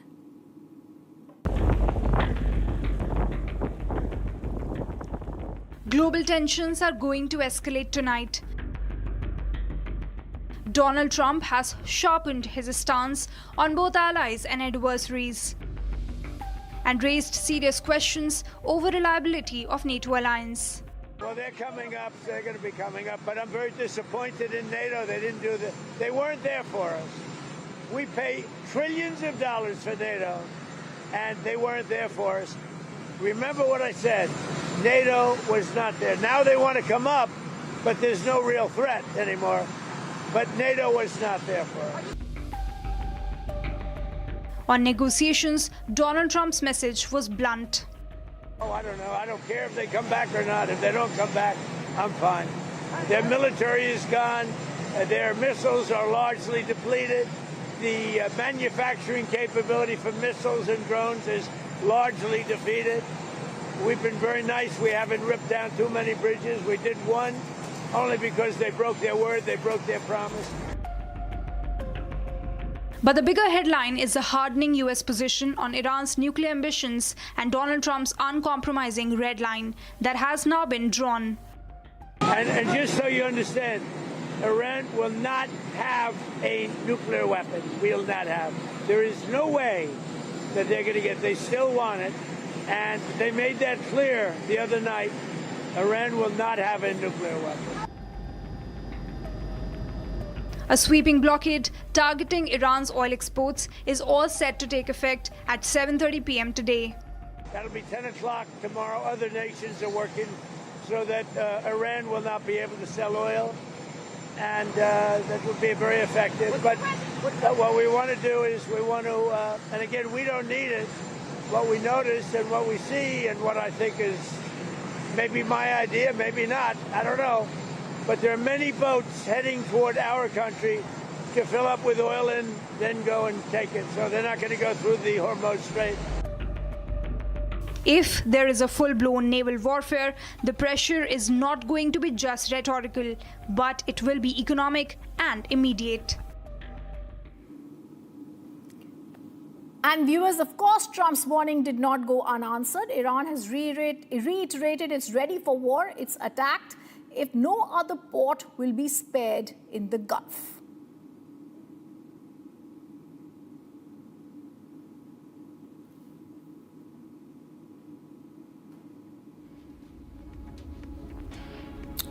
The US has made unlawful demands in talks. Iran is fully ready for war is what we're being told. I also want to go across once again to my guest, Lieutenant General D.B. Pandey. You've studied this, so you also know how strategies work. How is Trump's threat to block Hormuz being received? It's received sharp criticism from Iran, but does Iran have the capability of having a multifaceted attack where they're saying they're going to be targeting all ports? Yeah, so I just need to correct before we go on further because silence will be incorrect. I'm not a doctorate in, but yes, I got double masters and a MPhil in various level of strategy works. So, but I must say a couple of points. Americans have got a very short memory. They have forgotten that in the Second World War, in the First World War, they came too late to the existence of the European world when the operations were going. So they are also being returned in some kind of a favor today. The second is that over a period of time, they have virtually taken the security guarantor of the entire Western world of the NATO, deploying assets all over the place. Now suddenly you tell the NATO forces who are truly very, very diminished in terms of, they can't even guard their own borders to ensure that the migrants don't, illegal migrants don't come into the shores. They can't even police that. So their capacity to empower today, there was one ship which sailed in to assist in some form or other from the British side. After a few days, had to actually go back for refits. So that is the state. They don't have the tools and the wherewithal to come out on a short notice to be able to do a fight. This fight started in a very short time. They took a call somewhere about in December. In 3 months' time, these modern armies they don't have ready forces to fight like India or some of the countries have. They take time to prepare and firstly make a ground within their own countries that they are willing to go for a fight or not go for a fight. So therefore, this issue they have to be taken into account. The other place we have to see that Trump, when he came with his America First policy and looking at his domestic constituency for economic reasons, he virtually isolated all his allies. Europeans, every NATO country, they have been pitched onto trade and tariff war, and therefore the sound bites which he has given, the way they have treated the leadership, has not been very, very decent, and therefore he is also being paid back in virtually the similar manner how he treated them. Or does he require them? I don't think so. He requires, Because what the capability these forces will get, they have got hardly any capability to get this thing. Within American power, they got enough capacity and capability to ensure that if they want to actually force Hormuz open, they can do it, right? They have the military capability, yes. They want to do it or not is a matter of other detail. The hardening of position, does Iran have capacity today? Yeah, Trump is absolutely right. They have really degraded Iranian military power, ballistic missile capacities to be able to hit. But the problem lies that you just can't finish off a country, a sovereign country, which has got a nearly 9 lakh worth of force, which is asymmetric in nature, which knew that this time shall come, has prepared accordingly to invest in terms of Shahed drones and stuff like this.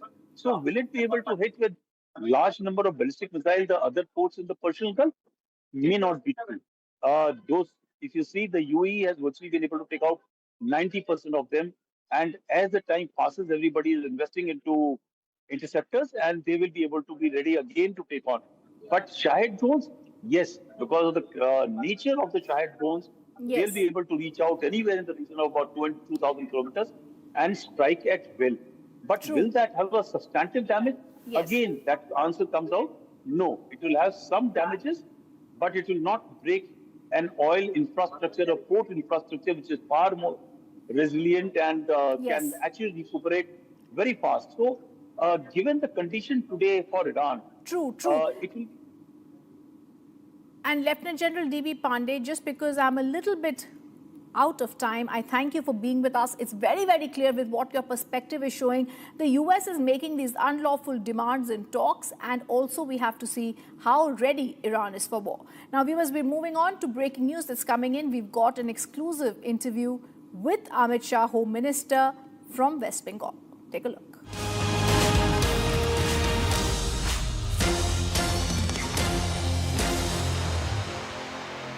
Bengal और देश के लिए घुसपैठ को कितना बड़ा मुद्दा आप मान रहे हैं?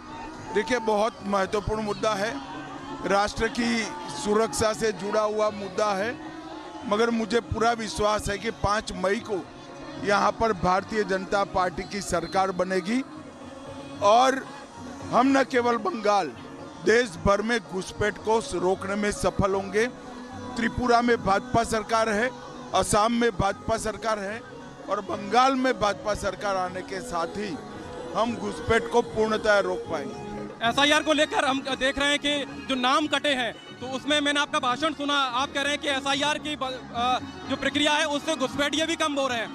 स्वाभाविक रूप से कम हो रहे हैं, इसीलिए ममता दीदी का बीपी बढ़ रहा है। सर, हमने देखा उत्तराखंड में यूसीसी लागू हो गया, यूसीसी को लेकर आप कह रहे हैं कि बंगाल में यूसीसी लागू कर देंगे? हाँ, हमारा चुनावी एजेंडा है, घोषणा पत्र है कि हम बंगाल में 6 माह के अंदर यूसीसी लागू करें। ममता दीदी कह रही हैं कि एसआईआर से वोट काटे जा रहे हैं, लेकिन हम ये भी देख रहे हैं कि जो एक तरीके से आप आरोप लगा रही हैं, आप लोग बाहरी हैं। और आज मैंने आपको सुना, आपने कहा कि जो उम्मीदवार होगा, जो चेहरा होगा सीएम फेस, वो बंगाल का रहने वाला होगा, बांग्ला बोलने वाला होगा। जी, यहाँ पर का ही लोकल बांग्ला भाषी व्यक्ति बंगाल का नया मुख्यमंत्री बनेगा, भाजपा का। बहुमत को लेकर कोई दावा? तो देखिए, आप केंद्रीय गृह मंत्री को देख रहे थे, रोड शो है, दुर्गापुर में चल रहा है, काफी भीड़ यहाँ पर है, लेकिन अपनी जीत को लेकर पूरी तरीके से आश्वस्त हैं। और आश्वस्त होने के साथ साथ उन्होंने ये भी कहा कि बंगाल में बीजेपी का मुख्यमंत्री बनेगा और मुख्यमंत्री जो होगा बंगाल का रहने वाला होगा, साथ ही बांग्ला बोलने वाला होगा। बंगाल और देश के लिए घुसपैठ को कितना बड़ा मुद्दा आप मान रहे हैं? देखिए, बहुत महत्वपूर्ण मुद्दा है, राष्ट्र की सुरक्षा से जुड़ा हुआ मुद्दा है, मगर मुझे पूरा विश्वास है कि 5 मई को यहाँ पर भारतीय जनता पार्टी की सरकार बनेगी और हम न केवल बंगाल, देश भर में घुसपैठ को रोकने में सफल होंगे। त्रिपुरा में भाजपा सरकार है, असम में भाजपा सरकार है और बंगाल में भाजपा सरकार आने के साथ ही हम घुसपैठ को पूर्णतः रोक पाएंगे। एसआईआर को लेकर हम देख रहे हैं कि जो नाम कटे हैं, तो उसमें मैंने आपका भाषण सुना, आप कह रहे हैं कि एसआईआर की जो प्रक्रिया है उससे घुसपैठिए भी कम हो रहे हैं। स्वाभाविक रूप से कम हो रहे हैं, इसीलिए ममता दीदी का बीपी बढ़ रहा है। सर, हमने देखा उत्तराखंड में यूसीसी लागू हो गया, यूसीसी को लेकर आप कह रहे हैं कि बंगाल में यूसीसी लागू कर देंगे? हाँ, हमारा चुनावी एजेंडा है, घोषणा पत्र है कि हम बंगाल में 6 माह के अंदर यूसीसी लागू करें। ममता दीदी कह रही हैं कि एसआईआर से वोट काटे जा रहे हैं, लेकिन हम ये भी देख रहे हैं कि जो एक तरीके से आप आरोप लगा रही हैं, आप लोग बाहरी हैं। और आज मैंने आपको सुना, आपने कहा कि जो उम्मीदवार होगा, जो चेहरा होगा सीएम फेस, वो बंगाल का रहने वाला होगा, बांग्ला बोलने वाला होगा। जी, यहाँ पर का ही लोकल बांग्ला भाषी व्यक्ति बंगाल का नया मुख्यमंत्री बनेगा, भाजपा का हो। बहुमत को लेकर कोई दावा? तो देखिए, आप केंद्रीय गृह मंत्री को देख रहे थे, रोड शो है, दुर्गापुर में चल रहा है, काफ़ी भीड़ यहाँ पर है, लेकिन अपनी जीत को लेकर पूरी तरीके से आश्वस्त हैं। और आश्वस्त होने के साथ साथ उन्होंने ये भी कहा कि बंगाल में बीजेपी का मुख्यमंत्री बनेगा और मुख्यमंत्री जो होगा बंगाल का रहने वाला होगा, साथ ही बांग्ला बोलने वाला होगा। We just heard Amit Shah there as the verdict is being looked forward to across India in West Bengal. Now, viewers, the other top focus, Donald Trump unleashed a storm of criticism against Pope Leo XIV, labeling him weak on crime and terrible for foreign policy. The outbursts have followed recent remarks from Pope criticizing the West Asia war. Pope Leo issued a direct rebuke of Trump's threat to destroy Iranian civilization, calling it unacceptable and imploring global leaders to end the conflict. Having previously questioned Trump's administration hardline immigration policies, the Pope was ultimately warned by Trump not to cater to the radical left. Watch this report. In another blistering personal attack, Donald Trump has called Pope Leo weak on crime and terrible for foreign policy while accusing him of being soft on Iran. We don't like a Pope that's going to say that it's okay to have a nuclear weapon. We don't want a Pope that says crime is okay in our cities. He also accused him of being hostile to American military actions and aligned with the radical left. I don't like it. I'm not a big fan of Pope Leo. He's a very liberal person, and he's a man that doesn't believe in stopping crime. He's a man that doesn't think that we should be toying with a country that wants a nuclear weapon so they can blow up the world. I'm not a fan of Pope Leo. Trump's remarks came after Pope Leo XIV demanded a ceasefire and respect of international law in Lebanon as Israel presses its war against Hezbollah. Pope Leo said he was closer than ever to the people of Lebanon in his prayers and called on all sides to stop fighting and seek peace. Anche all'amato popolo libanese sono più che mai vicino in questi giorni di dolore, di paura e di invincibile speranza in Dio. Il principio di umanità, iscritto nella coscienza di ogni persona e riconosciuto nelle leggi internazionali, comporta l'obbligo morale di proteggere la popolazione civile dagli atroci effetti della guerra. Faccio appello alle parti in conflitto a cessare il fuoco e a ricercare con urgenza una soluzione pacifica. The Pope did not mention the United States or Trump by name, but his tone and message appeared directed at Trump and the US officials. Dalla pace tutti traggono vantaggi, individui, fratelli e sorelle. Chi prega ha coscienza del proprio limite, non uccide e non minaccia la morte. Invece alla morte è asservito chi ha voluto le spalle al Dio vivente per fare di se stesso e del proprio potere l'idolo muto, cieco e sordo, cui sacrificare ogni valore e pretendere che il mondo intero pieghi il ginocchio. Basta con l'idolatria di se stessi e del denaro. Basta con l'esibizione della forza. Basta con la guerra. In his post on Truth Social, Trump also objected to the Pope's criticism of his presidency, framing his actions as part of his electoral mandate. In another brazen claim, Trump has said that the Pope, who is the leader of the Roman Catholic Church, was elevated to the position because of his American identity and would not even have been in the Vatican had Trump not been president. Trump also went on to accuse the Pope of aligning with political opponents and urged him to change course. With the Vatican and the White House now locking horns, it remains to be seen how many more global leaders will Trump have an altercation with before this war ends. And that's our top focus. We're going to stay with that. Coming up after a short break, we get you countdown to US naval blockade of Hormuz. Iran is saying they will not tolerate any strikes. Much more after a short break. Stay on with us. थोड़े में ज्यादा स्वाद ये तो है इसकी खास बात। वाओ मामा क्या स्वाद है? अरे मेरे राजा QS&THE, the world's foremost university rankings organizations, have ranked Amity amongst the top 3% universities globally, making it among the very few Indian universities to be included in both rankings.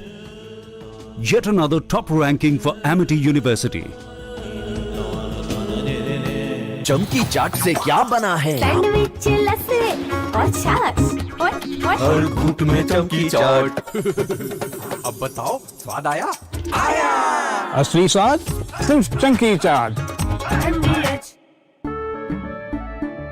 केसरिया से मन जोगी हुआ रे, दिल झूमे देखो मतवारा हुआ रे। केसरिया से मन जोगी हुआ। हर पल मनाओ केसरी त्योहार। विमल, बोलो जुबान केसरी।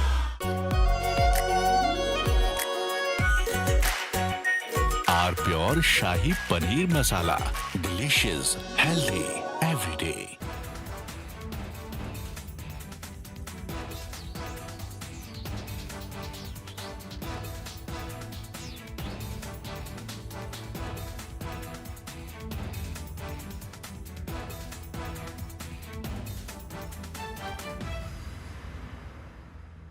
चमकी चाट से क्या बना है? आलू चाट या फ्रूट चाट, स्वाद बनाए चमकी चाट। क्या बात है? स्वादिष्ट पकोड़े और बरसात, अरे चमकी चाट है इसकी जान। असली स्वाद सिर्फ चमकी चाट। We are entering a very dangerous inflection point in this war. From here in onwards, either things could escalate beyond control, or there could be a surprise ceasefire. He is very fond of trying to make the world hang on to his every word, pearls of wisdom, but the last speech was a great disappointment. Everybody was hoping that he would announce an off-ramp, a ceasefire, and then finish this war, because the world is sick and tired of the shenanigans of Donald Trump and his mad capers, his insane wars in the Middle East, which have created a global economic disaster which will worsen by the day, by every day that this war continues beyond its use-by date. It is only heading towards greater destruction of the global economy. The simple fact is, Donald Trump used the worst expletives possible to show his frustration, to show his extreme annoyance and irritation at Iran as to why Iran was not surrendering. Iran told him simply, you may be finished, we are not. And we will continue to fight. And don't give us, through Pakistan, a set of terms of surrender. Lay down.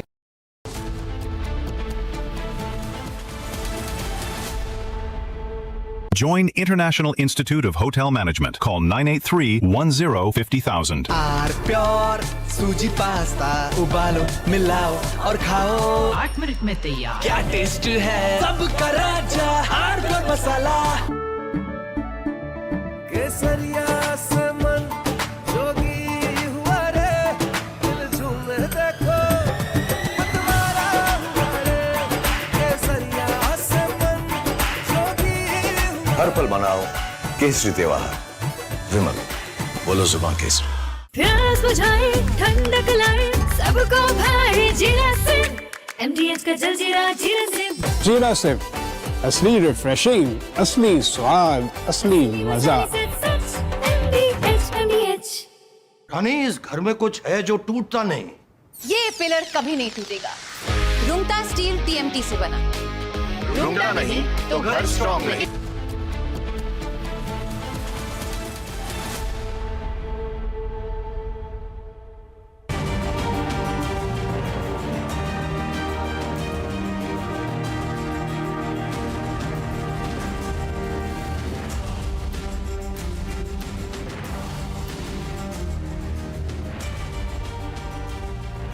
Namaskar and welcome. You're watching the Monday edition of This Is Exclusive with me, Shavan Sen. 29 minutes to go. Trump vows to block all Iranian ports starting around 7:30 this evening.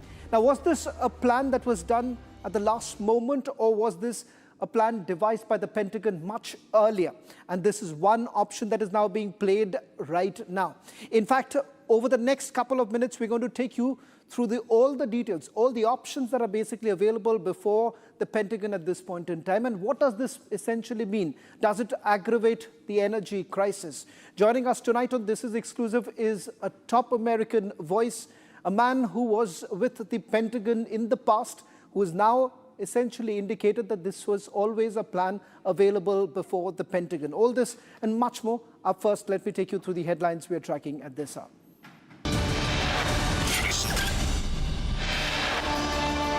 After Islamabad talks failed, Trump says US Navy will now begin imposing blockade on all ships trying to enter or exit Iranian ports.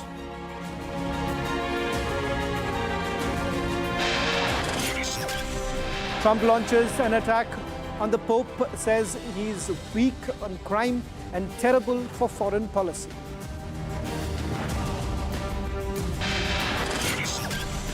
Corporate jihad row in Nasik. Hindu women employees harassed, sexually exploited and forced to change religion.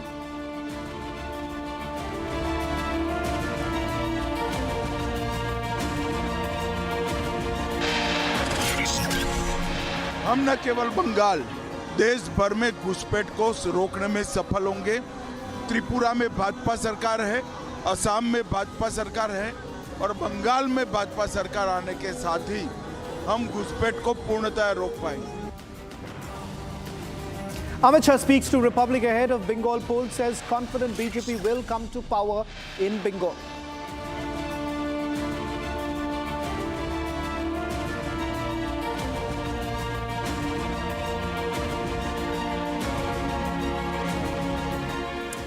Ladies and gentlemen, global tensions are set to escalate sharply as President Trump has threatened to impose a blockade on all ships entering and exiting all Iranian ports. Thus, in about half an hour from now, a sweeping blockade targeting Iran's oil exports is set to come into force, signaling economic pressure.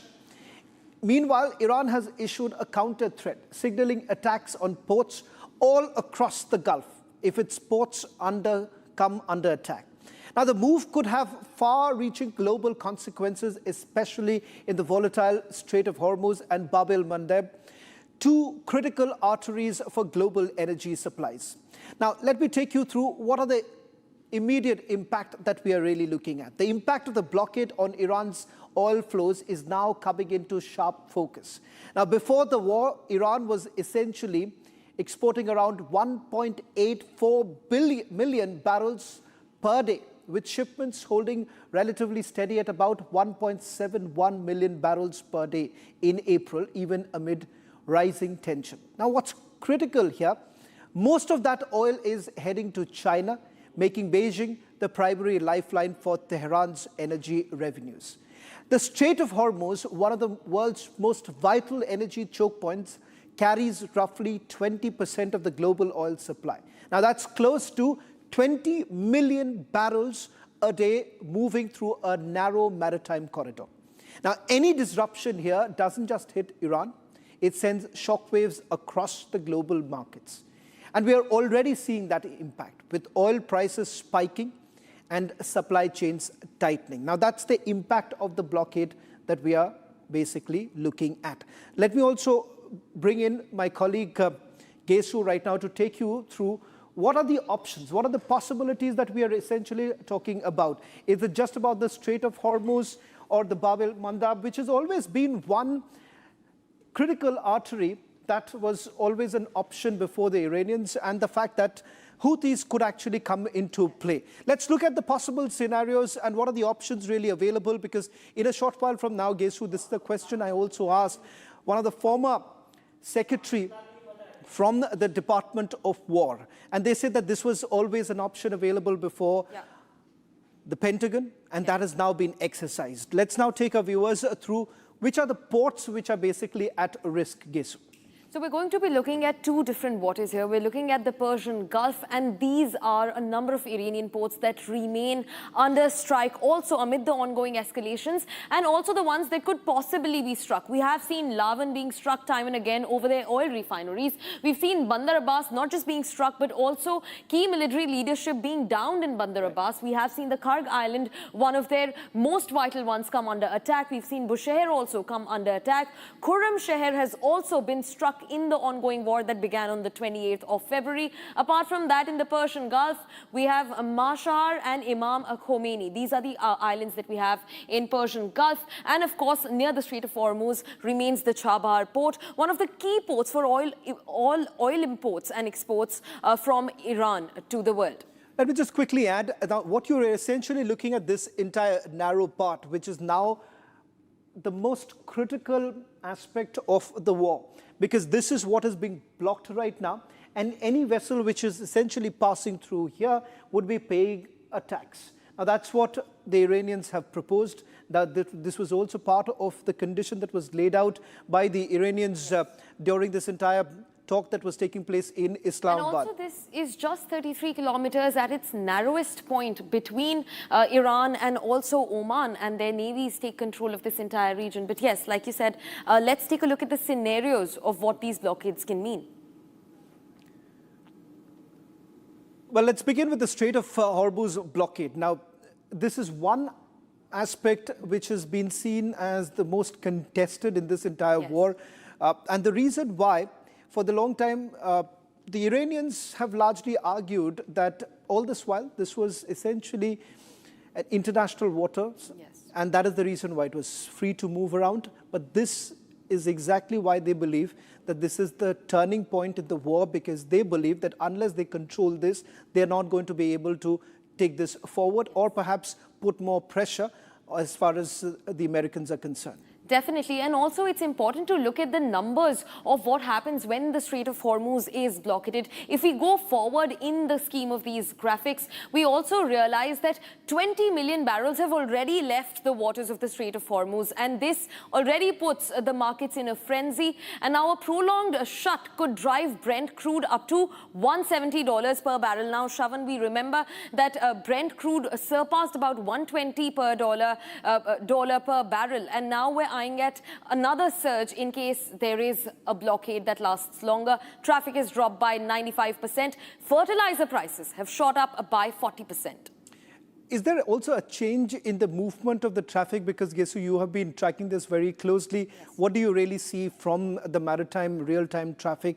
What's the movement like right now? Definitely. In fact, you'd be very surprised to know that while 80 to 90% of all supplies from the Strait of Hormuz are headed to Asia, it also draws in a very good link between Asian and European markets. But since the truce was announced first, if you remember, on the 8th, since then the traffic has gone lower than what it was because the attacks on Lebanon have increased. Right. So 11 ships before truce, 8 during the day of the truce, and post that barely 2 ships have crossed through the Strait of Hormuz. Now we're going to be looking at the second scenario as well, the Bab al-Mandab that remains. Well, in fact, this is something that most experts have been talking about, that this was the last trump card available before the Iranians, because another good 20%, if I'm not wrong, 20% of the oil flow basically moves through this very small, narrow path that you actually see, which is bordering Yemen, controlled largely by the Houthis, which again happens to be the Iranian proxy. Over to you, Gesu, to take it forward. And definitely, if we look at other points, about 10 to 14%, like you also said, global maritime trade goes through it. About 20% global oil goes through just this one strait. And this is also seen as an alternate strait that continues to connect to the Suez Canal, becoming a jugular vein for Asian markets. Now, 4.2 million barrels of crude pass through the Bab al-Mandab on a daily basis, supplying global oil markets. Now, it is also, like we pointed out, a primary route that links the Asian and European markets. Now, remember, Asia remains the biggest stakeholder. It remains at the end of, at the receiving end of both these blockades. Now, in 2023, about 75 ships passed through Bab al-Mandab on a daily basis, like we were speaking about the numbers. And 2026, it's come down to just 35 ships daily through the Bab al-Mandab. Now, we're also going to be looking at the third scenario of what happens in case both these streets are shut down. So this is where you're looking at both are now becoming the choke points here. You're already looking at roughly about 20 to 21% flowing through the Strait of Hormuz. Bab al-Mandab, another 20%. Now that's again a varying amount that we're looking at. Just imagine if that actually happens, what happens to energy prices and perhaps the repercussion that we're going to see in the markets. Yeah, definitely. So a 25% surge in oil and gas. I mean, it takes off about 25% of total oil and gas supplies that are available in the global markets, because these two coordinated are responsible for the supply of 25% oil and gas to the entire market. Now, this includes Brent crude, LPG, LNG. Oil prices, of course, will explode. Now, there are reports that suggest that prices will be carried up to about $120 per barrel just by shutting down the Bab al-Mandab Strait. And of course, 20% of world's LNG will remain stranded because there is no alternate route. Now, more